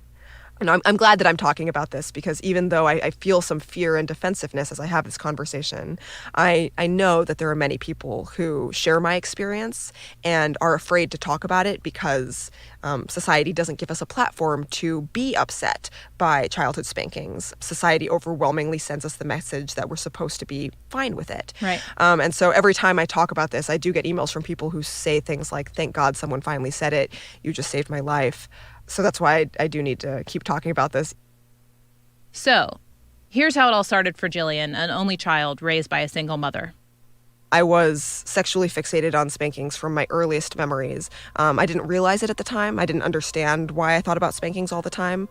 But I remember even as a 4 or 5-year-old when I played house with friends, the normal childhood game, I would manipulate the scenario so that whoever was the quote-unquote mom or quote-unquote dad ended up chasing the rest of us around the playhouse with a belt, yelling that we needed to be punished, which is a weird way to play house as a kid. I recognize this is socially non-normative behavior, but I, even at age 5, found these games so incredibly satisfying. So I certainly had this emerging sexual identity.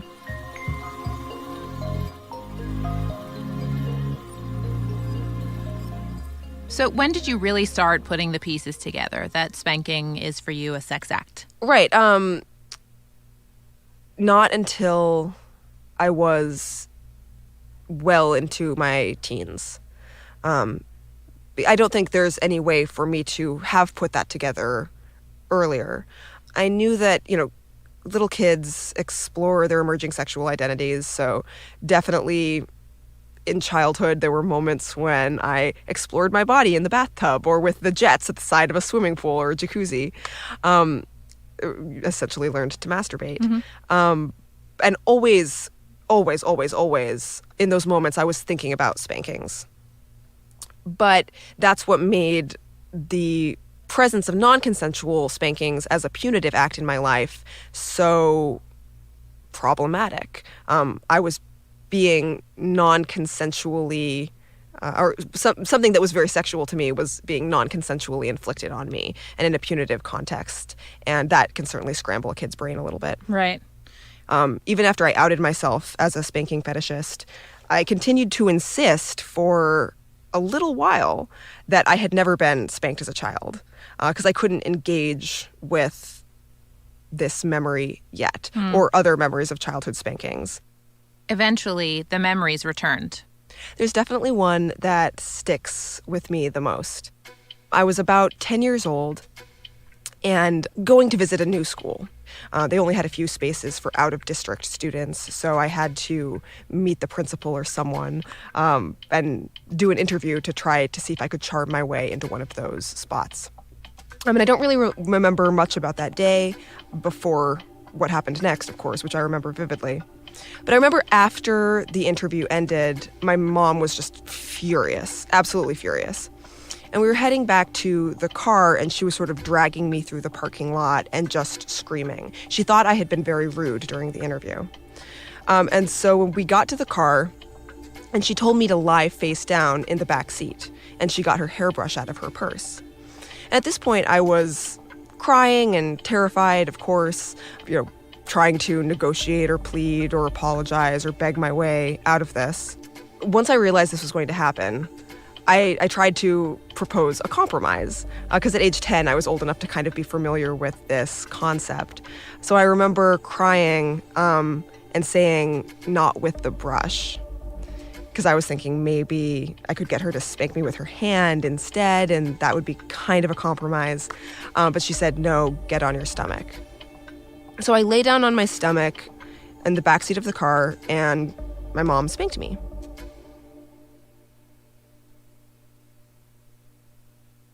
After that, we started driving home, and I remember my mom was in the front seat, and I was still in the back seat, pouting and sulking and plotting revenge, or whatever my reaction was. So I thought to myself, well, it's okay, at least it's over now. And then I remember just after I thought that to myself, my mom announced from the front seat, I'm going to do it again when we get home. It took Jillian years to make sense of why scenes like that are seared into her memory. As if her body wanted to prove Jillian's sexual identity to her.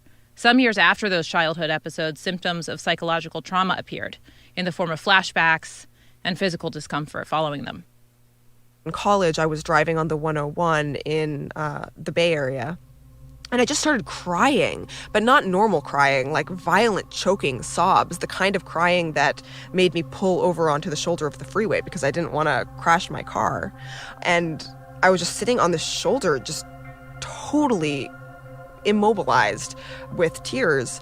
And eventually a fist of nausea just punched up through my stomach, and I opened the car door and spilled out onto the asphalt and threw up. So you don't have those anymore. You have really put the pieces together here. You're in a marriage with a man who doesn't share your fetish, but understands it. Mm-hmm. And what about your mom, getting back to this kind of this first family member? Yeah. Did you explain all this to her once you figured it out? I did, at various points in my life, I did try to talk to her about this.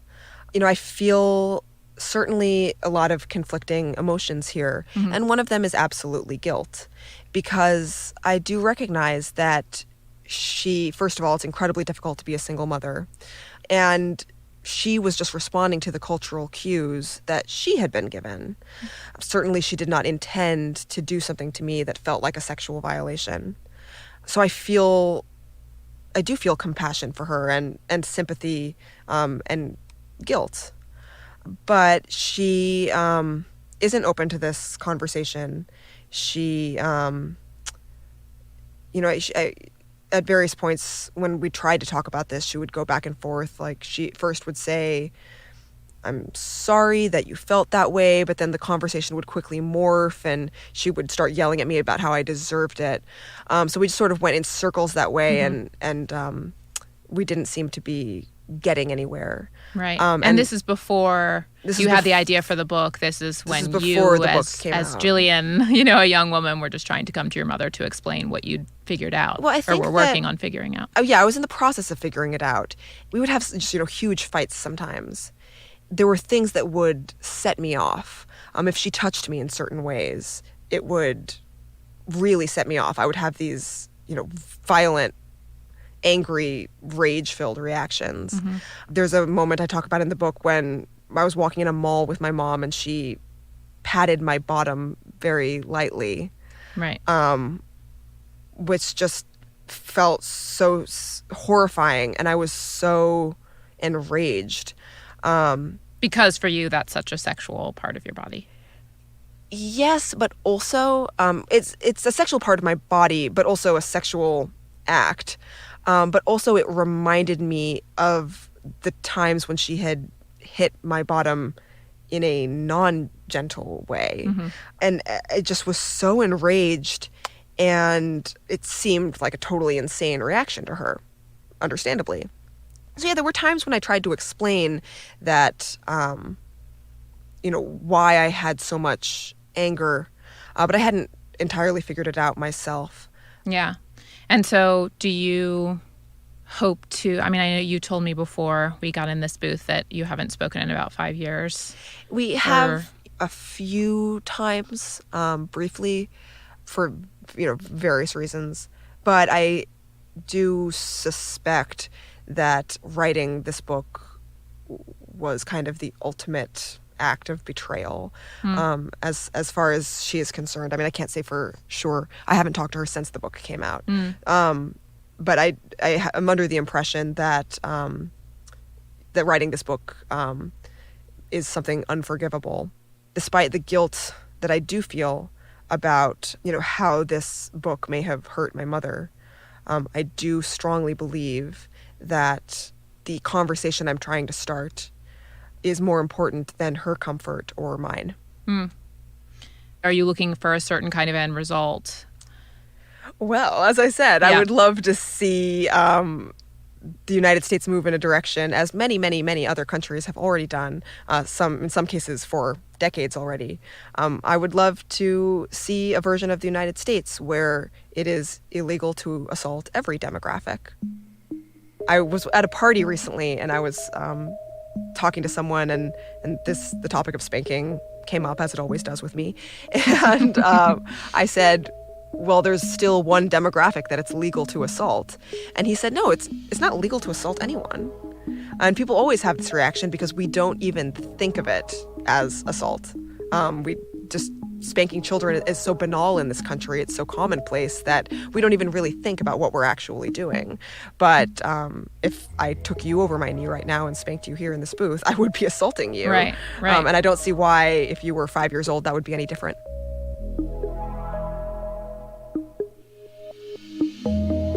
Whether or not you agree with Jillian that the spanking of minors at home should be eradicated from this country, her story will certainly make you think twice the next time you raise your hand to an unruly child's backside.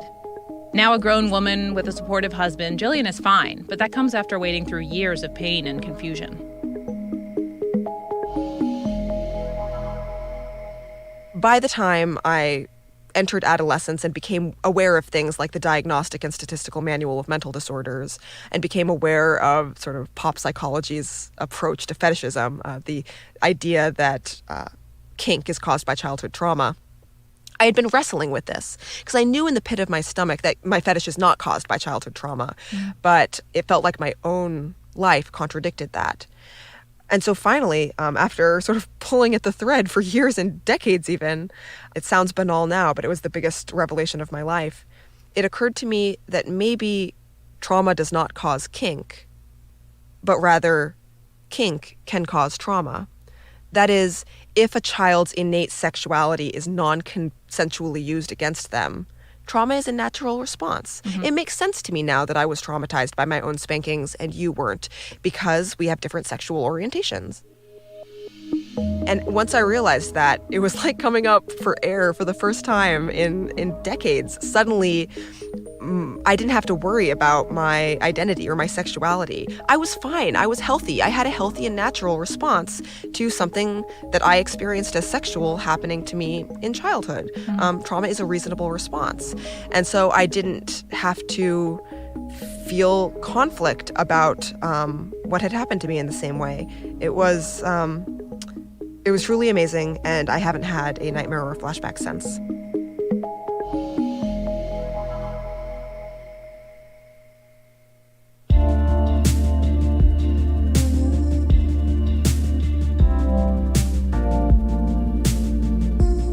Thanks for listening, everybody. Do you have strong thoughts about this episode? Questions for Jillian? You can email me at lonelyhourpodcast@gmail.com, reach me on Twitter and Instagram at lonelypodcast, or on the Lonely Hours Facebook page. Sign up for our newsletter at thelonelyhour.com, and you'll be the first to know when the next episode drops. Here's a little taste. I think it would be called, this is the memoir of a lying, cheating, wretched bitch whore of a woman who annihilated the universe as we knew it. So why do that to yourself? Tell me, explain. Well, 5 years ago, after 23 years with my husband and in the middle of raising 3 children, I fell in love with a man who was a good friend of ours, a very close friend of my husband's, and the husband of my close friend. It was a spectacular betrayal. That episode will go live on November 23rd. Until then, I want to know, what does loneliness mean to you? Let's explore that together. Leave me a voicemail at 415-663-5901. That's 41-LONELY-01. You can also record your thoughts as a voice memo and email me the MP3 file at lonelyhourpodcast@gmail.com. Just make sure to include your name and an email address so I can get back to you, because we may use what you said in a future episode. Until then, enjoy yourself.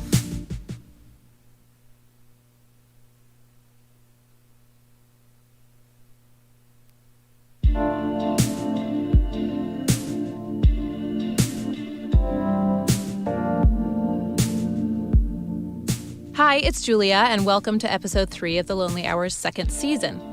Before getting into today's story, I want to talk about the artwork for this season.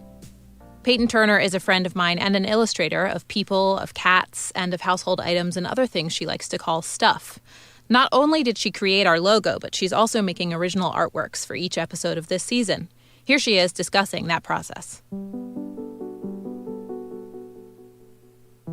I think laughing in the dark is actually the main mechanism or metaphor that I often use in my own life when dealing with unpleasant issues or difficult issues, including my feelings of aloneness and loneliness. So I typically seek to illuminate dark topics with a respectful lightheartedness. I do think that empathy and strength can be found and cultivated when using gentle humor, especially in drawings. The Lonely Hour logo design itself features a woman walking alone on a sidewalk with street lamps above her and the title of the podcast in front of her to her side. She's walking in the light towards and alongside the title, with darkness falling only behind her. The text itself is my own handwriting, and I kind of imagined that the character inside the logo who wrote it alongside the street lamps did so really, really quickly and with some emotion, almost like a secret or a sudden thought recorded for everyone to see. I try to keep a looseness to all elements in each drawing for the Lonely Hour, and the logo is definitely no exception to that. I think that helps refer the viewer back towards feeling a little bit of that respectful lightheartedness that I mentioned earlier. I take loneliness quite seriously and am actually naturally a bit of a loner myself.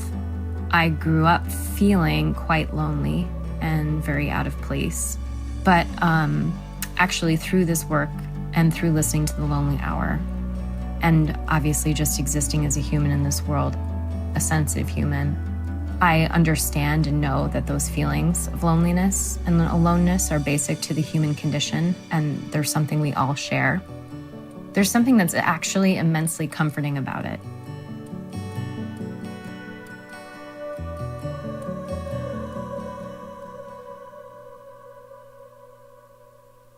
Now, let's get into our main story.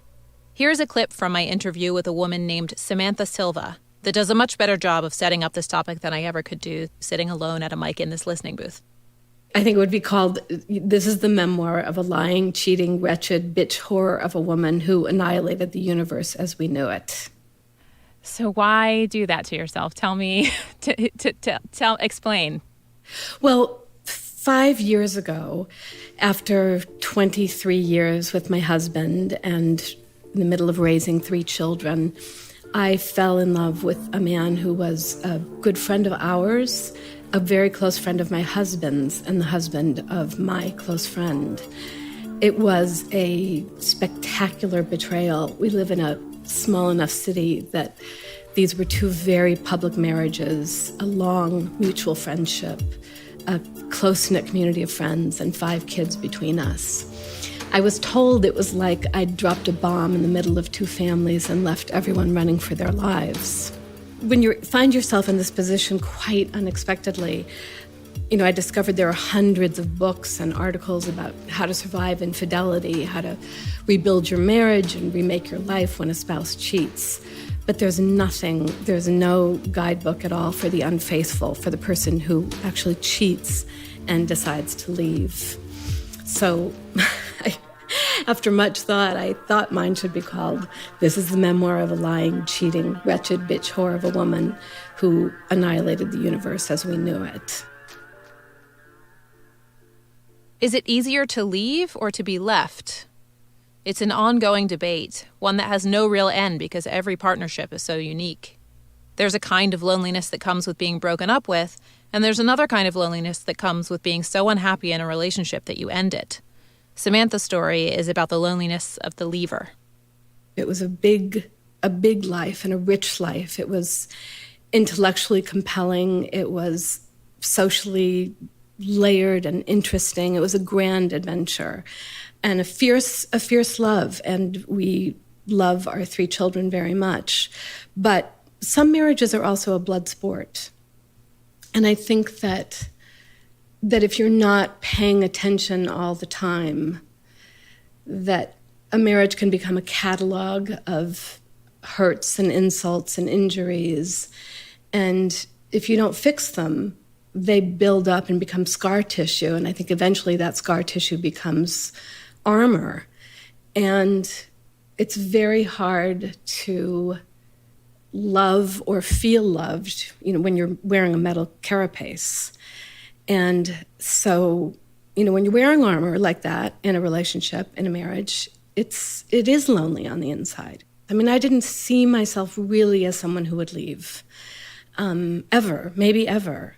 I thought, these are the compromises you make. You have an intellectually really challenging relationship, a big life, a grand adventure, wonderful friends, 3 children you both adore.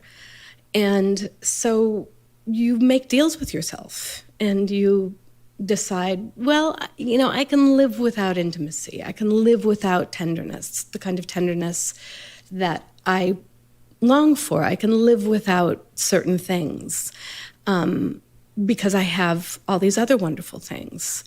But, lo and behold, there comes a moment when you see that those things are on offer and are available to you. And that is really compelling and very hard to walk away from. I had forgotten that real intimacy was possible, that unguarded intimacy was possible. And tenderness, generosity of spirit. There was nothing competitive in it. There was nothing challenging in it. It was love for free. Like, there are no demands here. There is only giving. And I think that in my marriage, there was a lot of negotiating all the time, negotiating about giving and taking and what one person needed, what we were getting or not getting. And here was a relationship where there was no negotiating about the most fundamental human need, I think, which is a need for closeness and love and tenderness and to be seen. Of course, Samantha anticipated that ending her marriage would be difficult, but she decided that staying in it was ultimately more so. What surprised her, even though she lives in a small, tightly knit community in the Midwest, was the degree to which she was shunned. Yes, her marriage was a high-profile one. Yes, she and her now ex-husband have children together. And what's more, the 2 couples involved in this scenario were longtime friends. But people who Samantha had thought were her people straight up rejected her. My friends love me warts and all, so to speak. Samantha thought hers did too. What I didn't anticipate at all was the kind of public shunning that I experienced. People averting their eyes in the grocery store, crossing the street to avoid me, not answering my emails and phone calls, like completely ghosting me, unfriending me, even abandoning games of Words with Friends mid-game and never playing with me again, telling lies about me, telling things, saying things that are false, spreading rumors. In fact, a man just this summer, 5 years later, whom I've met once or twice and doesn't know me from Eve, called me a fat bitch and a worn-out whore who'd just attached herself to one man after another and never achieved anything in her own right. And this is 5 years on. The hardest thing was that people that I've known and loved for more than 20 years and who I really believed loved me back turned completely away from me, and some of them have never spoken to me again. My husband even told me that my life would shrink to the size of a postage stamp, and that at that point I'd realize I'd made the biggest mistake of my life. And I realized, God, I'm living the Scarlet Letter. This is the Scarlet Letter, exactly. My best friend told me, well, you're just a pimped up postmodern Hester Prynne.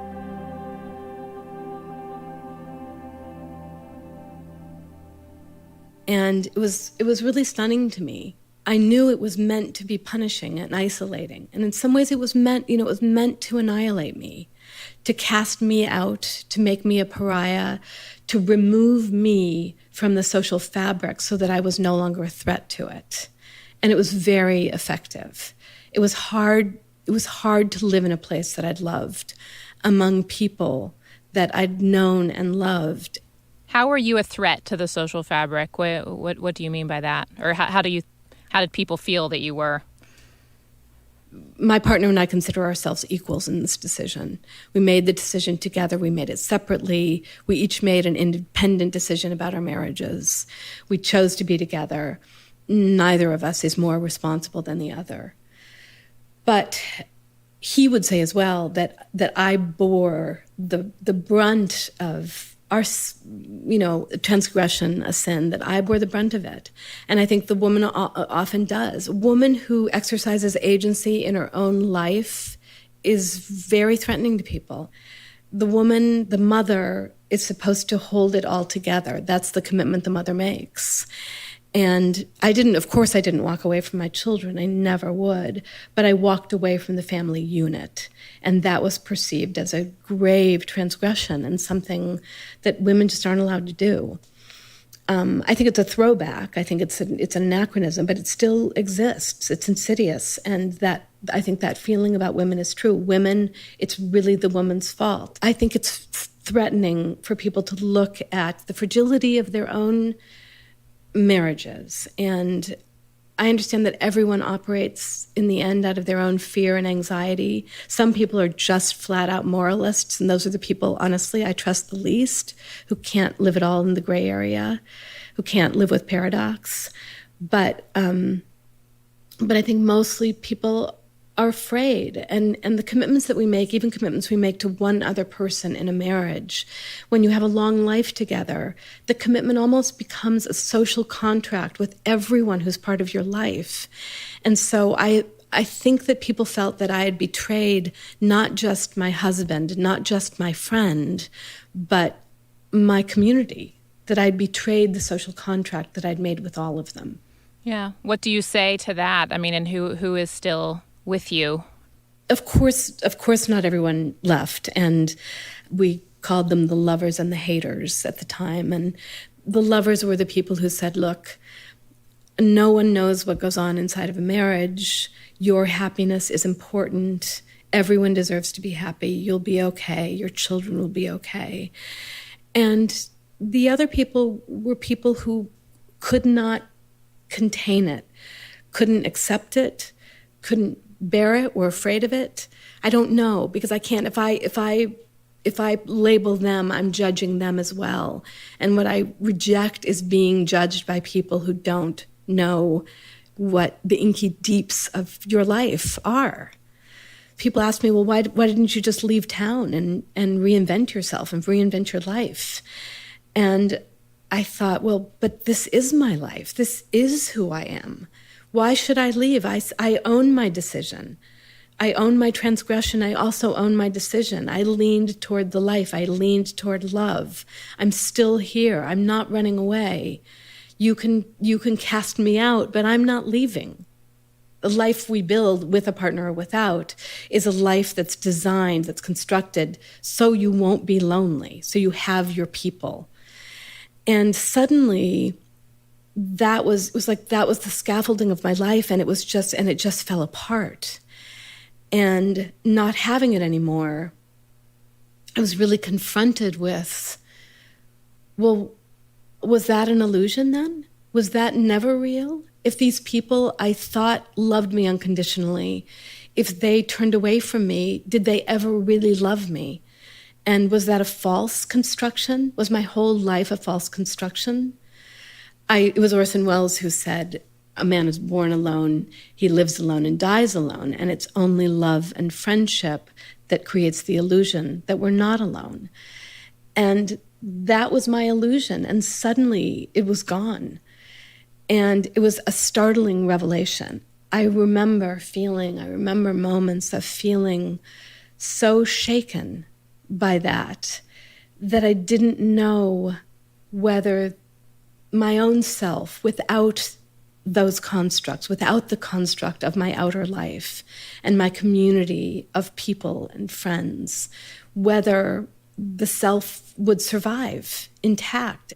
Was I only a projection of what they believed I was? And now that I wasn't that anymore, was I something else? And I really thought, this is the problem. This is the loneliness of the social pariah. Because if the shunning is meant to destroy you, really to isolate you and punish you, will it destroy me? Or is there some kind of inner strength, that there's some inner self that exists completely apart from the constructs of my outer life? So it's like, does the self, have enough integrity that you can stand alone without that social fabric you had before? Is that? Yes, exactly. But you put one step in front of the other, and you go to the grocery store knowing that people are going to avert their gaze. You go to the YMCA knowing that people won't say hello to you and won't look you in the eye. You still go to the movies. You still do all the things you did before. And I did, and I held my head high. And I sort of had to believe, look, you can't take me down. You can turn away from me. You can reject me. And I'm lonely. In some ways, I miss the thing that I had with you before when I lived in another life. But this is who I am. This is part of who I am. And if you can't love me all the way down for who I am, then probably we are better off without each other. And I'll rebuild my life. I'll remake my life without you.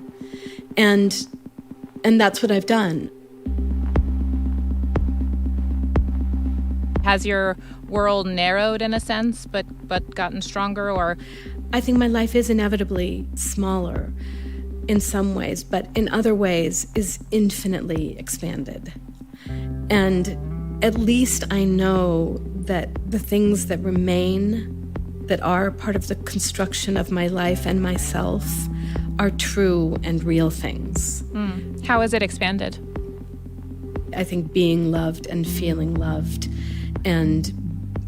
seen and appreciated makes the heart lighter, makes the heart sing and grow. And it's actually helped me in some ways have more compassion for the people who had to turn away from me. They made the only choice they knew how to make. And I think feeling loved in the way I do actually makes me more capable of loving other people and not judging them.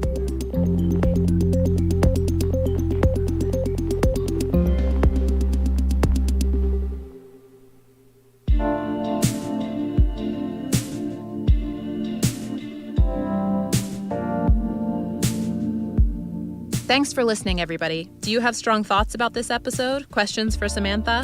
Email me them at lonelyhourpodcast@gmail.com. Or you can find me on Twitter or Instagram at Lonely Podcast, and we're also on Facebook at The Lonely Hour. Sign up for our newsletter at thelonelyhour.com and you'll be the first to know when the next episode drops. Until then, I want to know what loneliness means to you. Leave me a voicemail at 415-663-5901. That's 41-LONELY-01. And you can also record your thoughts as a voice memo and email me the MP3 file at lonelyhourpodcast@gmail.com. Just make sure to include your name and an email address so I can get back to you, because I might want to use what you say in a future episode. Otherwise, enjoy yourself.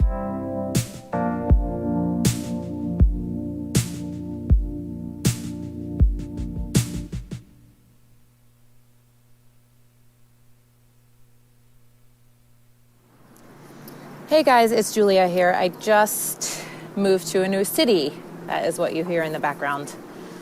It's been such a wild transition that I haven't set up my new recording situation. So what you're about to hear is me in an empty bathtub in my new apartment.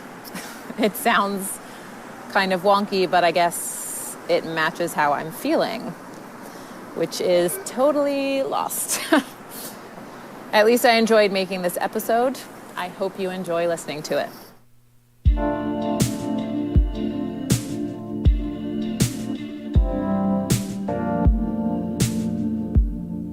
Oh, you guys, what have I done?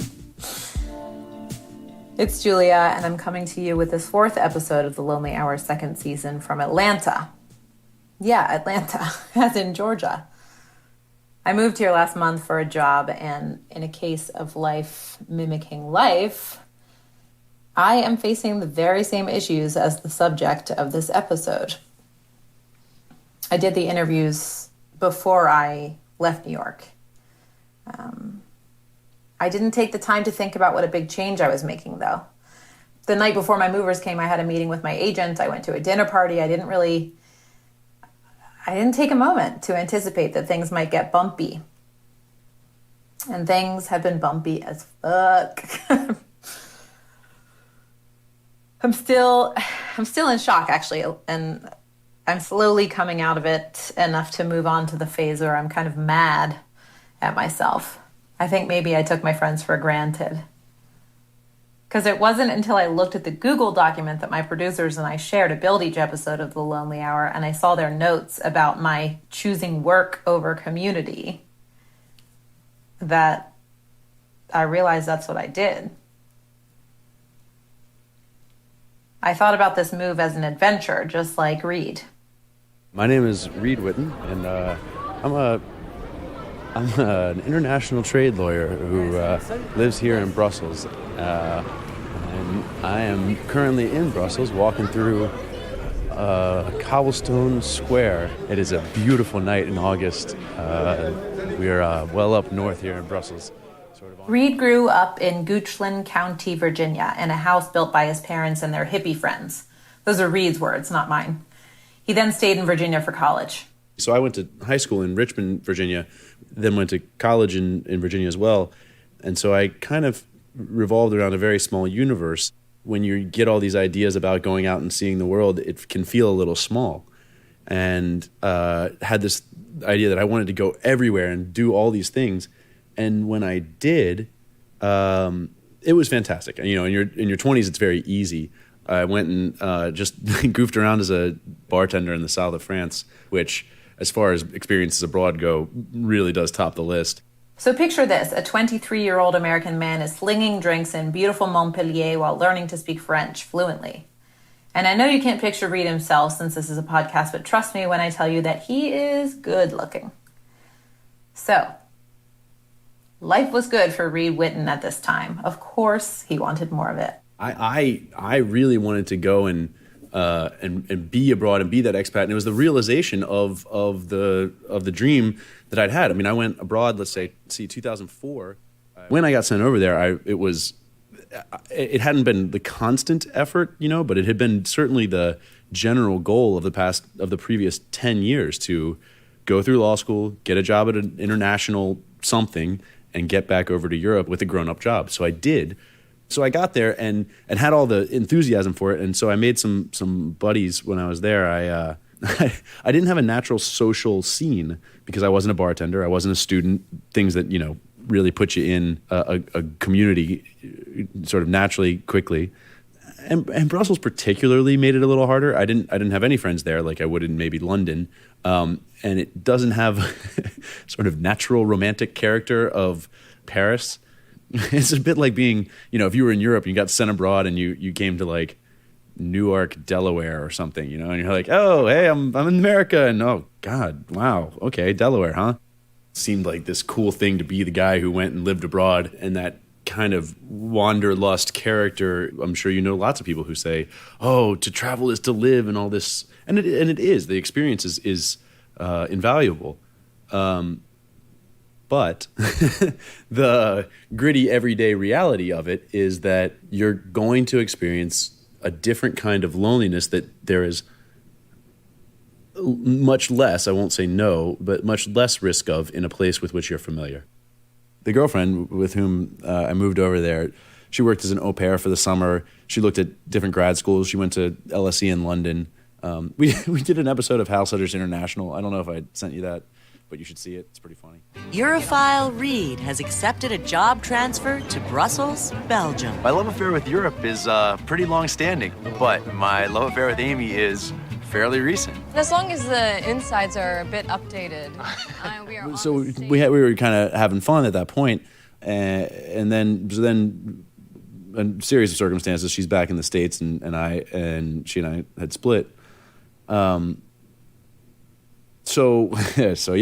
then the loneliness that is kind of a undercurrent becomes a roar. And you really realize what the lack of community means. It's been about 3 years since Reed made his big move to Brussels. Why does he stay there if it's so trying? I mailed him a tape recorder and asked him to reflect on that, making a lonely hour diary of sorts. He was game, and I thank him. It's not an easy endeavor talking about yourself on tape. When you're sitting in a room with the equipment, you're talking to no one, there's no feedback, but you're aware that you're ultimately talking to everybody because your recordings are intended to go public. I'm doing it right now, actually, in the bathtub of my Atlanta apartment. Anyway, what follows are some musings from our lonely, lovely lawyer.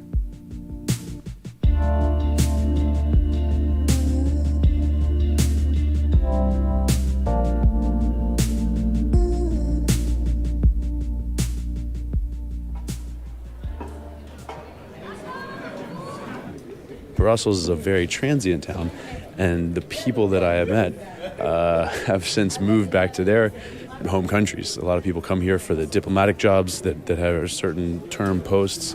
A lot of people are here for lobbying jobs. A lot of people are here for 2-3 years, and then they move on. And so it's hard to keep and maintain a group of friends in a new town without the sort of cultural connections that you're used to.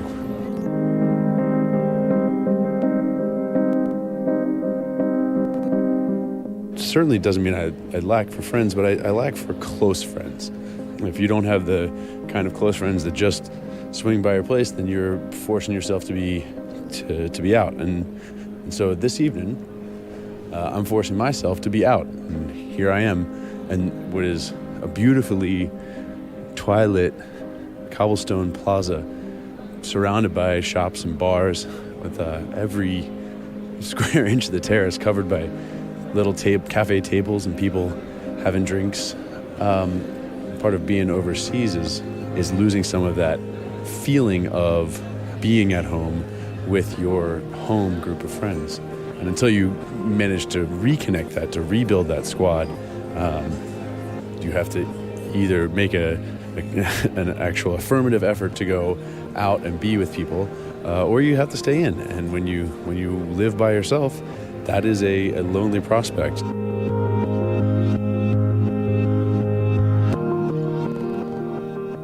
I come out and I sit down and watch the sun get a little lower and still touching the last bit of that steeple on the church. And I sit there with people all around me chattering, and I'm checking social media to see what folks back home are doing, snapping a picture of how lovely it is, sending that around to people who are probably going, oh man, that looks really cool, look what Reed's doing. And they're doing that from pretty far away. So I'm sure there's more where that came from, but it was the first time I felt comfortable talking on this thing, so I guess I'll push stop here pretty soon.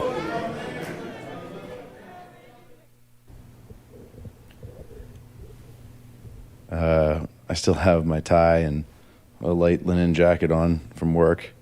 I look like I am doing something important because that helps the air, helps me have the sense that I am doing something important, and staves off the existential questions of what is it you are up to? Because obviously if I'm wearing a tie, I'm up to something super important, right?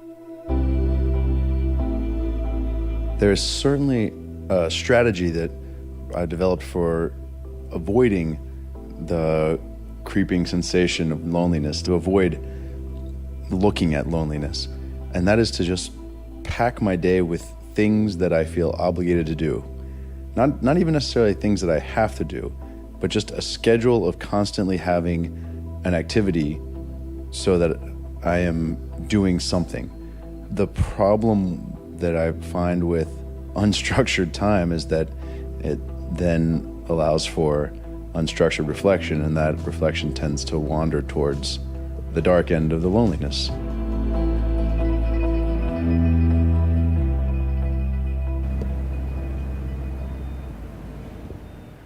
All right, good morning. This is Reed Whitten. This is the first time I'm recording one of these in the morning.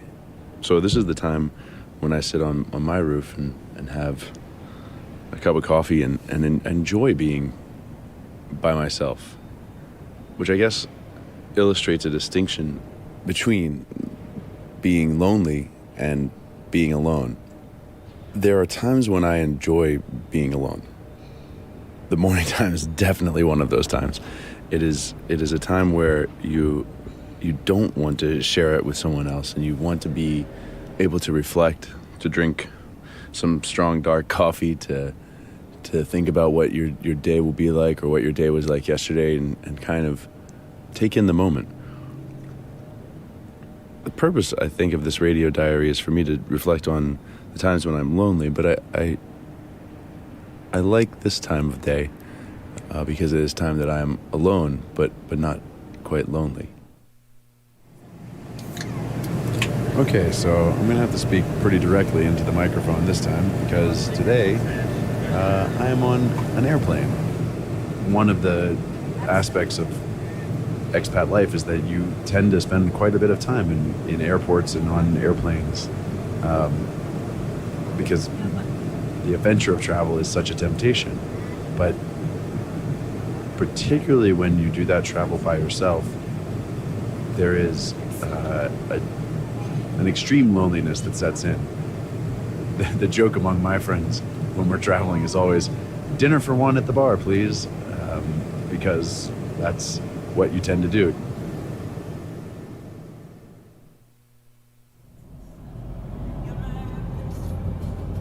So I've just been at a vineyard where two of my friends got married. I was the minister for the wedding.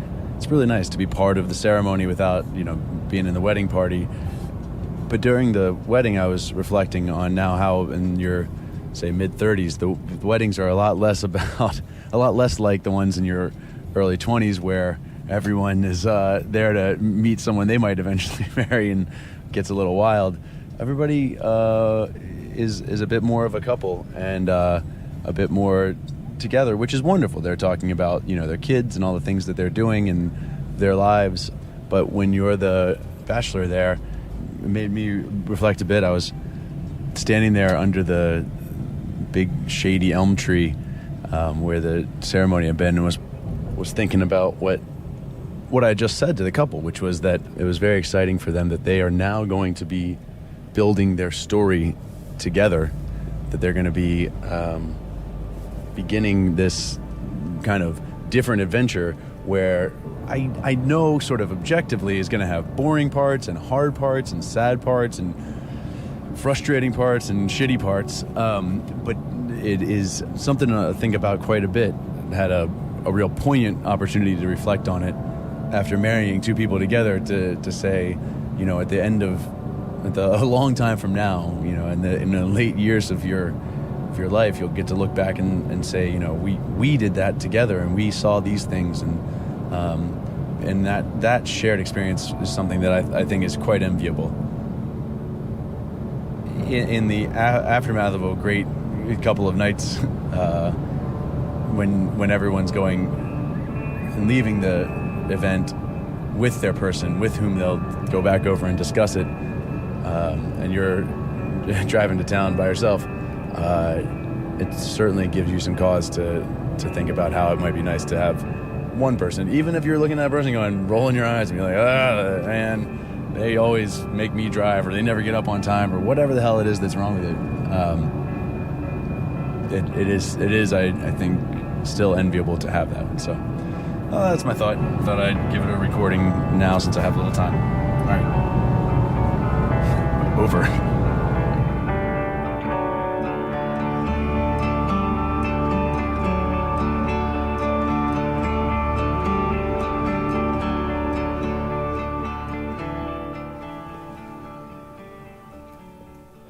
Okay, so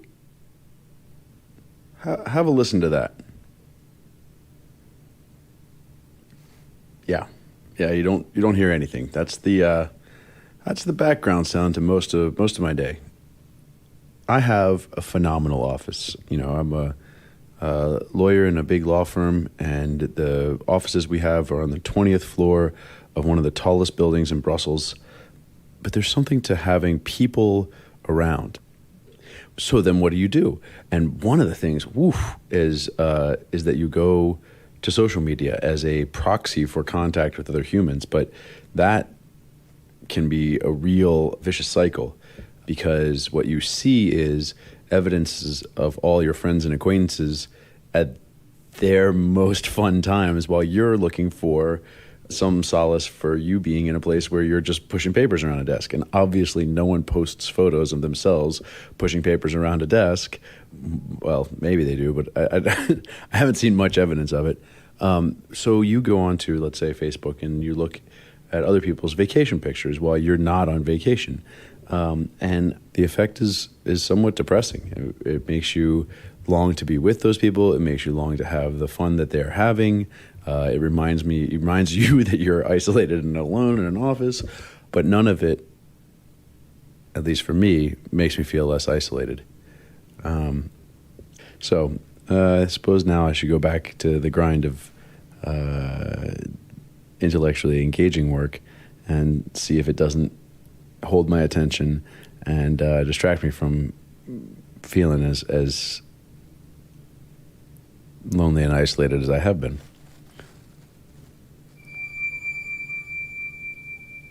I wonder.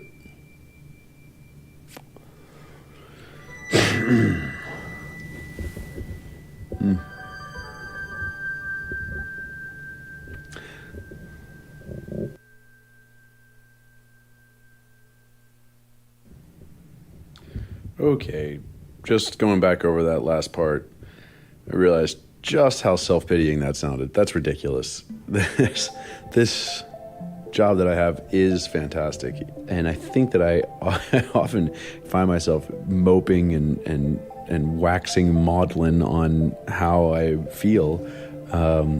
It's the point of view you take on it that matters. Because I think, come on, man, what would your mom say about that? She'd say, chin up, chest out, back straight, and just keep walking. And she'd be right, because what are you whinging about? One foot in front of the other and just go. And you don't leave your worries behind, but you just suck them up and you make things happen.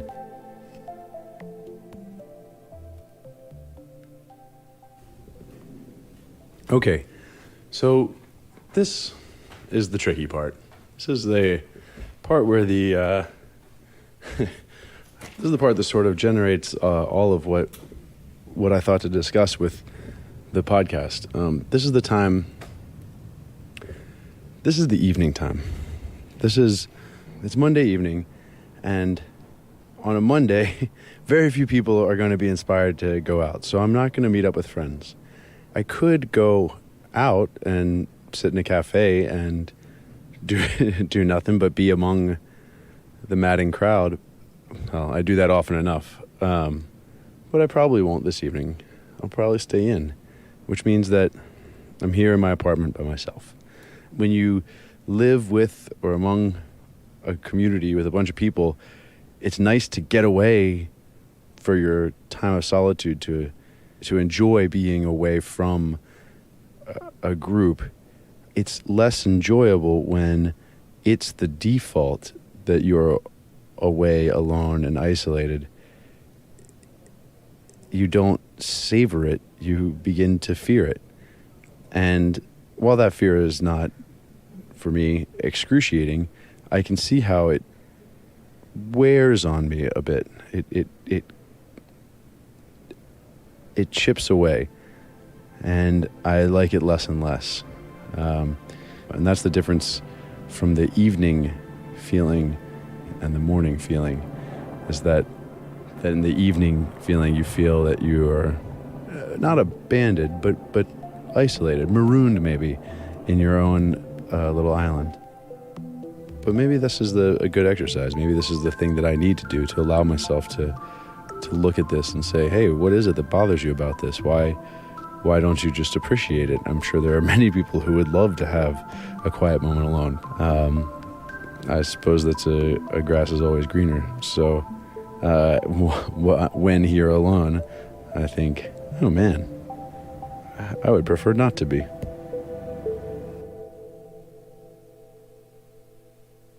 Throughout this process, I sent a few emails to Reed apologizing for putting him through all this. I mean, I was so happy he was willing to record diary entries for the show, but I also felt guilty that I might have made him sadder than he was when he reached out to me with the story in the first place. Did he learn something from facing this loneliness? I came to Brussels not expecting to be lonely, expecting to meet a new and awesome group of people, and I did. And then those people went away, and I suppose I could do it again, but it takes a bit of energy, takes a bit of time, makes you not want to retreat from it entirely, but makes you consider what value there is. When I was younger, when I was still forming my sense of what friends are and what community means, to now when I'm a little older and my sense of what I want to have around me has changed. So it's taught me that I love living in a foreign place. I love the adventure of it, but that I need something a little bit more than just the novelty. That I need to find something in that foreign place or bring something with me that in this case I did not. There's actually a good chance that I might come back to the U.S. in the spring. It's something I think I need. I think that's what really I learned from this, is that I'm in a place where I'm not happy. I think the loneliness has said, hey, you did a good job here, and now it's time to go elsewhere. I think now I can focus on things like surrounding myself with the people that I love and figuring out what is the most gratifying way I might spend my time. I want to try foreign places. I still love it, but that if after 3 years you feel lonely, well, maybe that's not the place to be. Reed and I plan to have a coffee when he's back in the States. Where that will take place, I don't know. Will I still be in Atlanta? Will I return to New York? I don't know.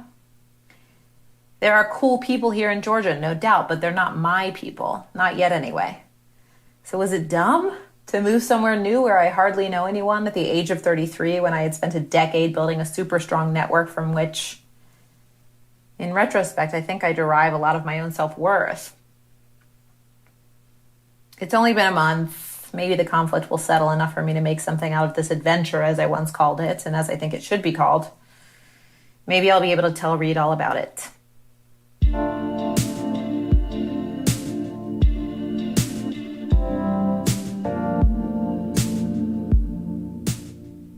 The next time you hear from me, I will be 1 year older. The Lonely Hour is taking a little break so I can get my bearings here in Atlanta and we can all enjoy the holidays. We'll be back in late January after my birthday. One more thing before we go, and I'm kind of ashamed I didn't point this out until episode 4, but that intro music, do you like it? My producer, Chris McLeod, who works on all of the Listening Booth shows, The Lonely Hour, What's Happening Here, and Memory Motel, composed our season 2 theme song. He's into synthesizers, clearly. So am I. Are you? Tell me what you think. Email me at lonelyhourpodcast@gmail.com. And tell me what you think about anything, really. Have you struggled with a move? Tell me about that. You can find me on Twitter and Instagram at Lonely Podcast or on the Lonely Hours Facebook page. And sign up for our newsletter at thelonelyhour.com and you'll be the first to know when the next episode drops.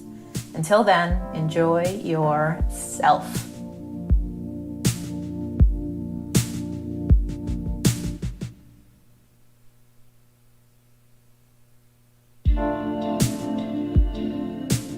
Hi, it's Julia. I know I said The Lonely Hour was taking a break until late January, and that's true, but I wanted to share 2 things before then. The first, doesn't this sound better than last time when I recorded myself with an iPhone in my bathtub?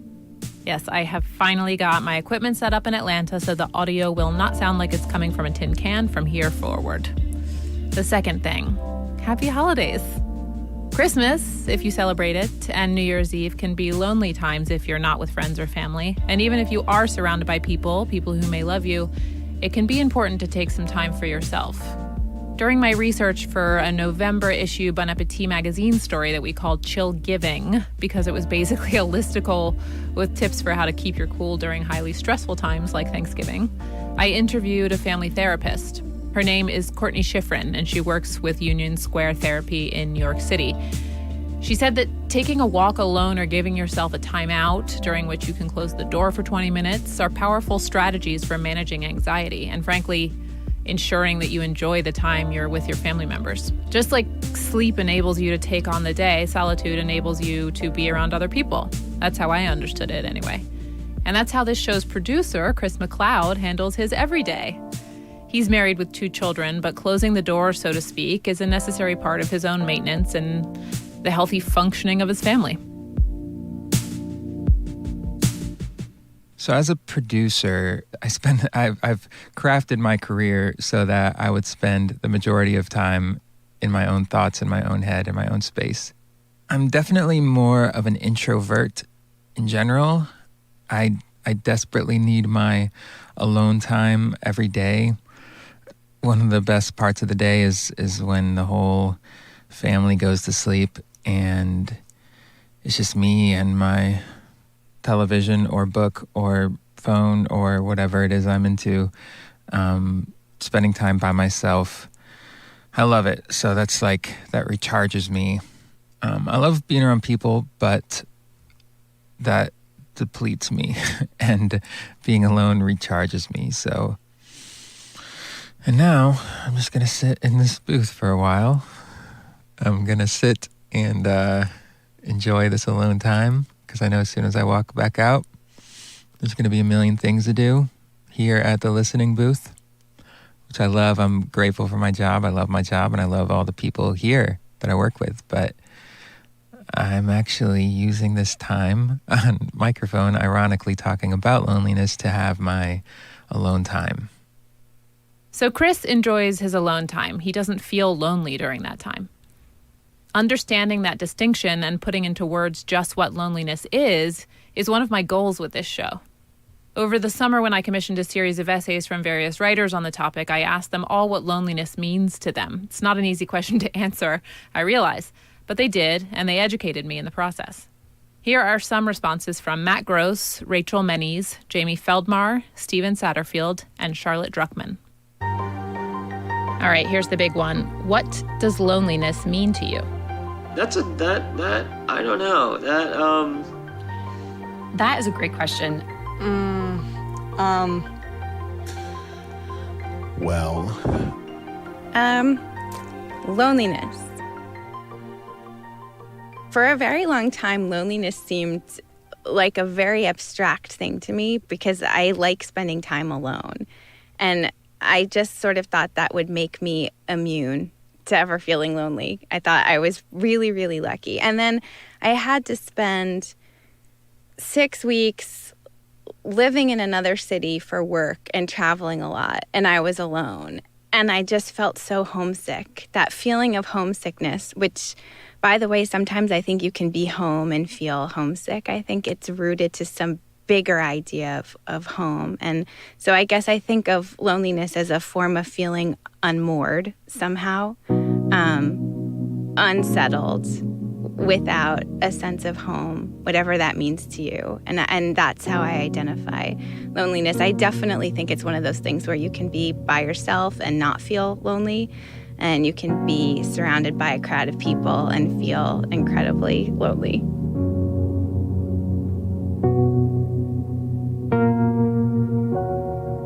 I think that loneliness is a proof point in some ways of humanity.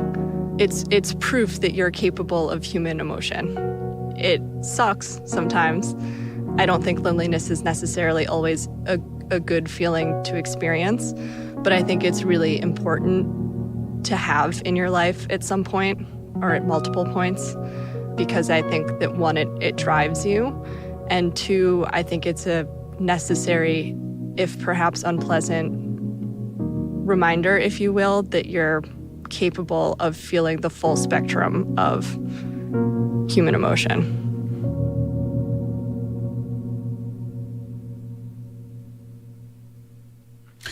Being alone is something that can be relished, especially in a society that is increasingly connected and together. To me, loneliness is just a bit more sad than being alone, but it's also something that we've all felt before. But when we're able to identify these gloomy feelings and to grow around them and move beyond them, then there's a new kind of power that we imbue and that we embody because we've persevered, we've grown, we've evolved.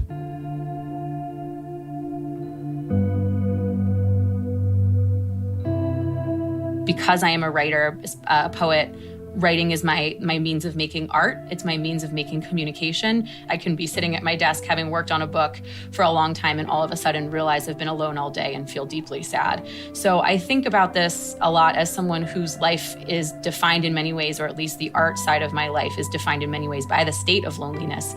It is not something that I would necessarily say we must avoid.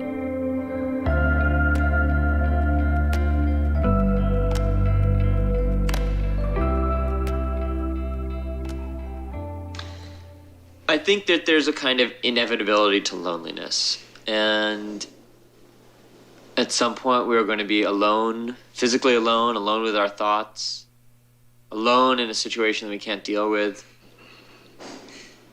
alone in an airport hotel lounge like I am right now. And the sooner we realize that and figure out ways to deal with that, the better. The happier we'll be, the more capable we'll be.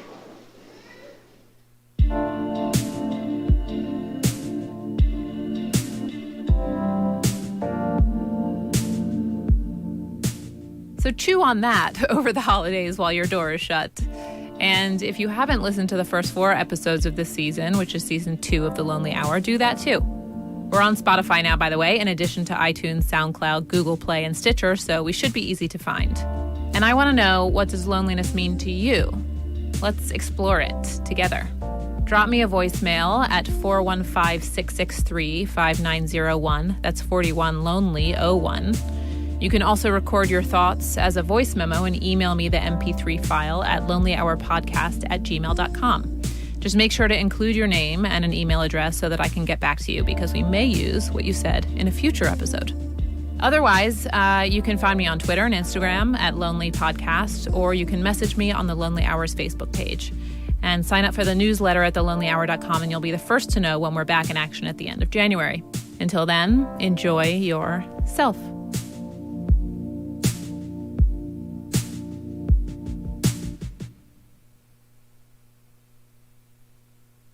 Hey everyone, Julia here. I'm the host and creator of this show, The Lonely Hour. If you've been listening to season 2, you'll know that this has been a wonky year for me so far. I moved from New York to the South for a job, and it's been trying, I would say. That may sound silly. An adult person, especially one with a podcast about loneliness, should have anticipated that she might get lonely after leaving her friends and her city for a different adventure, but kind of like having children, I hear, you just don't know what it's going to be like until you do it. So we started season 2 and then we stopped while I readjusted. I want to thank all of you who've been so patient with me and to tell you some good news. My production team at the Listening Booth and I will be picking back up soon. New material is coming your way starting April 19th, and there are some really moving stories ahead. Here's a sneak peek.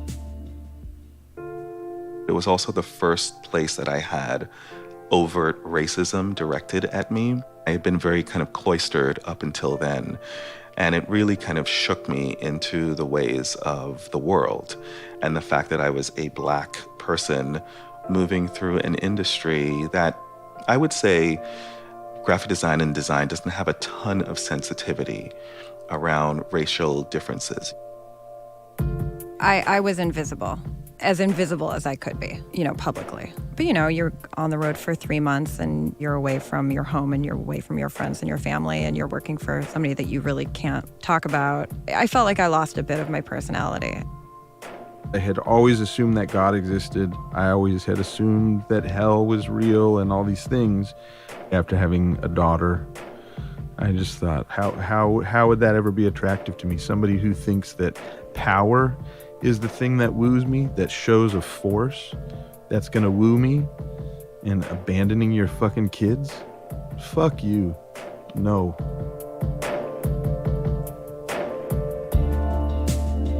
New episodes will be released every week, not every other week like before, starting on April 19th. To be the first in the know when those episodes drop, follow us on Twitter and Instagram at Lonely Podcast, and follow us on Facebook. Also, sign up for our newsletter because there's more good news. I'm giving away some cool prizes if you sign up for the newsletter.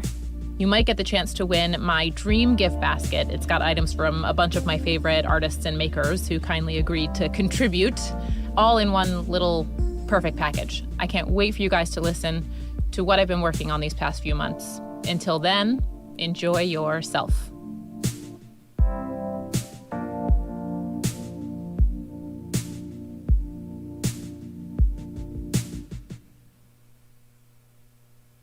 It's currently 5:10 in the morning.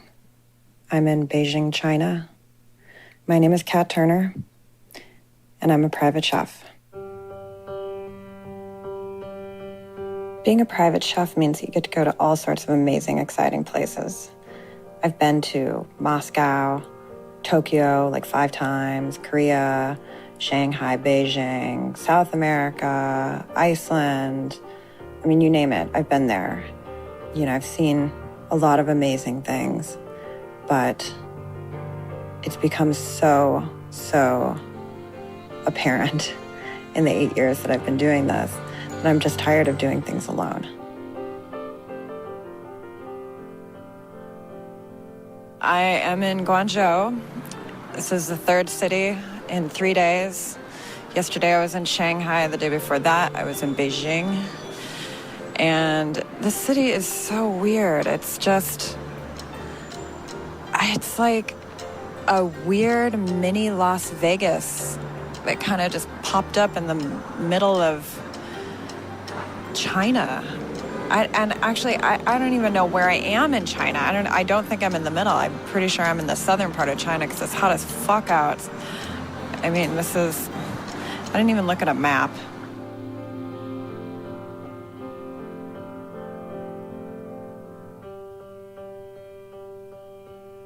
This is very indicative of this job, though. It's like, it's so go, go, go. I don't even exactly know where I'm going a lot of times until the day before I get my itinerary. And there's a different sort of a loneliness when you're this many thousands of miles away from anything that you know. You know, China's tough. China's hard in a way that I find other Asian cities have not been. Tokyo, Seoul, I don't know, like they seem like, I don't know, friendlier, less aggressive. I don't really know how to describe it.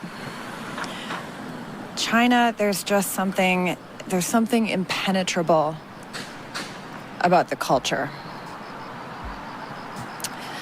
that I don't totally get. I mean, not that I get Tokyo or Seoul, but there's something about those cities that I can connect to. And it's been harder for me here. But intriguing in a way that makes me want to come back and learn more.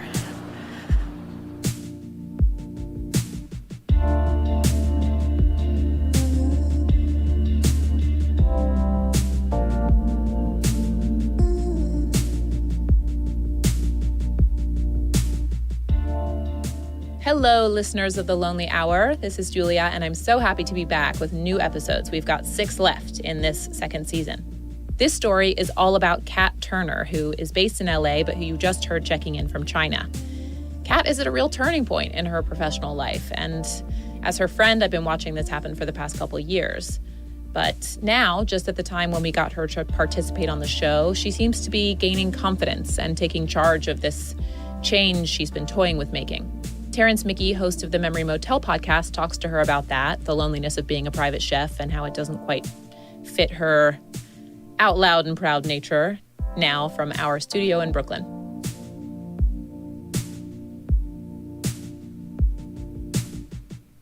I've always been very extroverted. I kind of felt like if I wasn't performing, then I wasn't fulfilling some part of my soul. I still feel that way. You know, I'll be the first one to jump on a table and start dancing at a party. I studied acting in college. I did the plays in high school, but I was always kind of categorized as like, well, you're not really like, you're not the ingenue. You're kind of like the weird best friend. I heard a lot in college that, you know, oh, you're like the type of girl that would be in a David Lynch movie. That's a good compliment. Right, which was a fantastic compliment, and it actually ended up coming true. I was actually cast in a David Lynch movie in L.A. From Hollywood, California, where stars make dreams and dreams make stars. You have a new role to play, I hear. Up for a role. No, I definitely heard that you have it. Action. And it was kind of this like full circle moment where I was like, okay, finally, you know, somebody gets it. It's funny, I got home from culinary school, like after culinary school, after I got back to LA, my friend emailed me right away. He's a producer, and he said, you know, I've got this movie that I think you'd be really great for. I know you just got back from culinary school, but would you want this part? And I took a look at the script, and it was this, I mean, just crazy horror film where I end up, you know, I'm this goth girl, and I'm a victim, and I'm a total scream queen, and, you know, it's like I get my boobs cut off with a guillotine. It's like completely outrageous. And I was like, oh well, yeah, of course I'm going to do this role for you. So I had this kind of last hurrah. It felt like a last hurrah to me. Like, okay, I'm going to go shoot this movie up in San Francisco, and then I'm actually going to get serious about cooking. So I did that. And that part of you that wants to be kind of visible, like have a stage, where did that go when you were cooking? That definitely went away. I think when you're around someone who's got such a big personality and who's a known celebrity, at least for me, like I definitely tried to like stand back and give them the space. You know, not that I would ever like be able to upstage any of the people that I've cooked for or worked for, but I just always wanted to kind of, you know, turn the volume down on myself, I guess. The trade-off of being in the background off stage was feeling part of a creative collective, part of the creative process even. And then I met Billy Corgan from the Smashing Pumpkins. A month later, I was working as his private chef. So it just kind of all fell into place. They were going into recording, and so I offered to move out and cook for them while they're recording and preparing to go on tour.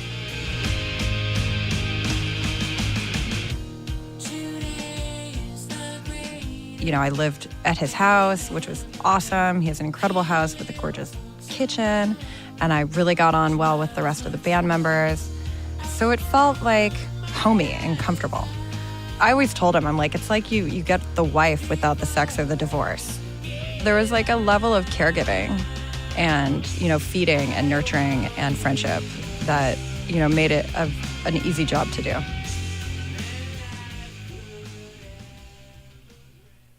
This situation with Billy, who is still a friend of Kat's, was a far cry from how things felt with her next client, a major movie star whose schedule took Kat around the world. You know, there were day into night shoots, back into day shoots, you know, so they're filming for like practically 3 days, and you have to be there cooking and making sure that the people that I was servicing are being really cared for. So you're not sleeping, you're not really taking care of yourself in the way that you're used to. So, you know, there's a big transition to learning how to kind of be a part of that crew. The not sleeping was pretty crazy. And, you know, you're like jumping in the car and you're running to Whole Foods and you're trying to get stuff and make it back. And, you know, they might be coming back from set and, you know, you might not be there in time to like make lunch. And it's like lunch needs to be on the table at 2:32 p.m. Exactly. I mean, we were in a tight schedule almost all the time. So you get accustomed to that. It felt almost militaristic, not that I've been in the military, but, you know, it takes on an incredibly structured quality. So my life took on a very structured quality.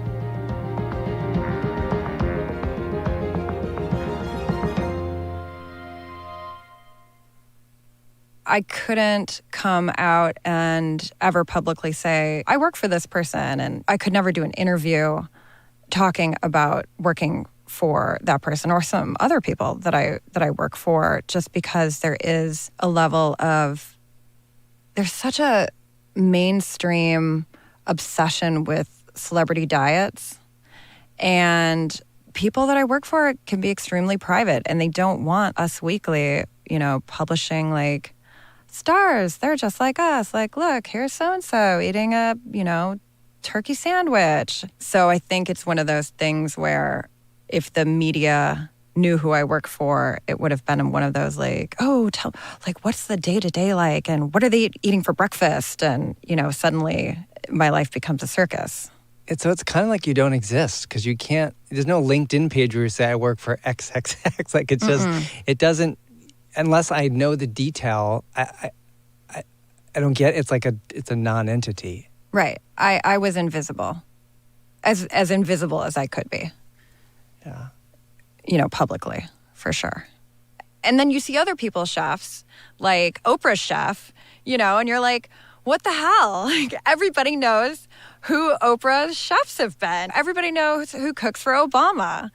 And that started to become frustrating for me. And they're working on books together and, you know, they're getting all this press. And I'm like, shit, man, like, that would be amazing for me, because then that is the sort of thing that could secure a future job or a future writing career or future, you know, you could have a restaurant, you could do this, you could do that. But I would never, because it's in my contract, like, not to talk about it, but also it's like I would never, you know, you don't use this person's name to advance yourself. Like, you just don't. But, you know, you're on the road for 3 months and you're away from your home and you're away from your friends and your family and you're working for somebody that you really can't, like, talk about. I felt like I lost a bit of my personality. And plus, I'm, like, running around in, like, gross chef clogs and, like, my jacket and my, you know, I totally lost my sense of femininity. Like, that was definitely hardcore. I didn't have any time to, like, put on a dress and go out to dinner and do normal things, you know, for big periods of time. And that made me feel like I was losing what it felt like to, like, be a feminine woman. I felt like I had to be like a masculine woman all the time because I was in the kitchen. I was in the kitchen with a bunch of guys at a hotel in Pittsburgh. Yeah. And that just like, that became like my theme. It was like I was in Pittsburgh, I was in London, I was in like a little town outside of London, I was in Morocco, you know, I'm in Japan, I'm in Korea. Like it's always me in the kitchen with a bunch of men.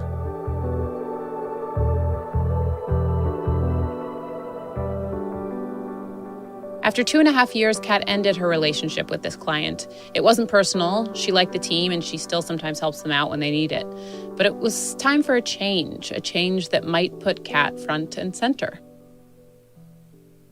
One of the big reasons why I left full-time working for my last client was because two of my friends and I in LA came up with this idea for a travel docuseries reality show loosely based on my experiences kind of slingshotting all over the world as a private chef that we were going to pitch, which we did pitch a bunch over the course of the last 2 years, called Kat Turner Was Here, which is based on my Instagram name.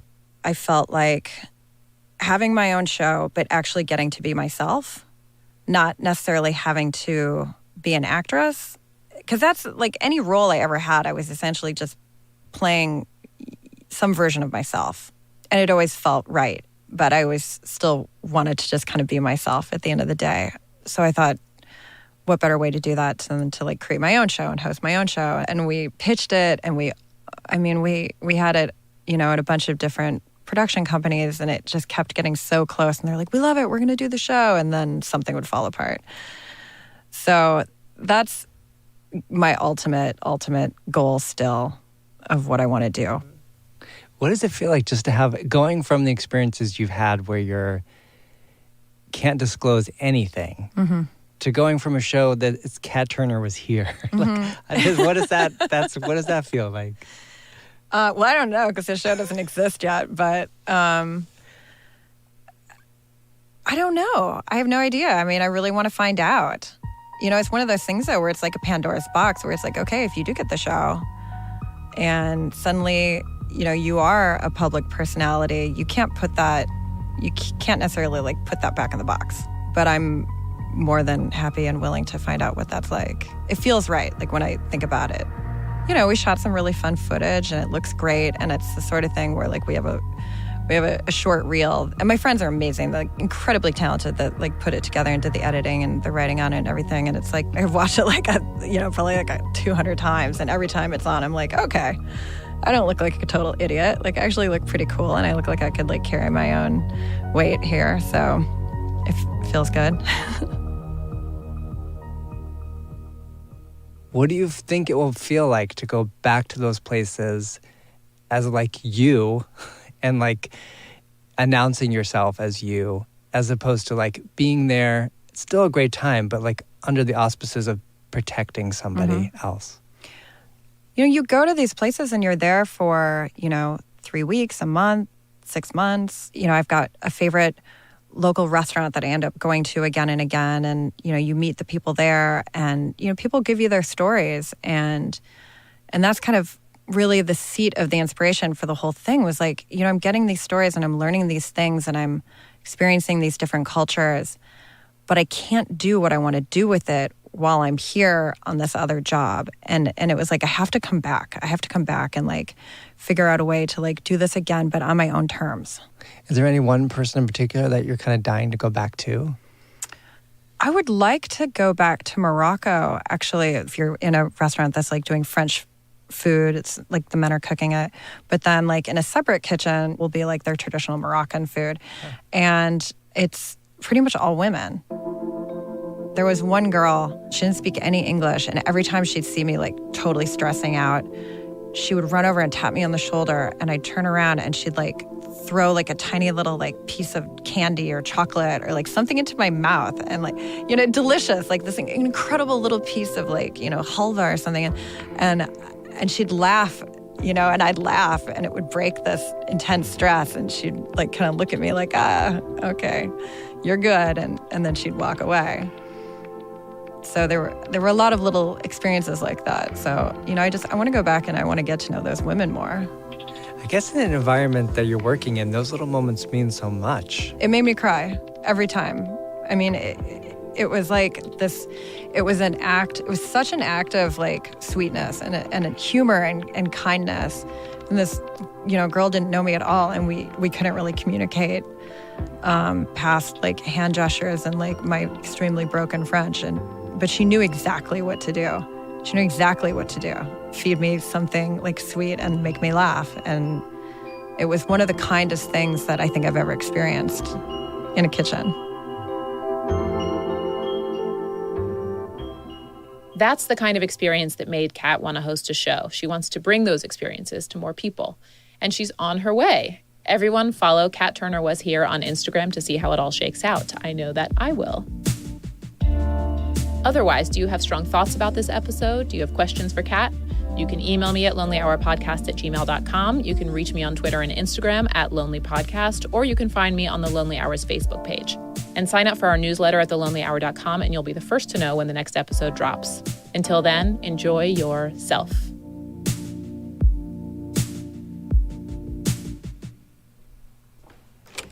The Listening Booth. Will certainly make you think twice. There's a story inside.